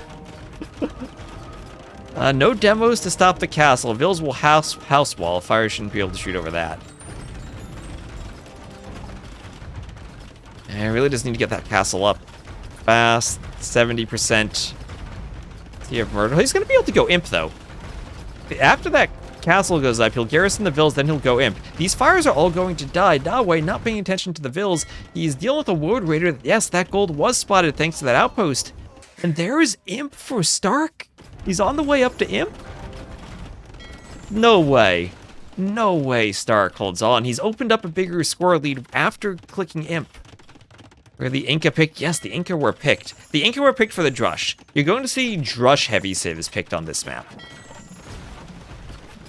And that's what the Inca and maybe even the Aztecs picked for Stark were all about. And remember, he is Celts. He chops wood faster. That's a good bonus for water maps. I need to check though. What's their late game tech tree look like on the water? No fast fires. Other than that, pretty good. No elite cannon galleon, but if you're just gonna go galleon shipwright, it could be great, actually. Oh my gosh, Stark. Oh, the Vills, they garrison. Nahue's gonna send one Vill to fight the demo. Okay, we'll check up on that in a moment. Tower denied. Stark losing on the middle. A fire there to help attack the demo too. And that poor Vill will go down. But there we go. More TCs from Stark. He's never done building TCs. His TC's attacked by guard towers. That's okay. He can still make Vills, protecting the pandas. Okay, this TC, is this a doubt TC? Does that go up? Well, we have another castle drop here from Nahue. It'll be on 2 TCs, but Stark will have Trebs soon. Trebs and maybe even cannon galleons. TC will take out some of these galleons. Here come the Vills. Where are Stark's demos? Oh, that's a lot of Vills. If these go forward, they might not go forward, though. It's like, is Nahue expecting Imp, though? I don't think he's expecting Imp from Stark. Stark will do his own castle, and he'll probably get that up first. Might lose some Vills, though. It's 140 to 107. That's not the worst Vill population for Stark. He can't get enough Vills to build the castle. He's got a Treb on the way. He gets a conversion on the Treb. His fires come over to destroy the War Galley. And he will finish the castle, no doubt about that. There he goes, can garrison the Vills. Workshop behind this. Melee Woad Raiders can be useful in stopping rams, as could ships. Yeah, that's true. The Inca don't have any type of cannon galleon ship. They don't have the catapult ship that they would have in the new DLC yet. You're right. They do have fast fires. But still a long ways from Imp for Nahue. Both players selling resources for gold. Nahue is about to click Imp. Stark's not going to trickle his Trebs. He'll get 2 or 3 before pushing this castle. Cards! This will be a sudden disaster castle push then. With a ram behind it. Petard's on the way. There are some eagles raiding, but they're fought off by the Celtvilles. Celtvilles look at the Incavilles with their blacksmith text and say, haha, we're Celts. You can't stop the Celts. Yeah, and then Woad Raiders to deal with the rams. Castle goes down. I don't think that's enough petards. The castle will shoot the petards. And the Woads will deal with the rams, too. The Woad Raider even will help deal with the petards. And Stark's pulling ahead even more in score. He's gonna do this. Stark is gonna do this. No way. No way he does this. Well, 6,000 fewer resources. There are guard towers everywhere here. But he's trebbing both castles. Both castles will go down. Might lose one treb. Does this map come down to Stark has the middle, but Nahue has the outside, and it's wood versus gold? In that case, I'd probably prefer having more wood, especially if you have cannon galleons that can hit the mining camp areas. Was the score telling us something that wasn't obvious, given full information? Maybe we shouldn't doubt the score.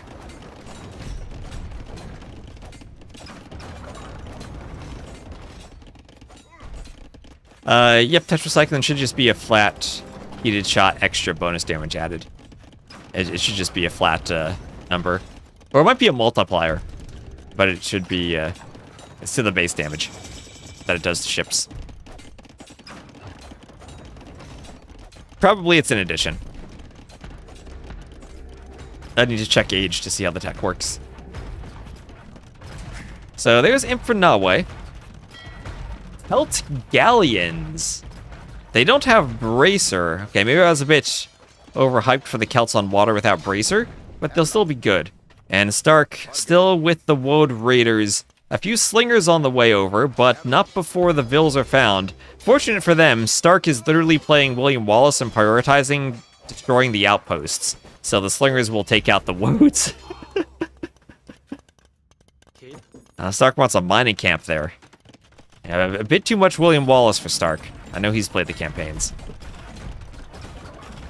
Yeah, 11, but he's asking what the percentage is and how that's applied. Galleons in the front, onagers in the back. Nahue, I mean, what's the galleon count? 29 to 15. Shipwright, though, for Stark. Shipwright.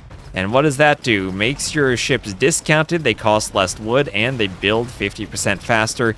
And do not discount the production speed. When you have this many docks, you're pumping out galleons, 11 galleons queued, and he will soon shoot ahead of Nahue in terms of numbers. But not in terms of bracer. He doesn't have bracer.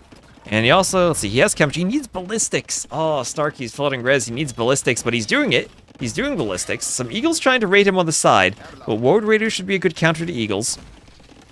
Not only are they strong by themselves, but they also do have a small +2 bonus against the shock infantry that the eagles are. And there is heated shot for Stark with all the castles he still has. And with all the castles in the middle, the Inca, in the long run, do not have a way to clear them without a catapult, cannon galleon, droman, lutron type ship. These ships are stuck among the trees. And Stark comes forward. He'll start killing Vils. Yeah, actual heated shot game. Heated shot will matter.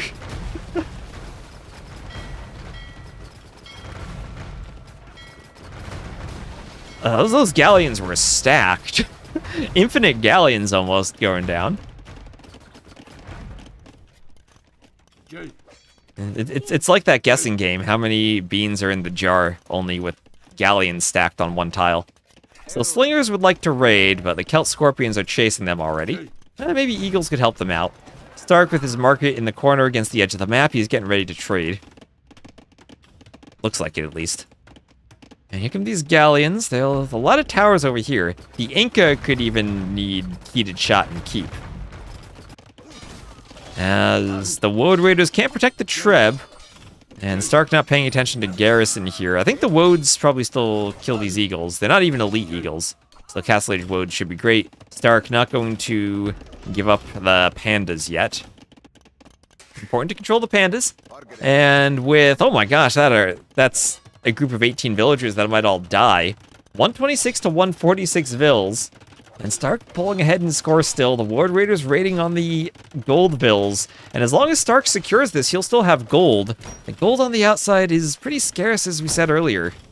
This game going on so long, Twitch wants to start playing ads. No, Twitch, don't do that to us.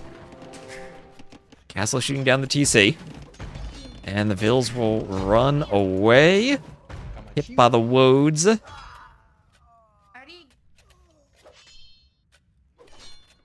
In his stronghold. Woads hidden outpost. Forward outpost from Stark as he knocks down that outpost. And big fight now on the water. Fast fires for Nahue, but Stark will hold underneath his heated shot castle, which is +4 against ships for the castle. Conscription and hoardings on the way for Stark. He's someone who likes to click all the buttons, all the technology buttons. Those fires are no match for the galleons. What does Stronghold do these days? They attack faster. Yeah, honestly, that would be nice for the castles.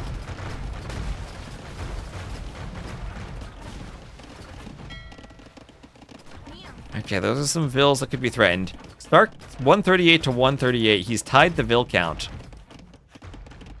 He's tied the Vil count. If he gets a kill, he'll take the Vil lead. Siege Ram on the way for the Celts. Plate mail armor for Nahue. And Stark is gonna do it. He will ram. He'll take out the keep. The keeps look really pretty in this architecture, but towers usually do. So you won't deny plate mail armor at the blacksmith. And skirm and pike for Nahue. Nahue's had so much gold, but now he's out. He's got one tile left. He's had so much of the outside of the map, but it's Stark now who will have the gold control. All of the gold on the map has disappeared. Like I said, wood versus gold on this map, I think I prefer the wood. There just isn't enough gold. And now we're out of gold, and the Inca, the American save, they won't have the light cav line for raids. Oh my gosh, look at that dancing galleon. Oh, they go, trying to dodge some ballistics. Here comes some fires. This is a good stack. 30 galleons there. Does Stark lose that fight? I think he does.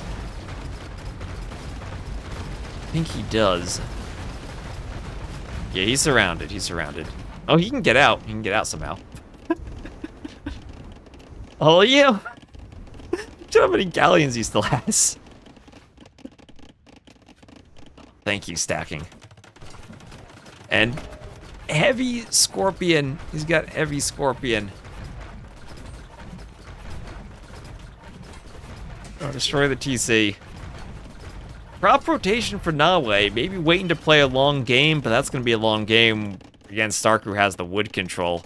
And if there's one thing you know about Stark, he's a very patient player. He won't mind playing a 2-3 hour game. Trebs take down the range. Eagles could destroy the Treb. What's better, the TC or the Eagles? Still not elite, but okay, they have Pierce Armor. They have Pierce Armor, 3+4. All the Blacksmith upgrades, and they don't even have Fabric Shields yet. So, heavy demo. Let's go. Heavy demo for Stark against all the fires. Heavy demo, he doesn't have Dry Dock for the movement speed. That's pretty expensive at this point. Probably not going to spend gold on that. Oh, there's that Siege Ram. No, and for now it's a Scouting Ram.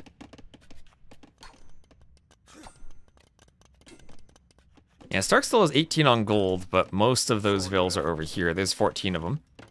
And one over here, so there's like one tile of gold left on the map. And Stark's starting to do light cav raids. Celts, remember, they lack the final armor upgrade for the cav. They lack bloodlines. But they do have hussars. They did benefit from getting hussars in AOC.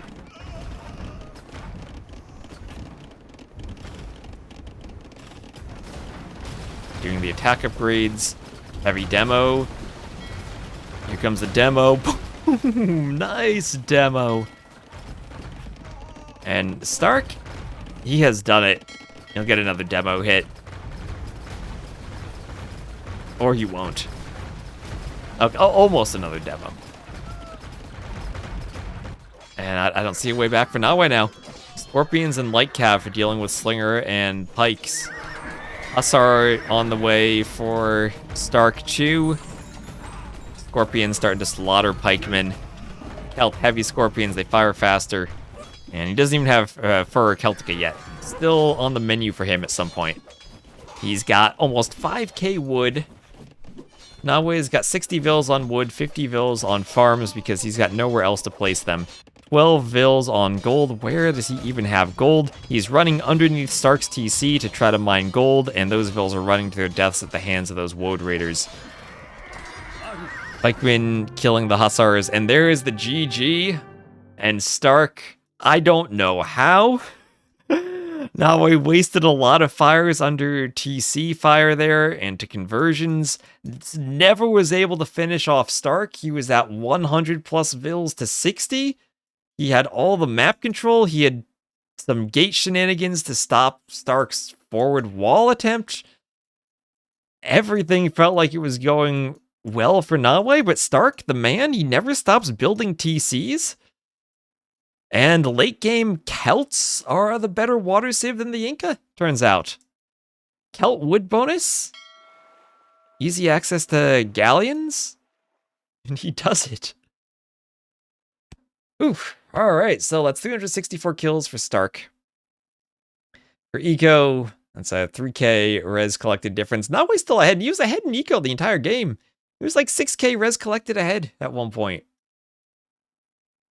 Oh, that is incredible. That is a great win for Stark. And he will continue his streak of winning.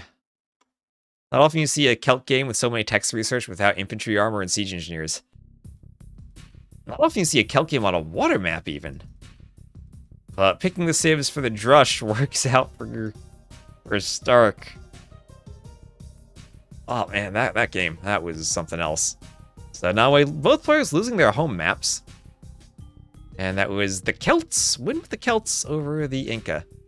Alright, so there was a set Survivalist versus Combito that was just being played. I don't know if that's still going on. I see them still in the voice chat.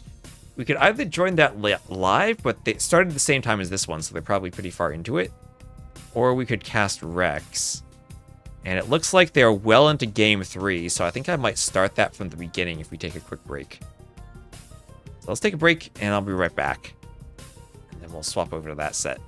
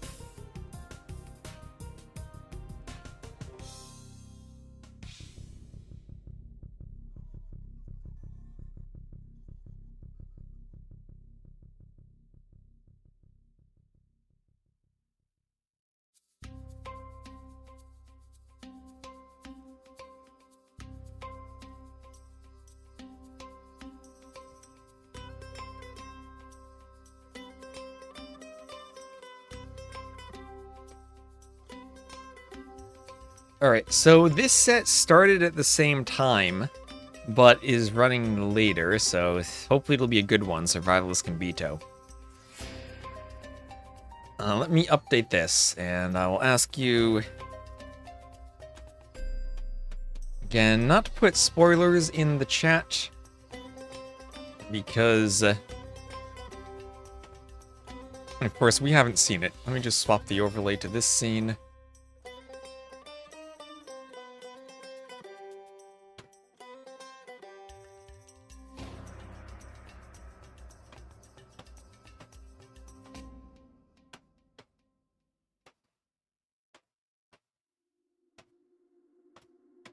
And reset the scoreboard, and this is group...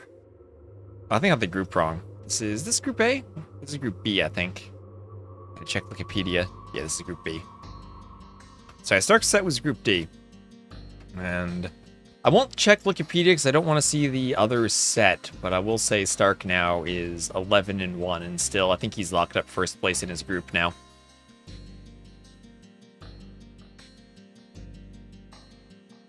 They're nemesis on the ladder, really.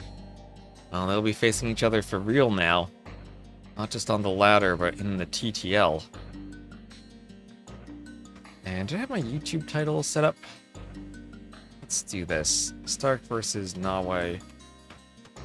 And Combito versus Survivalist.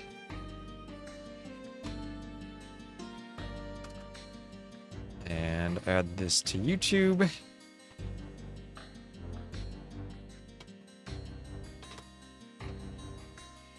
Done, and add the drafts to the scoreboard.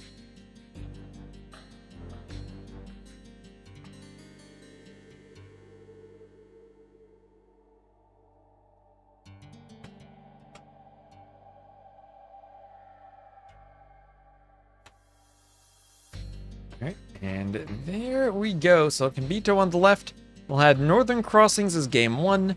Combito's home map is African River, and Survivalist's home map is Bypass. And ooh, we've seen more Bohemians. So for Combito, it'll be Dravidians, Italians, Japanese, Celts, and Vietnamese. So 3 top water civs there. Followed by, then for Survivalists, Bohemians, Wu, Bengalis, Byzantines, and Lithuanians. This is not live, Barbaros.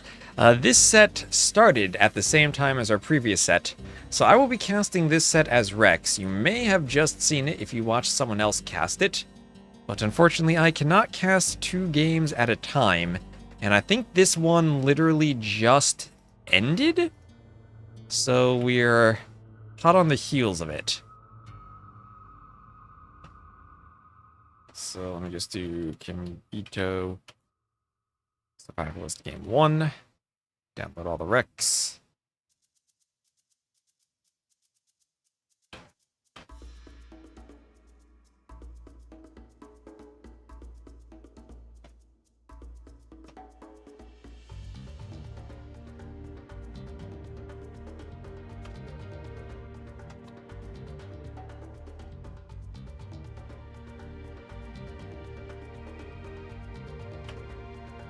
And I think we're good to go now.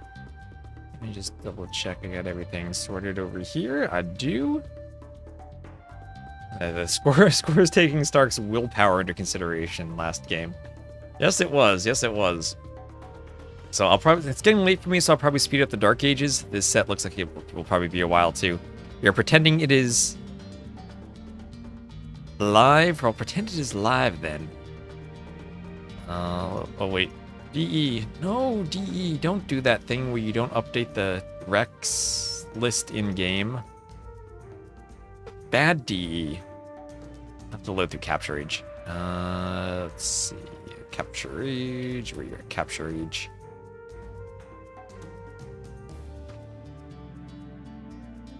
Alright, so Survivalist will be blue, Combito will be red. Let me just get our colors set up.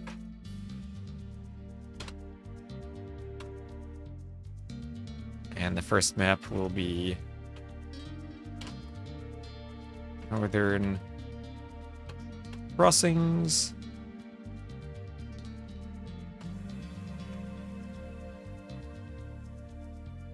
Let's load in. Just DE things. Just DE things. Alright.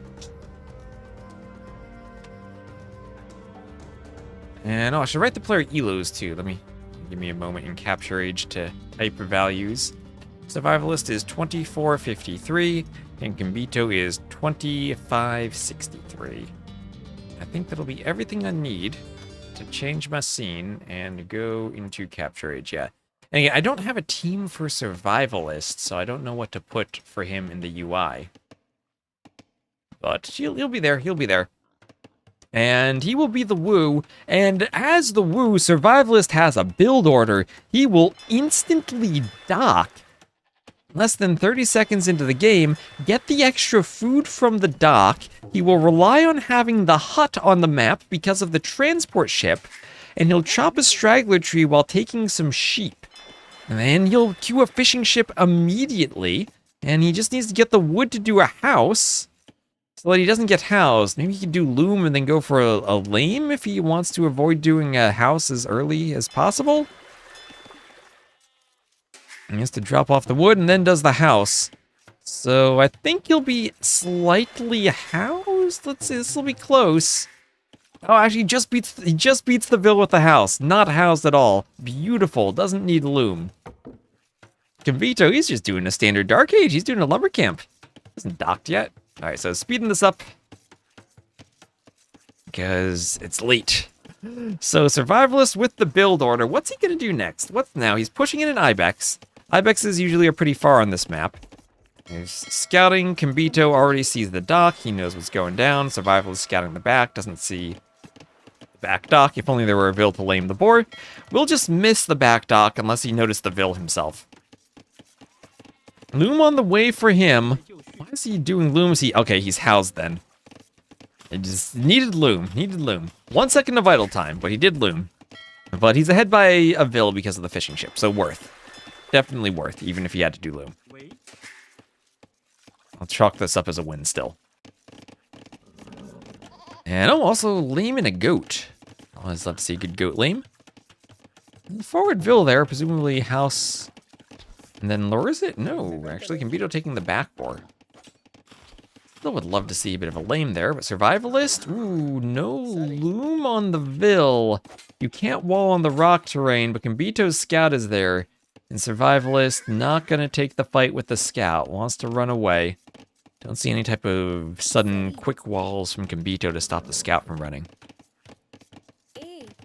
Or actually, yes, we do. Never mind. I was deceptively unaware of the hut extending the circular building with a square bounding box. Part of the wall. The scouts will still chase each other away. So transport ship on the outside. Let's still speed through the Dark Age. Don't have to watch too much Dark Ages. Combito just trying to be annoying with the transport, block the fish. I don't think this accomplishes anything. I think that just tells your opponent that you're not scouting. Wish they had these models instead of houses. Could be fun to change the houses up a bit more. So, double back docks from Survivalist, and he wants to boom. And creative build so far, he's up to feudal. And looks like both players back docking and not attacking each other, so I think this is just a boom so far. I'm not seeing any aggression. I'm seeing galleys from Survivalist. Probably snipe the transport ship. Let's keep it at sped up time until players actually do something other than booming. Oh, wait, weak Vil on the dock. Okay, Survivalist picks the dock. Speedy Vil pick, but he gets the Vil. Nicely done. And again, you can't wall because of this rock terrain. You can dock on a corner and then kind of wall the Vil sometimes, but not there. Nice Vil pick from Survivalist. But 7 fishing ships to 3. He's actually not committing to the fish boom the way Combito is. Combito wanted a blacksmith, but the foundation's blocked there. Survivalist just being a bit annoying with the scout. I had like 5 times in a row on the ladder the other day. Oh, then they should be familiar with each other. Barracks for Survivalist. And some galleys will sail around the island and try to hit Combito's fish. Combito will do fire galleys to defend. Blacksmith and a market for him. Barracks, Survivalist will get some food from the barracks. He'll keep house walling. And then do an archery range and a house. Scout fight runs to the TC to stay safe. Transport ship in the back. Will he pick up Vils? His galleys there blocked by the fires in the transport, so it won't do too much. Oh, actually, he does get in. Does get in on the fishing ships. This is, again, something that'll change in the DLC. 2 galleys won't be able to hit fishing ships because they'll just garrison in the docks. And all this aggression from Survivalist destroys all the fishing ships. All of them down. Would not happen if they garrison. Hill attacking the scout. Scout on 1 HP, and another house comes up for Survivalist. Castle Age will be slower for Survivalist, though. Combito with the Market Blacksmith straight FC. And he'll be looping around with the fires. And if he upgrades War Galley right away, wants now to return the favor and destroy Survivalist's fishing ships. The Survivalist takes a nice Vil lead, but that'll dwindle as he's up to the Castle Age, and Combito gets his next TC added in. And also as the War Galley upgrade comes in, and these fires become fire ships, and probably are able to harass the fishing ships. Fire ships, much better from plus, or much better attack against the fishing ships and take them down really quickly. 8-0 Eco KD?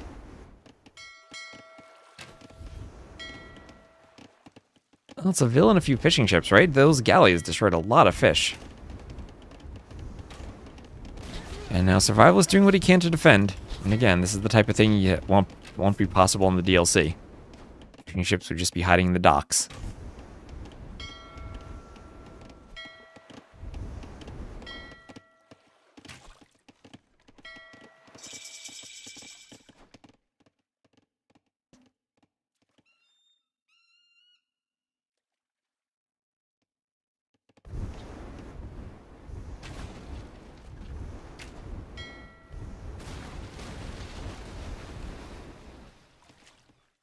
Oh, wait. Is capture age bugged? Oh, wait. Combito. Oh, wait. Sorry. That is my fault. That's my fault. I need to swap their positions on the overlay. Sorry. That is 100% my fault. And that didn't work for some reason. Wait. As I said, I'm still adjusting my settings here. I tried to update the overlay. I had that backwards. Thank you for pointing that out. That's an image I have on top of capture age, but I have to manually swap it. And I forgot to do that at the start of the game. My bad. Oh, that demo could get a good hit on fires. That demo could be useful. Professional caster. Very, very professional.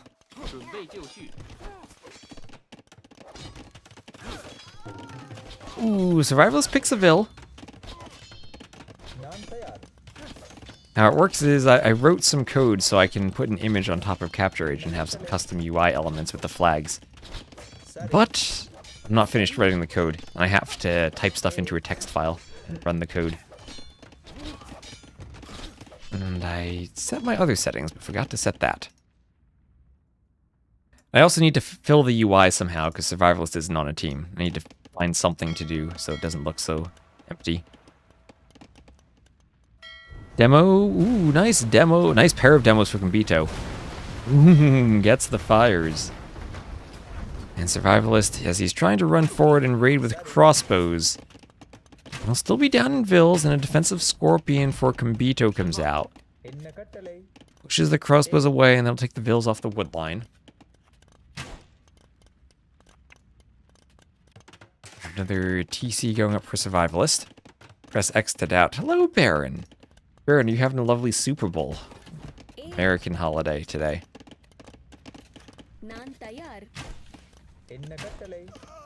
Vils picked by crossbows.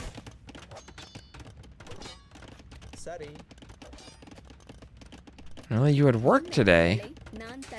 Oh, that's a shame. Oh, 36 HP. Survivors, destroy this. Break up the foundation. You need a few volleys. Oh, he's doing it. 24. Oh, he lost a crossbow. That'll be an extra volley. 14, 9. Oh, it's the mangonel. 4 HP. He destroys it. Combito doesn't get the stone back. He destroys the TC foundation. Oh, Survivalist. And now there's a lumber camp. And now the Jin Swordsman is forward. There's no forward barracks. That guy just walked across the crossings. Well, 2 TCs to 2 in Survivalist. Let's see, did he sell his stone earlier? Yeah, he sold the stone earlier. That was a pro gamer move from Survivalist. Around the back, though, he's losing some water control. And Combito now 10 war galleys, 3 fires. Survivalist. Remember, Survivalist not really a water player. We did see him play Seychelles earlier in this event, but himself not really a water player. Even I've beaten Survivalist on water maps before. Albeit that was Empire Wars Water Nomad, so it doesn't really count. And Loom there for Combito. So, finally gets Loom. That's a good thing when the crossbows have been in your base for a while. Was missing Loom. Real pro gamers cast instead of playing. That's why Hera's been casting. And crossbows for Survivalists. Pick the Vils as they run through the palisade.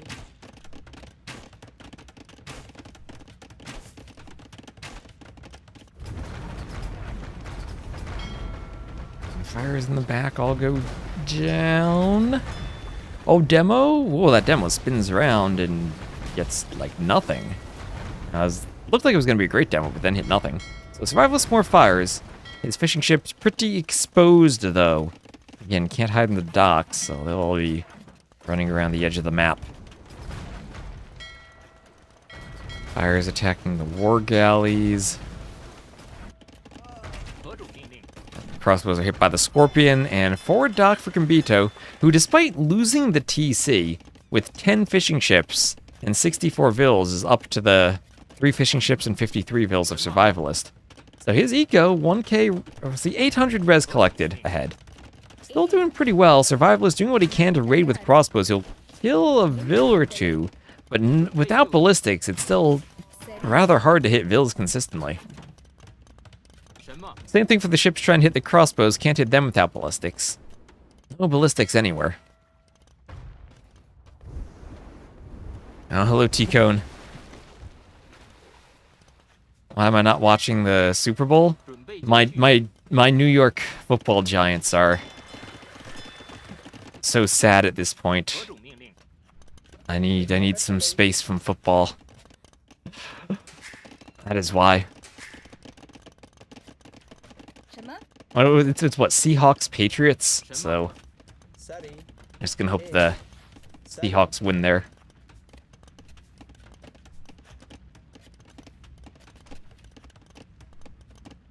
Maybe they'll run the ball this time.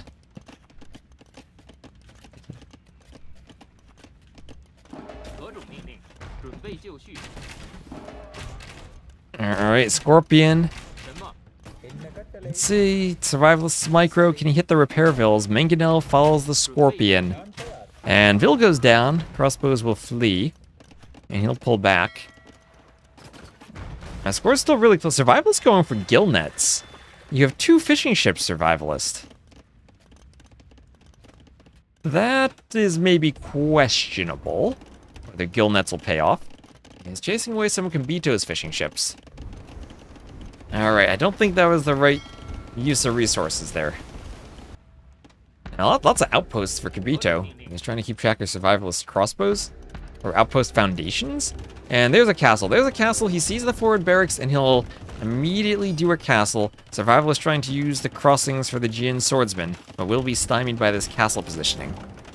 Is the Super Bowl happening? I think so. Your Commanders fan?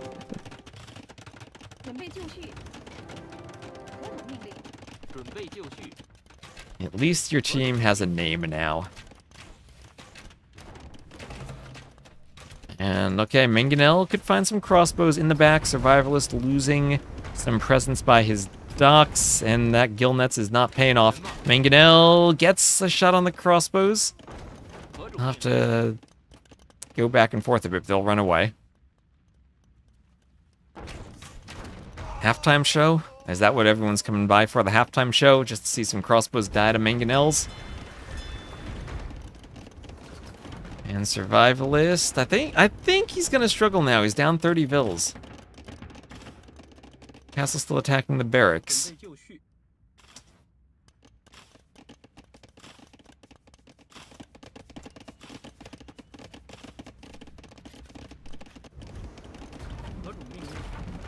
Our galley is attacking the Vils, and the fire ship taking some fire.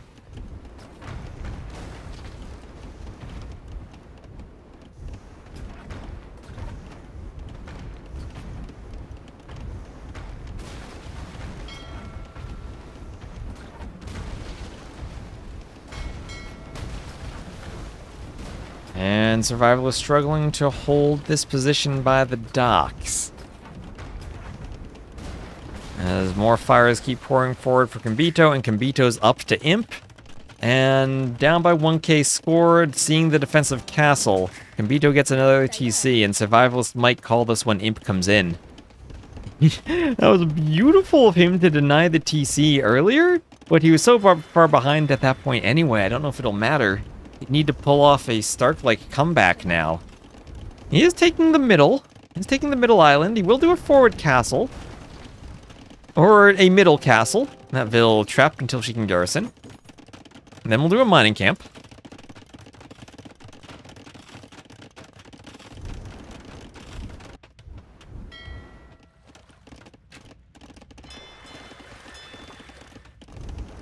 And ballistics on the way for Survivalist.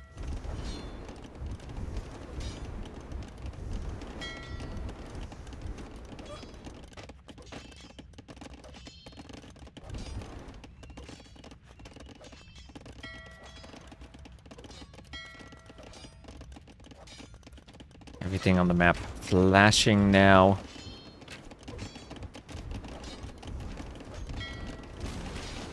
And ballistics won't save him from Imp. Won't save him against the fires when he's going fires. He might try to hold on with the castle in the middle.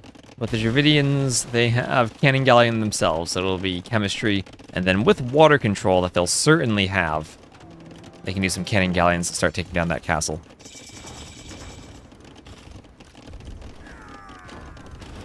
Good. Insert your local daytime. Good night time. It's 8:30 p.m.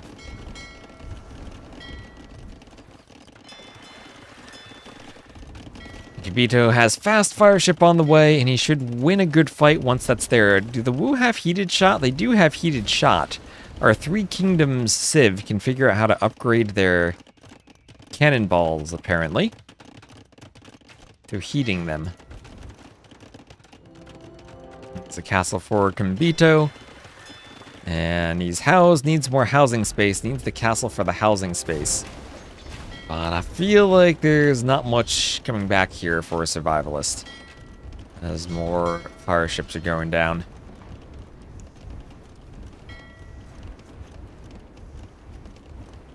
And two-man saw, bodkin arrow, and heavy plow all on the way for Combito.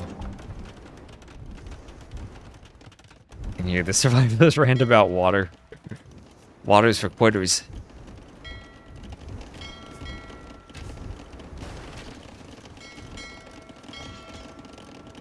Fire ships attacked by the fast fires. Well, that's a lot of fast fires. Looking for maybe some heavy demos. There's a normal dot. Druidians, do they get heavy demo? They do get heavy demo. They get a great dock. And Therissidae. Doubt we'll see Therissidae, but could be fun.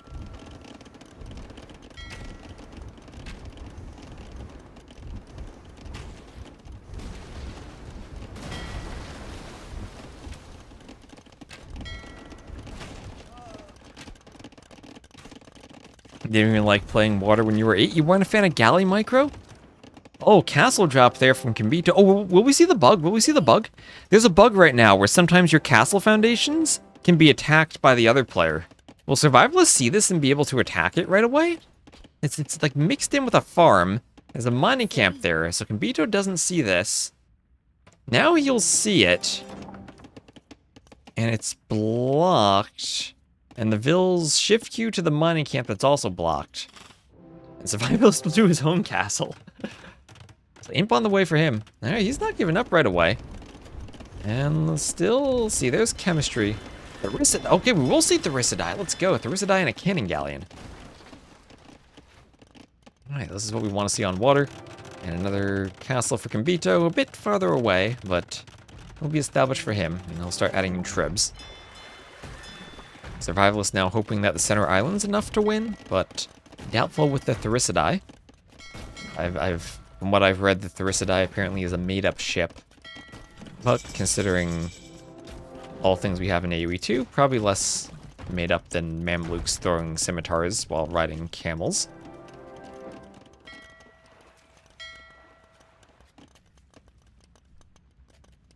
As cool as that is.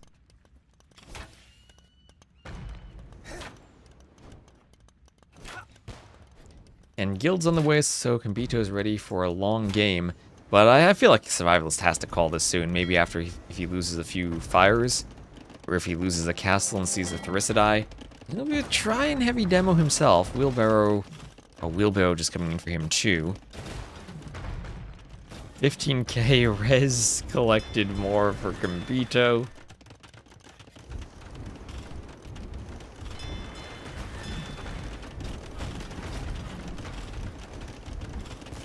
Fires attacking the docks. Heavy demo?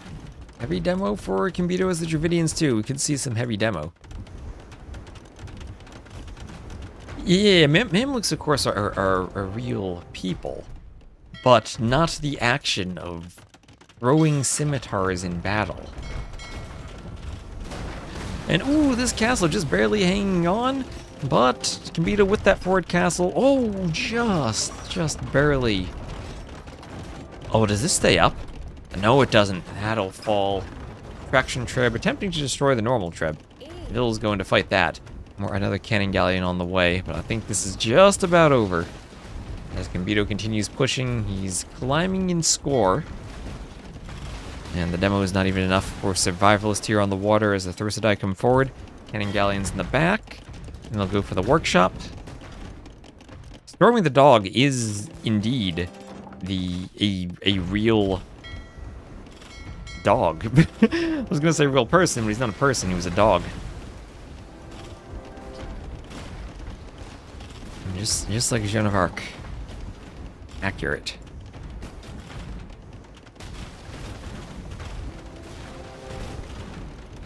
In some ways the most accurate of anything. Oh, demos. I was trying to block the demos. Nicely done. And Survivalist will say 11. Water's so funny. Who's ready for the water rant from Survivalist? Someone called it. You don't even have to wait for the game to end.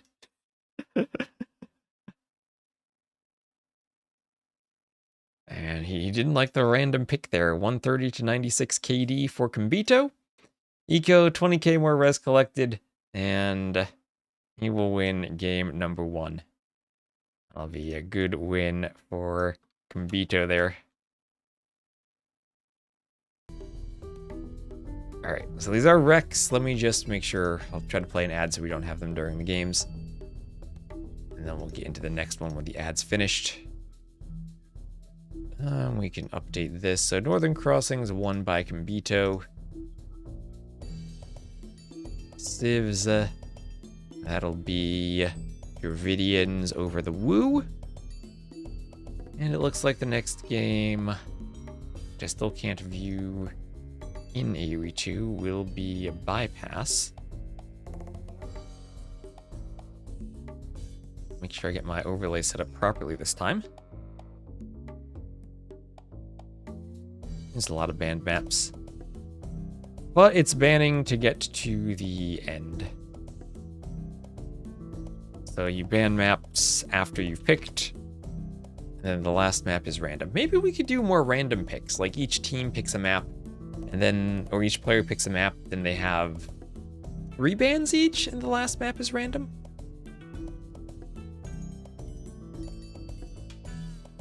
I'll have to experiment around with that, because I always do like a good bit of randomness in AoE 2. I feel like randomness is a core part of AoE 2, and you got to be prepared for it.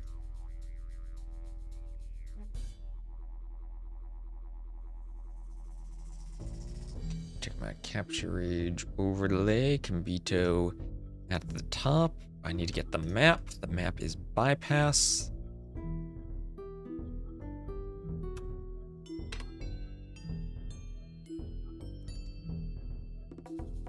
And too many windows. I'll need to alt tab to OBS. There we go, OBS. Right, and here we are. Oh, hello, Combito. Yeah, I know this was played earlier, but no spoilers if we can avoid it, because I didn't get a chance to watch these yet. If you want to see a good game, go see St4rk Nahue Game 3. That was crazy. So here we have bypass, the home map of Survivalist. We'll have Combito here to the southwest, playing as the red Italian, Survivalist to the northeast as the blue Bohemians. And of course, bypass does have the quicksand terrain in the middle. And we can speed up the Dark Age since this is indeed a wreck. Some ostriches, zebras being pushed in. Combito holding the gate open. Survivalist, no surprise, going for the Bohemians. They were his first overall pick. And Hussite Wagons, Monk Rush is extremely strong. No water. This is a dried up desert, the opposite of a water map. And we'll see if he searches for the goats or goes forward. I'll try to find the goats. There we go. Oh, nope, we missed the goats. Okay, there he goes. And we'll try to push more zebras in. Ooh, doesn't hold it open. Can he open it? He can open it. He knows how to do the trick where you push it without using the sheep. He was even in the video where I showcased that. I'd outgame once. He was a good jurors, and he didn't want to ungarrison the goats from the mill, so he just pushed without using the goat. It was wonderful. And Combito going for the second lumber camp. No feudal rushes then. We do sometimes see men-at-arms or towers or archers. And no insta-fast castles. I've seen 19 pop-ups to feudal lead to fast castles. And okay, mining some stone long distance is Combito. And thank you Radical for the follow. Welcome in.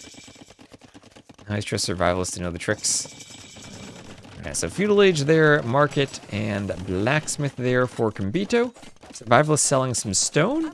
He's on stone pretty heavily, so expect Hussite wagons then. And stone wall for Combito. Now the stone wall, if the castle's forward, will probably just be taken out by the castle. And the stone wall back here will probably help out. And another house goes up for Combito, and we'll have a castle forward. Yep, forward castle, Hussite wagons, more walls, and expect maybe some stone walls behind that even. Trick Survivalist. And okay, so here we are, almost ready for some action to start, as we'll have a 3 TC boom for Combito. And here we have the forward castle for Hussite wagons for Survivalist. And he'll get right through the wall, 1 TC, monastery behind this. The Italians are a good monk civ, so with the monastery up to try to collect relics already.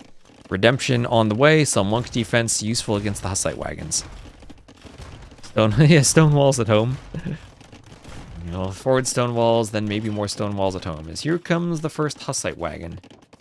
Ready to try to break through these walls. More houses up for Combito. And the wagon forces the Vil to run? No? Gonna keep walling. Survivalist needs more wagons. I did like Gabby's game where she went around the outside when she was walled off in the middle. So scout on the outside. Some tall objects to the forest to break up the sea of green. Suppose we could add some rocks to the forest occasionally. Have to keep them away from the edges, but that is a possibility. I'll keep that in mind maybe for some other maps. I don't want to keep making too many tweaks to these maps now that we're well into the tournament. And Scout there for Combito picks off the monk. Same thing Survivalist had wanted to do over there. But the Scout then does die to the Hussite wagon. We'll see the Hussite wagon maybe going around the outside. Was it necessary to break up the sea of trees? Some people like some differences. I think it's nice different maps do things differently, so you get some variety.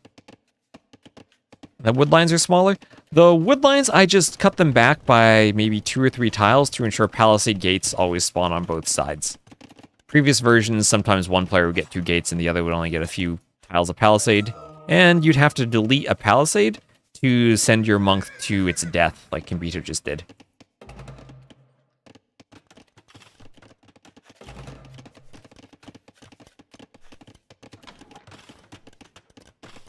I streamed almost 5 hours too, so University here for Survivalist. As he's bringing in more relics. 2-0, you think it's 2-0 from this boom? I mean, this has been a great boom so far. And very little pressure applied from Survivalist as the stone walls come up. And now with Redemption Monks, there's a converted Hussite wagon, and I think Combito is in a good spot to defend. Scout for Survivalist still around the outside. Maybe the monk wants another Hussite wagon. Looks like he's played the map before. I'm sure he has. I'm sure he's practiced it quite a bit. It looks like Combito is prepared for the stone wall. The fat slob approach. So Combito taking the fat slob approach to the map. Walling up everything. And Scout Cav for Survivalist still... Ooh, he's going to catch the forward Vil. He'll catch the Vil with the Hussite wagon. Nicely done from Survivalist, paying attention to the outside. Combito had sent a Vil, and will be shot down, trapped now by the Scout, too. Vil faster than the Hussite wagon, or same speed as the Hussite wagon, so he could run away. But nice blocking with the Scout, and finished off by the wagon. 4th TC for Combito. Now grab some ostriches. And buying stone, both players using the market. Sanctity for Combito, wants to buff his monks, give them more HP. More monks for Survivalist as he's doing loom. He has the stone for another castle. Where are the Vils? There they go, going around the outside. To drop the castle in the back of Combito's base. Could go here, could go here. Could batter down a gate and go right here. Okay, that would be nasty as he's up to the Imperial Age. Okay, imagine this. Imagine he takes his vills, and with 3 monks in a wagon, is it possible he batters down this gate and can do the castle to hit all 3 TCs? I don't think so. I think Combito could do some anti-castle houses if he sees that. But I can dream. I can dream. On the monastery? I mean, it could be castle the monastery to grab the relic, so right here would be nice. And there it goes. So Combito sees this. He has monks here, though. But the monk's not converting. Scout's going to pick off one of the monks. Survivalist monks will get a conversion on a villager. And he'll be sure to run the scout away from the monk. It is kind of far away from the castle still, so as long as the gather point's on the back, so the relics don't drop out the front, he should be fine to run the relics. And I'll leave him there for now, get a bit of gold. And imp on the way for Survivalist. The Survivalist has 2 relics as well. Hopefully these players remembered not to make standard victory. Imagine Survivalist starting a relic countdown. I can't check for Conquest versus Standard in the map script, unfortunately. So the players still might get that wrong. So Stone Mining, Scale Binding Armor, and Imperial Age all clicked for Combito. As well, Stone... one of those more important than other, namely Imperial Age. But the Cav Armor is interesting. As he's doing a barracks, does not yet have a stable. And will that be an attempt at Cavaliers, maybe? Maybe Light Cav if he sees the monks. There are double stables, and does have a bit of gold, but I'm thinking Light Cav against the monks. He's outposted on the side. Something's blue there. Oh, a scout. A scout picks off a Vill. Nice pick from Survivalist. But he, with block printing and Trebs, is going to have to make something happen now that he's Imp. Where is the Imp TC? It is the back TC on the inside there for Combito, so he should be safe to go there. Thinking about mass condottieri. I think condottieri are a trap most of the time. Just like that villager is walled in. Oh no. That'll be... maybe you do a house to keep her busy. No, what you gotta do with this Vill, you gotta wall the backs of the stables. So that stuff doesn't spawn in. Oh, stuff's gonna spawn there. There's gonna be cat that spawn in the back, aren't there?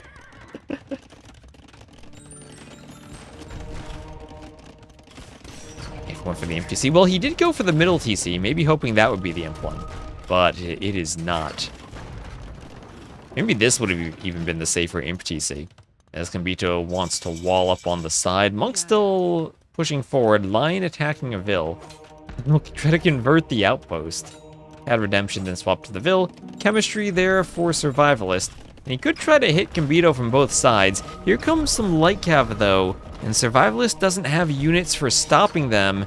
Has to rely on the castle and hope the monks get lucky. One of them does and gets a conversion. They will hop inside. The Sight Wagon will remain there.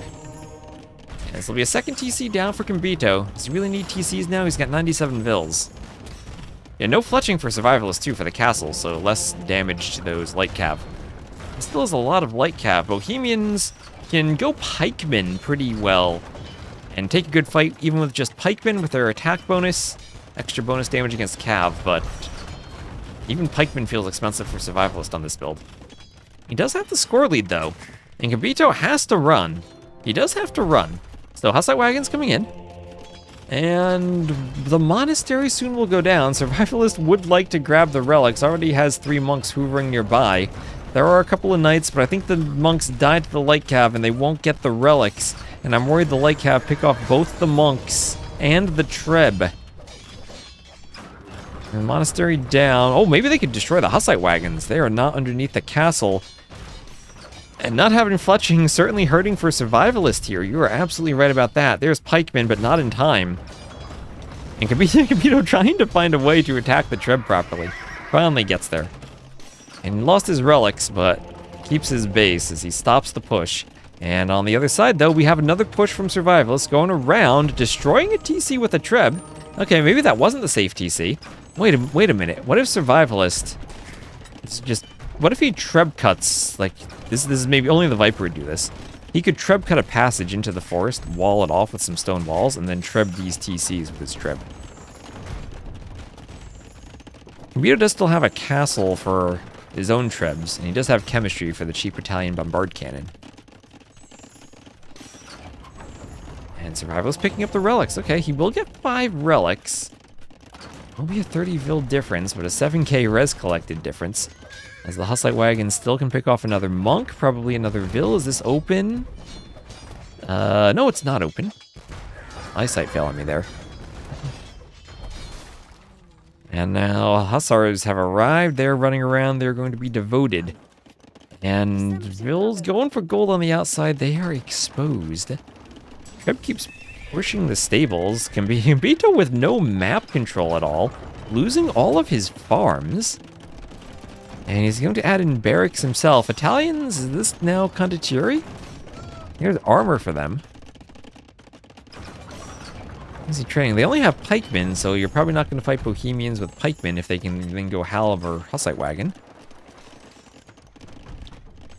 And he's using the Treb in the middle. Probably should focus the blacksmith rather than the houses, just to force that to be made. Okay, there are the pikemen. This is also where the Treb cut through a couple of walls would be nice for him. And I think I still prefer Combito's position. He's up by 8k res. He's going to pick off a forward vil. Great job walling in the Trebs, though. You got to give credit for walling in the Trebs. As Slight Wagons start killing villagers.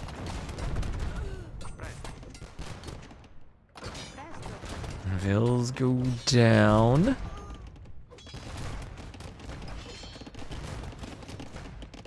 Folks want to get a conversion. Hussars attacking the outpost. And I get, again, some William Wallace outpost destruction. Hussars and knights around the outside for Combito. I mean, 27 vils, that's... I mean, Stark came down from more than that. Condottiero time, though. Counter to the Hussite Wagons, most definitely. And now you're at the point where you can comfortably do them. Is that plus 10 against gunpowder? And these things certainly are gunpowder. No attack bonus versus infantry, just strong. At least he's housing... That's true, at least he's housing Combito, destroying all the houses. Now I'll get the blacksmith. That Treb. So menacing inside the walls. So 75 vils to 103, squires for Combito. He's throwing down a housing project on the side to try to get his population space. And now Combito pushing back against this forward castle. Maybe Survivalist should think about running those relics. He does have 5 relics now, but that won't last forever as long as the bombard cannon are there. And the condottieri, if they get converted, that means cannon won't be converted. Maybe you even let them get converted so you can go forward better with the cannon? Although, I guess you don't want them converted to then try to pick off your cannon. There's 3 for survival. Should Survivalists be running with the condottieri to destroy the cannon now? Part of me feels like that would actually be the best way to keep the castle alive, but maybe no matter what, he won't. Well, he still has the score lead. If you have a score lead, you're not dead. And maybe there is some game where you're defeated with a score lead, but I've not seen that.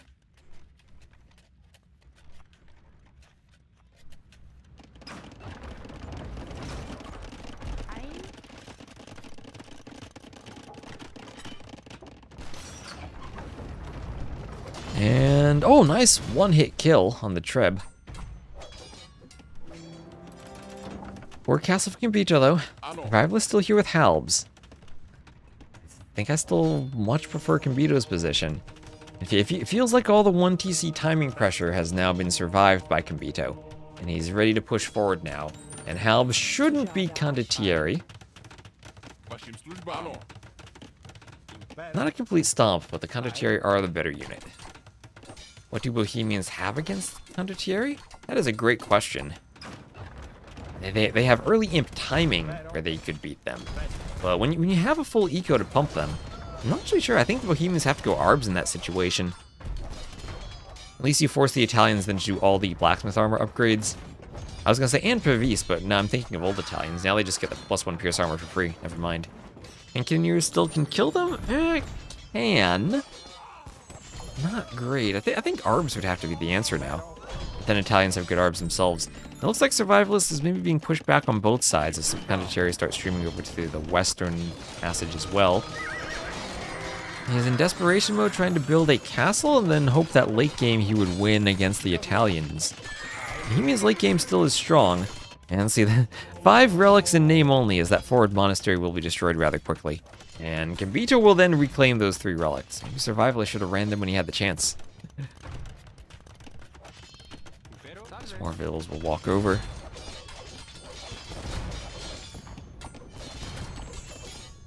I've been streaming this whole time. I've been streaming for just about 5 hours, yep.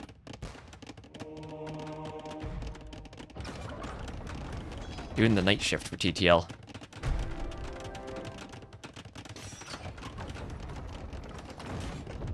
Tribs attacking the castle. The villas go out to mine gold.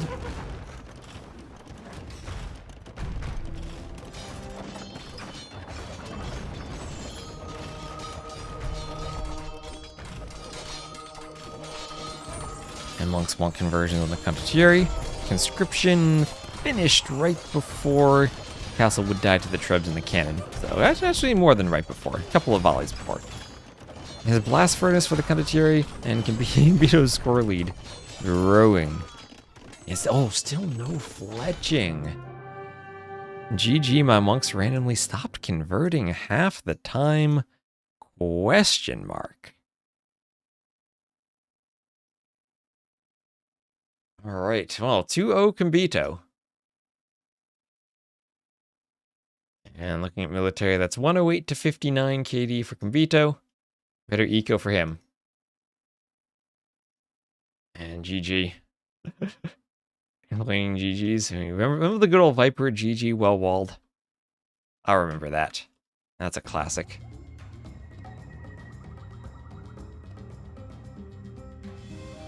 Aimed as random stuff. Monks are by definition random.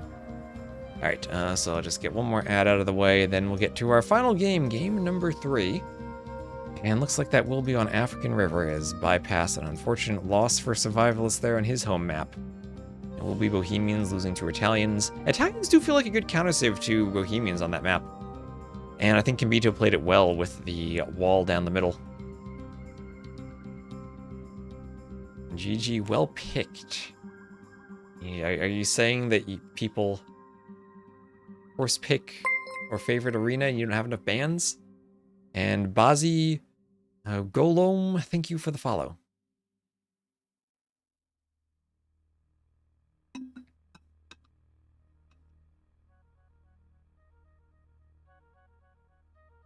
Clicking buttons and they're making noise but not activating. Vills are running to the other side of the map and stuff like that.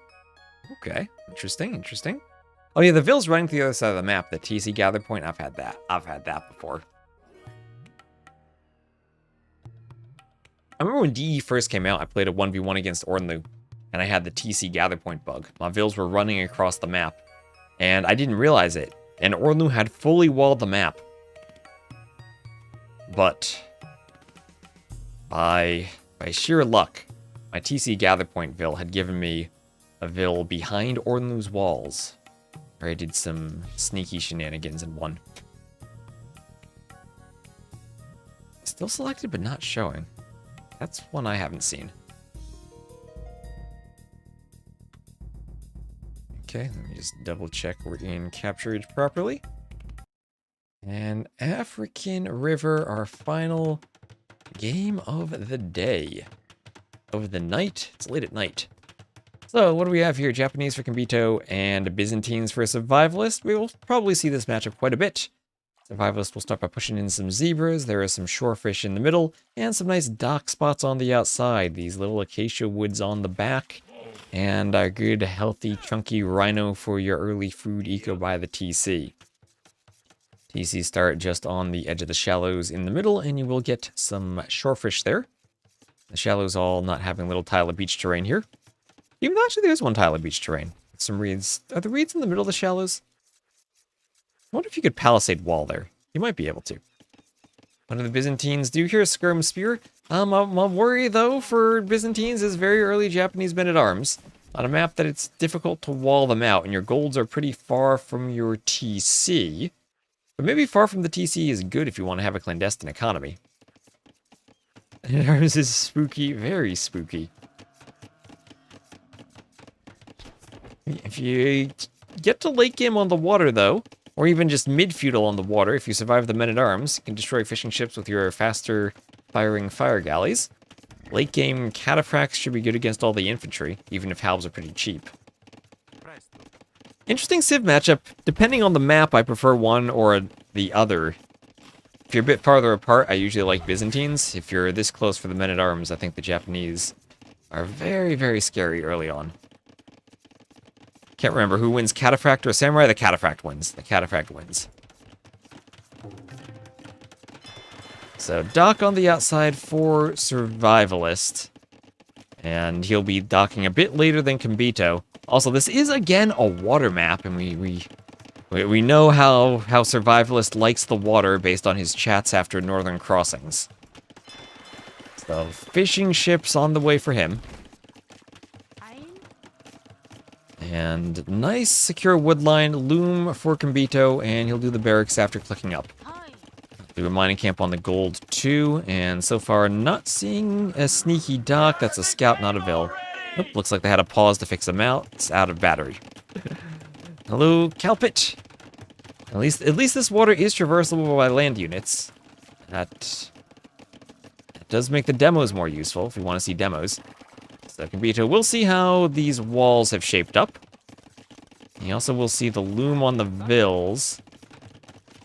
And as he's up, he's doing militia and sending them forward along with a couple of his own vills. So now we're feudal, and here come the militia. And Combito up to the feudal age.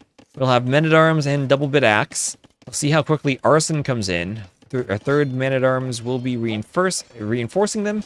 Here he goes, and on the gold, pressure coming in. Survivalist, ooh, tower, and this is tower hoppable. Survivalist the type of player who would wall behind this, but he's going to start attacking with a vill. He has done 2 docks, and looking at the navy, 1 fire galley just being queued now for Combito. 3 fishing ships to 5, so 5 Japanese fishing ships for Combito, and Survivalist will counter tower. The tower won't really protect the gold, though, as the men-at-arms still try to break through the wall. I'm waiting for someone to douche on this map. Dave, I am waiting for someone to douche on Coast Arena. I'm waiting for someone to put 20 vills on a transport around, and drop a TC. We've seen a couple of rushes or attempts at archery ranges. I'm waiting for someone to try it. So, counter tower, and with that vill attacking, he's done a lot of damage to Combito's tower. And that should go down pretty quickly. He will win the tower fight easily. Combito, however, will do a forward dock, but forward dock against Byzantines with fires. How many archery ranges should I place on an island when I transport? I think the answer is about 3. Just about 3. Has to be a neutral island, though. At least 3. Depending on your civ, you might want to maybe throw in a stable, too.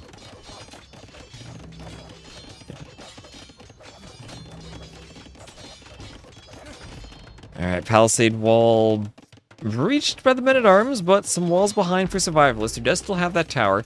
Does have another option for gold. I'm a bit worried about the fact he's not mining any gold, though, and he won't be able to produce fire galleys. Good thing for him, though, is since he does have that second dock, he simply can run the fishing ships over.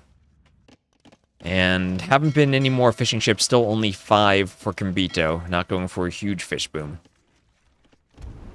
You prefer Siege Workshop? Yeah, Cumans for the early feudal age siege workshops on the neutral island. That's the meta. You gotta flatten the island you colonize. And you gotta get siege towers in case monsoon season comes in. You need the spot to garrison. Stay safe from the weather.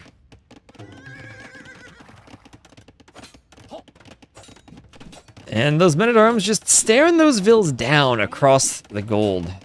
And saying, you keep mining. 800 gold from now, we'll be breaking through. Or they'll just go through the palisade. And Combito does indeed have arson. The Japanese men-at-arms with arson break through palisades so quickly these days. And that house not gonna be up in time. The men-at-arms go forward, and they are raiding that gold on the water. Survivalist finally has gold for a defensive fire galley, but he has to really believe in the Byzantines at this point because he's 1 versus 3 and doesn't have another one on the way.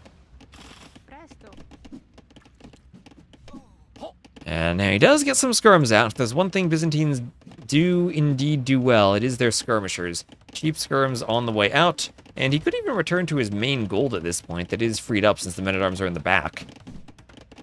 At least partially protected by the tower, even if it is near the range. So Vils will be fighting the man-at-arms, and they will be winning with some support of the Byzantine skirms.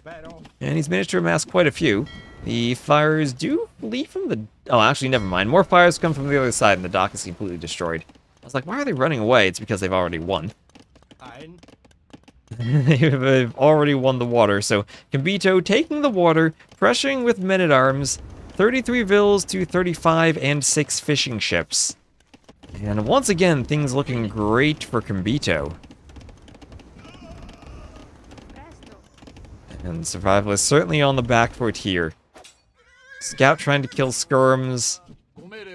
And Combito up to the Castle Age. Dock destroyed by the fire galleys. Well, Survivalist not giving up on water yet, but he does not have the food to go up to the next stage. Trying to take some shorefish now in the middle. And there's nothing but a bunch of skirms. He can do the market, but since he already did the tower, won't have stone to sell, will have to sell wood. And Combito bought some food already, didn't sell anything.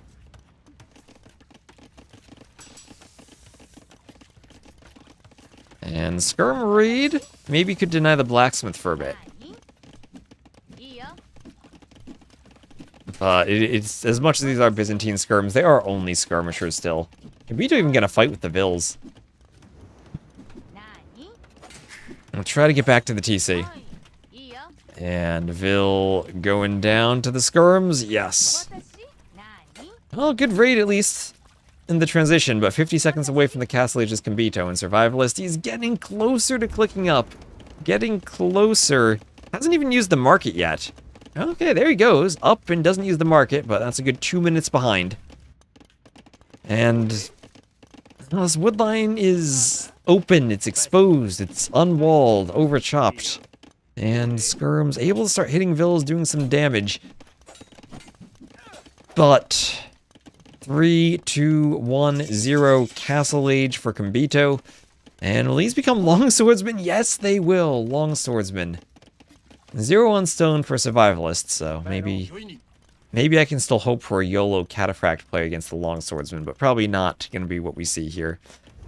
And it will be a forward workshop instead for Combito. Survivalist trying to do a stable and trying to do a forward dock.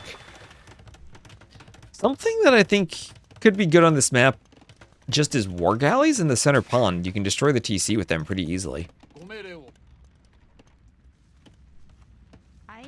Where are those Vils going? They're taking more shorefish.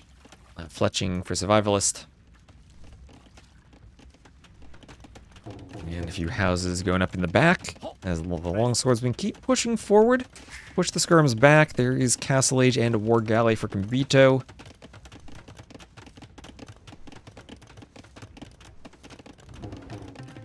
All the houses up. And looks like Survivalist still in the water. Okay, he's redocking. Trying to retake the water now that he's up. He could do war galley. Honestly, war galley... Ooh, he's doing a demo. Why you do... Ooh. He's doing a demo in the center pond. He is hoping. He is hoping. Maybe he's thinking the only way I win now is if Combito is silly enough to walk across the shallows and he gets a good demo hit. Okay, oh, Combito. He might Mangonello's on longsword. Oh yeah, he's gonna do it. Okay, if you're attacking a building... Oh no, the knight! The knight saves the longswords when it pops out of the stable too early. And the Vil will repair the Mangonel? Can the one Vil out-repair a knight? Trying to run around the Vil? The longsword will die, Another longsword comes over. Okay, the knights are out. No chance, that Mangonel's destroyed. There's War Galley for Survivalist.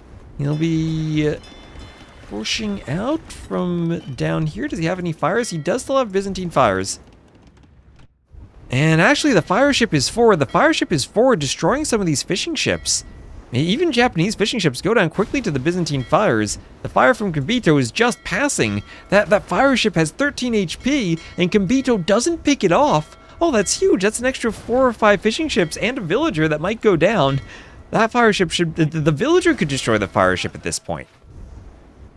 And it's going to kill everything back there. Alright, well, that's giving Survivalist a chance. He somehow takes the score lead now. He's even in vill counts. Let's see, he got a couple of knights in the back. He's killing vills now. Alright, wait just a minute. Survivalist is back. He doesn't even have elite skirm. And he's coming back on the water, too. Alright, but Combito, he's saying, okay, we'll reset. Go to the outside. Survivalist may have somehow taken a score lead. Oh my gosh, demo on those longswords. Where's the demo Survivalist? Ooh. There's a fire there. This is where he does bodkin for the skirms. I'd love to see maybe 2 or 3 war galleys. Just over time, you do a ton of damage to the TC. You go down pretty quickly to war galleys.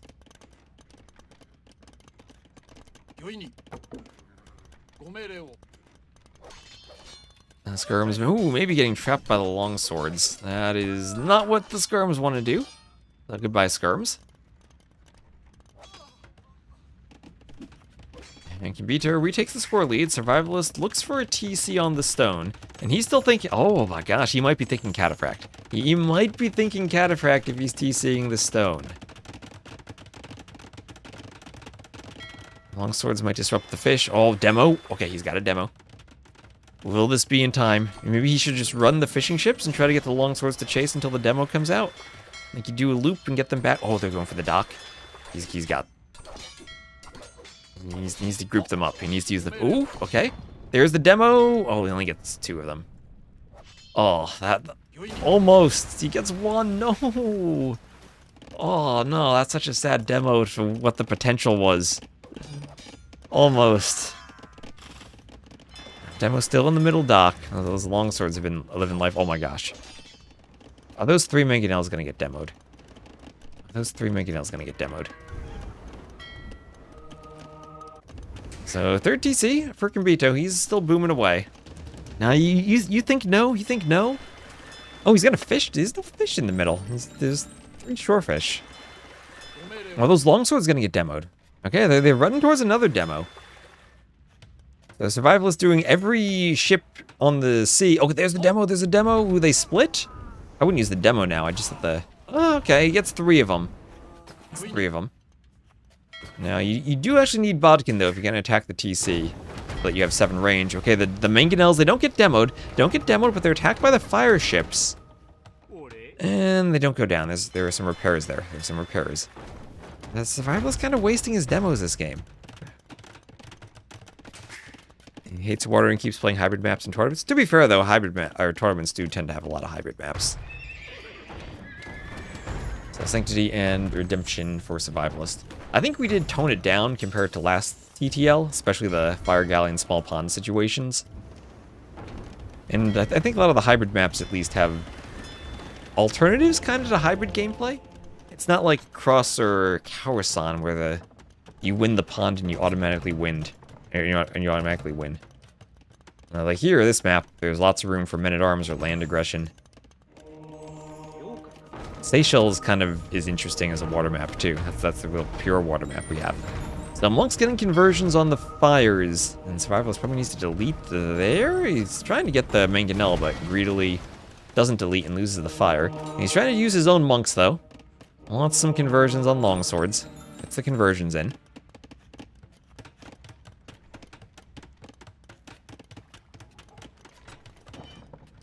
Same number of touchdowns in AoE as a Super Bowl, where there are no touchdowns so far. Because, is that ever... Oh my gosh, mangonels, 1 hit the castle foundation? 1 hit the castle foundation? No. Go for the monks.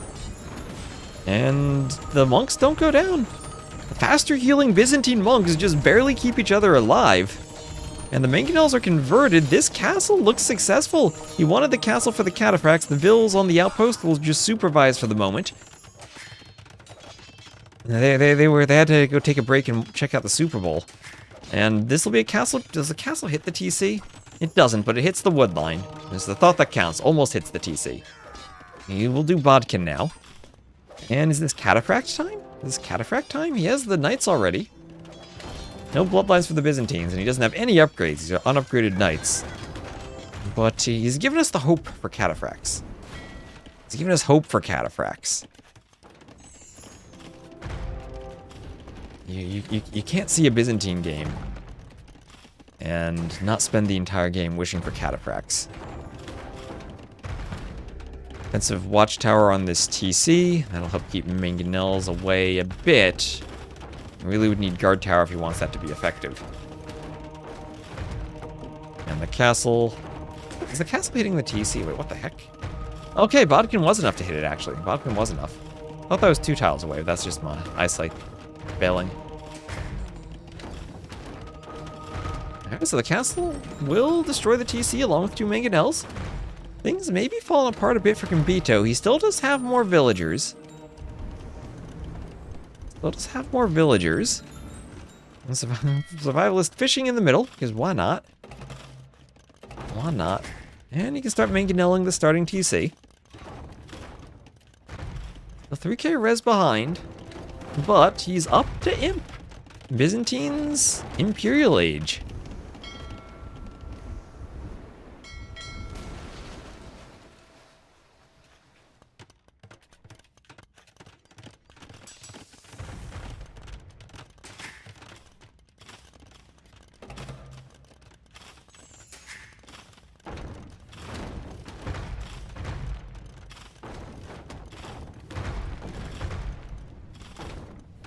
And will that TC go down? No, that tower destroys the mangonel. Fireship go burr. Byzantine fireships go burr. Byzantine fireships really go burr. So we're now 4 TCs for Combito. One of which will probably go down. He is in the castle age. Food count isn't that great. No more fishing ships for him. But he has a 30 villager lead. He has a 30 vill lead. And he's continuing to boom. Survivalist, one of his TCs is up to Imp. The other TC, still pumping out vills, but not going to have a great eco. He'll be fast Imp Byzantines. He'll need some wood for trebs. And he'll also need a place to deploy the trebs. He's doing docks. Now, trebs can go straight for the TC. They don't have to care about the watchtowers as long as they can defend themselves against vill attacks. And some stone for Combito. Survivalist wants another castle. Alright, pretty far forward. As Combito still mining stone. Maybe thinking of Imp himself, but that's going to give the Byzantine player a lot of time to treb. As we have 6 more seconds until Survivalist is up. Next, it does protect the Droman. You're right, if he does do Droman. He's doing war galleys, though. If only there were Dromans. You're right, Dromans would be perfect here. They destroy all of these TCs. Honestly, you're absolutely right about Dromans. Droman fast fire now with how much of the map is covered by water. I've not seen this map go Imp. It's usually over by Feudal or early Castle at the latest, with 1 or 2 castle drops or men-at-arms fights. So now we're in Imp, and we get to see the Byzantines do what they want to do. Trebs, high HP castles, and Dromans. I know Survivalist doesn't play water. I hope he knows about the Droman. 10 samurais in a siege. Anything in a siege tower beats monks these days. Anything in a siege tower. Feudal Age archers. Militia. As long as they can pop in and out of the siege tower, beats the monks. Persian longswords. Okay, wait, is there redemption? He's gonna convert the towers. He's gonna YOLO under the towers, do some Byzantine healing, and convert them. Oh, yes, let's go. Oh, Byzantine healing. Byzantine healing monks. And he's converting the towers. Oh, he knows how to use the bonuses. There he goes. The tower 1 is converted. The other is in Murder Hole's range. And he gets both towers. The vills have to pop out. And now he is crushing Combito's farms with converted towers. Oh no, Combito, don't do more towers. Learn your lesson from the first time. Maybe 3 towers will be enough now.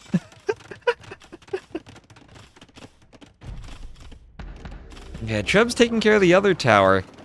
chemistry bracer for Combito, and looks like he's gonna go skirms, but you don't want to get into a skirm fight against the Byzantines. He does at least know how to do the fun plays. And chemistry on the way for him as the TC goes down. Lots of farms removed from Combito's map control. Cataphracts. Oh, we have the cataphracts. We have the cataphracts. They're gonna see the other towers and run away, though. And they're just gonna stand by the monks and be like, good job, monks. You got the towers for us. Chemistry for Combito. Those towers have to go down before the cataphracts can raid. But at least they can protect the Treb from Vils. And you're absolutely right. Redemption Monk, the best siege unit in the game. And chemistry just about to finish. And Survivalist, I think he has this. Wasn't he down by like 30 Vils earlier? No, he's still down by over 20 Vils. But Byzantines, sometimes they don't need those Vils. And here, Survivalist feels like he found a way to survive.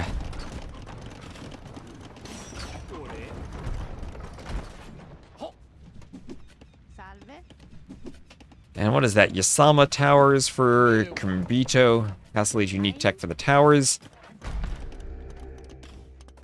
Oh my gosh, it's too bad that these are not Yasama Towers that were converted. That would have been great. So cataphracts, where are those cataphracts? The cataphracts are getting kills. The cataphracts are attacking the Vils. Oh, cataphracts. Love to see cataphracts useful.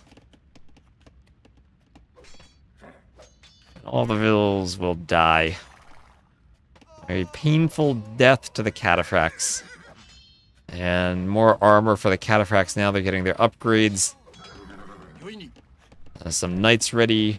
Upgrades for the knights to help attack the skirms. Fire, thank you very much for the raid. We're casting the Ender Survivalist Combito here. And fast fire for Combito, who will attempt to make a comeback on water. And the skirms die all to the knights. Nothing they can raid anymore in the back. And yes, indeed, we do have some of these wonderful cataphracts. One Vil for Combito. The knights, will they find it? Don't quite find it. Well, I'm sure Survivalist doesn't want a stray Vil in the back of his base, but he's looking for it. So far, he's managed to avoid detection. We have a couple of converted towers. Survivalist used some monk healing to convert 2 watchtowers earlier. Byzantines with their faster healing. And now he's still down by quite a few Vils. Down by res collected. That's, what, 6,000? I don't know, 9,000 more res collected for Combito. But he's slowly but surely losing control of the map, trying to go pure skirms. Skirms, maybe a couple of cav archers. Does he have a second page hotkey? You can just directly use the stuff on the second page of the dock. You don't need a hotkey for that. Heavy plow for Survivalist. He's getting some night raids on Combito's eco. He's cut it down to 10 Vils difference. And cav archer is starting to run forward. Treb's going for the TC. Now this is the wheelbarrow TC. He did give some resources away to conversions, fair enough. It's a 48 to 17 eco KD as some knights are still raiding the back of Combito's economy, trying to idle stuff. The Cataphract versus one of those Japanese fire ships. Let's go. Who wins? Cataphract versus fire ship. I think the fire ship wins.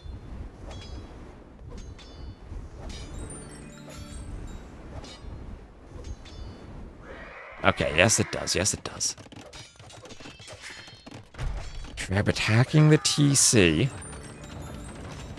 Now, Vils to attack the Treb, but the converted towers are there to defend. And down here, some skirms mixing it up between both players. Combito trying to dock the middle, but Survivalist has ships there already. Survivalist has a knight that's trapped, but he's still raiding. And the Vils, even under that tower, will attempt to destroy the Treb, and they should be successful, but not before the TC goes down. Just as the shot clock expires and the Treb dies, the TC destroyed. Guard tower still attacking knights. There's stuff going on everywhere on the map. Treb's here attacking the monastery where Survivalist has 2 relics. He's gotten 1k relic gold. And Combito losing cav archers though, even though it feels like he's maybe pushing a bit with the Trebs. That knight's still trapped, and another TC will go up in the back. They can be garrisoned maybe to kill the knight. And does Combito have this comeback in him? Those Trebs will get back. They'll be freed. Away from the skirms, away from the cataphracts. Fast fires for both players. Combito really wants to dock the middle. Still has Vils in the north under those Yasama guard towers. Remember, he did indeed do Yasama earlier. Guard tower is very scary with how many projectiles they fire. Still no murder holes, and they don't protect each other, though, so Survivalists could try another conversion. And that would be crazy if you were to raid that wood line with just monks and convert the guard tower again. And Ariel Dub, thank you for the follow. Tribs here, maybe going for the dock. So Survivalist actually losing water control in the middle. And the Tribs, they go for the mill, trying to stop Survivalists from farming. I do worry about the Japanese committing to a skirm war against the Byzantine skirms, though. They are so cheap. And Survivalist finally takes a Vil lead. Fire ships will attempt to destroy the Treb, get distracted by other fires. The skirms will finish off the Treb, though. That goes down. There is one knight ready to raid in the corner there, and a few more knights, and what is that? I converted longsword into monk, trying to hit the Vils up here. The Vil numbers will drop over time. And the skirms, oh, where's the demo? Where's the demo, Survivalist? Oh, give us a demo. Give us a demo, please. You could have the most insane demo hit here. Is he going champs? I'll take a look at the upgrade. He has militia queued. Champions against the Japanese. That is a choice as the Byzantines. He might just have 4 random militias.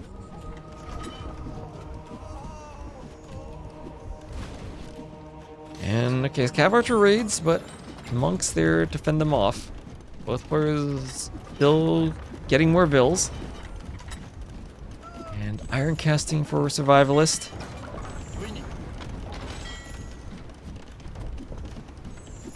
Oh, he missed the demo opportunity. Imagine a demo killing 27 skirms. That would change everything. Okay, maybe he didn't miss the opportunity yet. They're still right there on the shallows. More fast fires, though. Oh, he really needs a demo. And he's getting raided on the back TC, not noticing the Cav Archers there. And that's not good. He needs to garrison that TC. And the castle coming forward for Combito. All the skirms back on the shallows. Please, Survivalists, please give us a demo.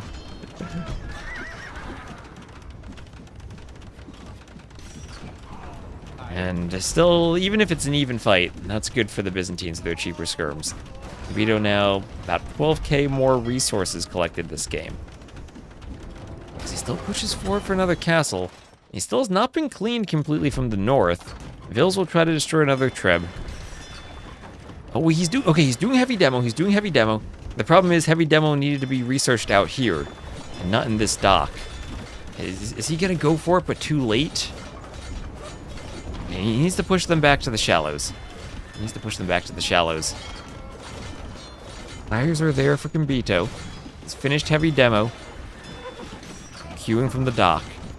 Well, samurais. Oh, we see samurais now. Or samurais added to the skirm war. Oh, the skirms just walk onto the shallows. There's the dev. Oh, it goes for the fires. Almost 200 pop for Combito against Survivalist now. And there are so many things he did well to come back, but the eco difference is too much. Combito keeping the skirm production up even when Survivalists can't afford it. Another demo that doesn't quite destroy the fires. Missed the opportunity to demo the skirms earlier. I think that would have turned it around. He still has a good score lead. He still has the KD lead. Especially 83 to 31 eco KD. But now he's struggling with his production. Down by 20 pop. And he had no wheelbarrow. I think he lost... Would he lose the wheelbarrow TC earlier? That does really hurt. He is about to clean everything from the north and grab another relic, so it will be a third relic for him. And we'll see that mining camp. The Treb should, I think, auto-target that? Is it close enough when the house goes down? Maybe it will. Samurai, the samurai now. Now Survivalist actually really needs the cataphracts against the samurai. He's trying to do a bombard cannon.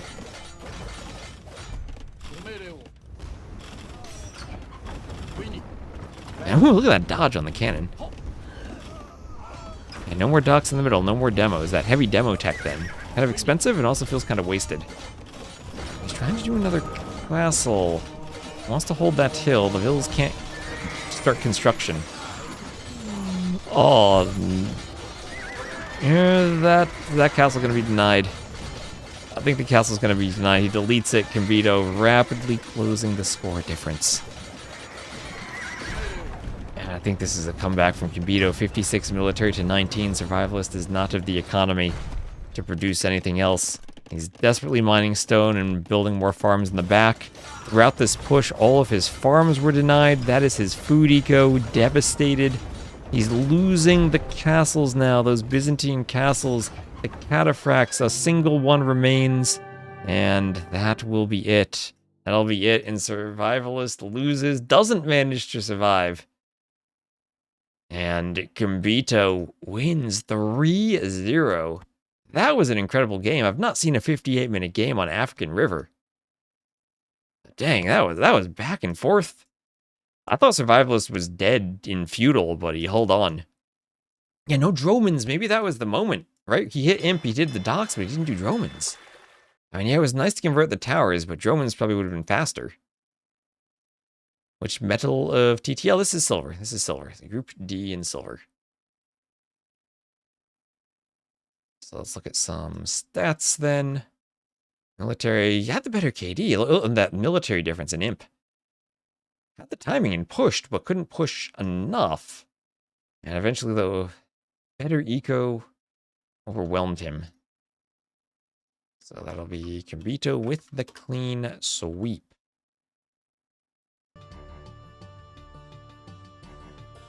All right. Well, look at the standings.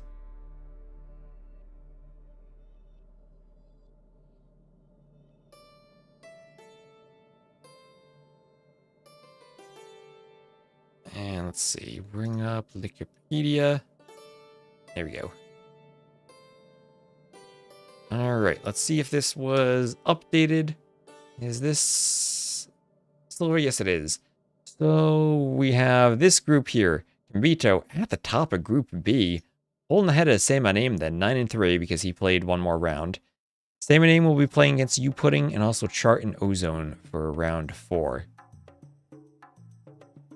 Here's Stark. Finally suffered a loss. Had an insane comeback against Nahue in their final game, but he is now 11 points in the lead, and I think, does that guarantee he finishes first? He's very close to guaranteed. He's facing Dennis.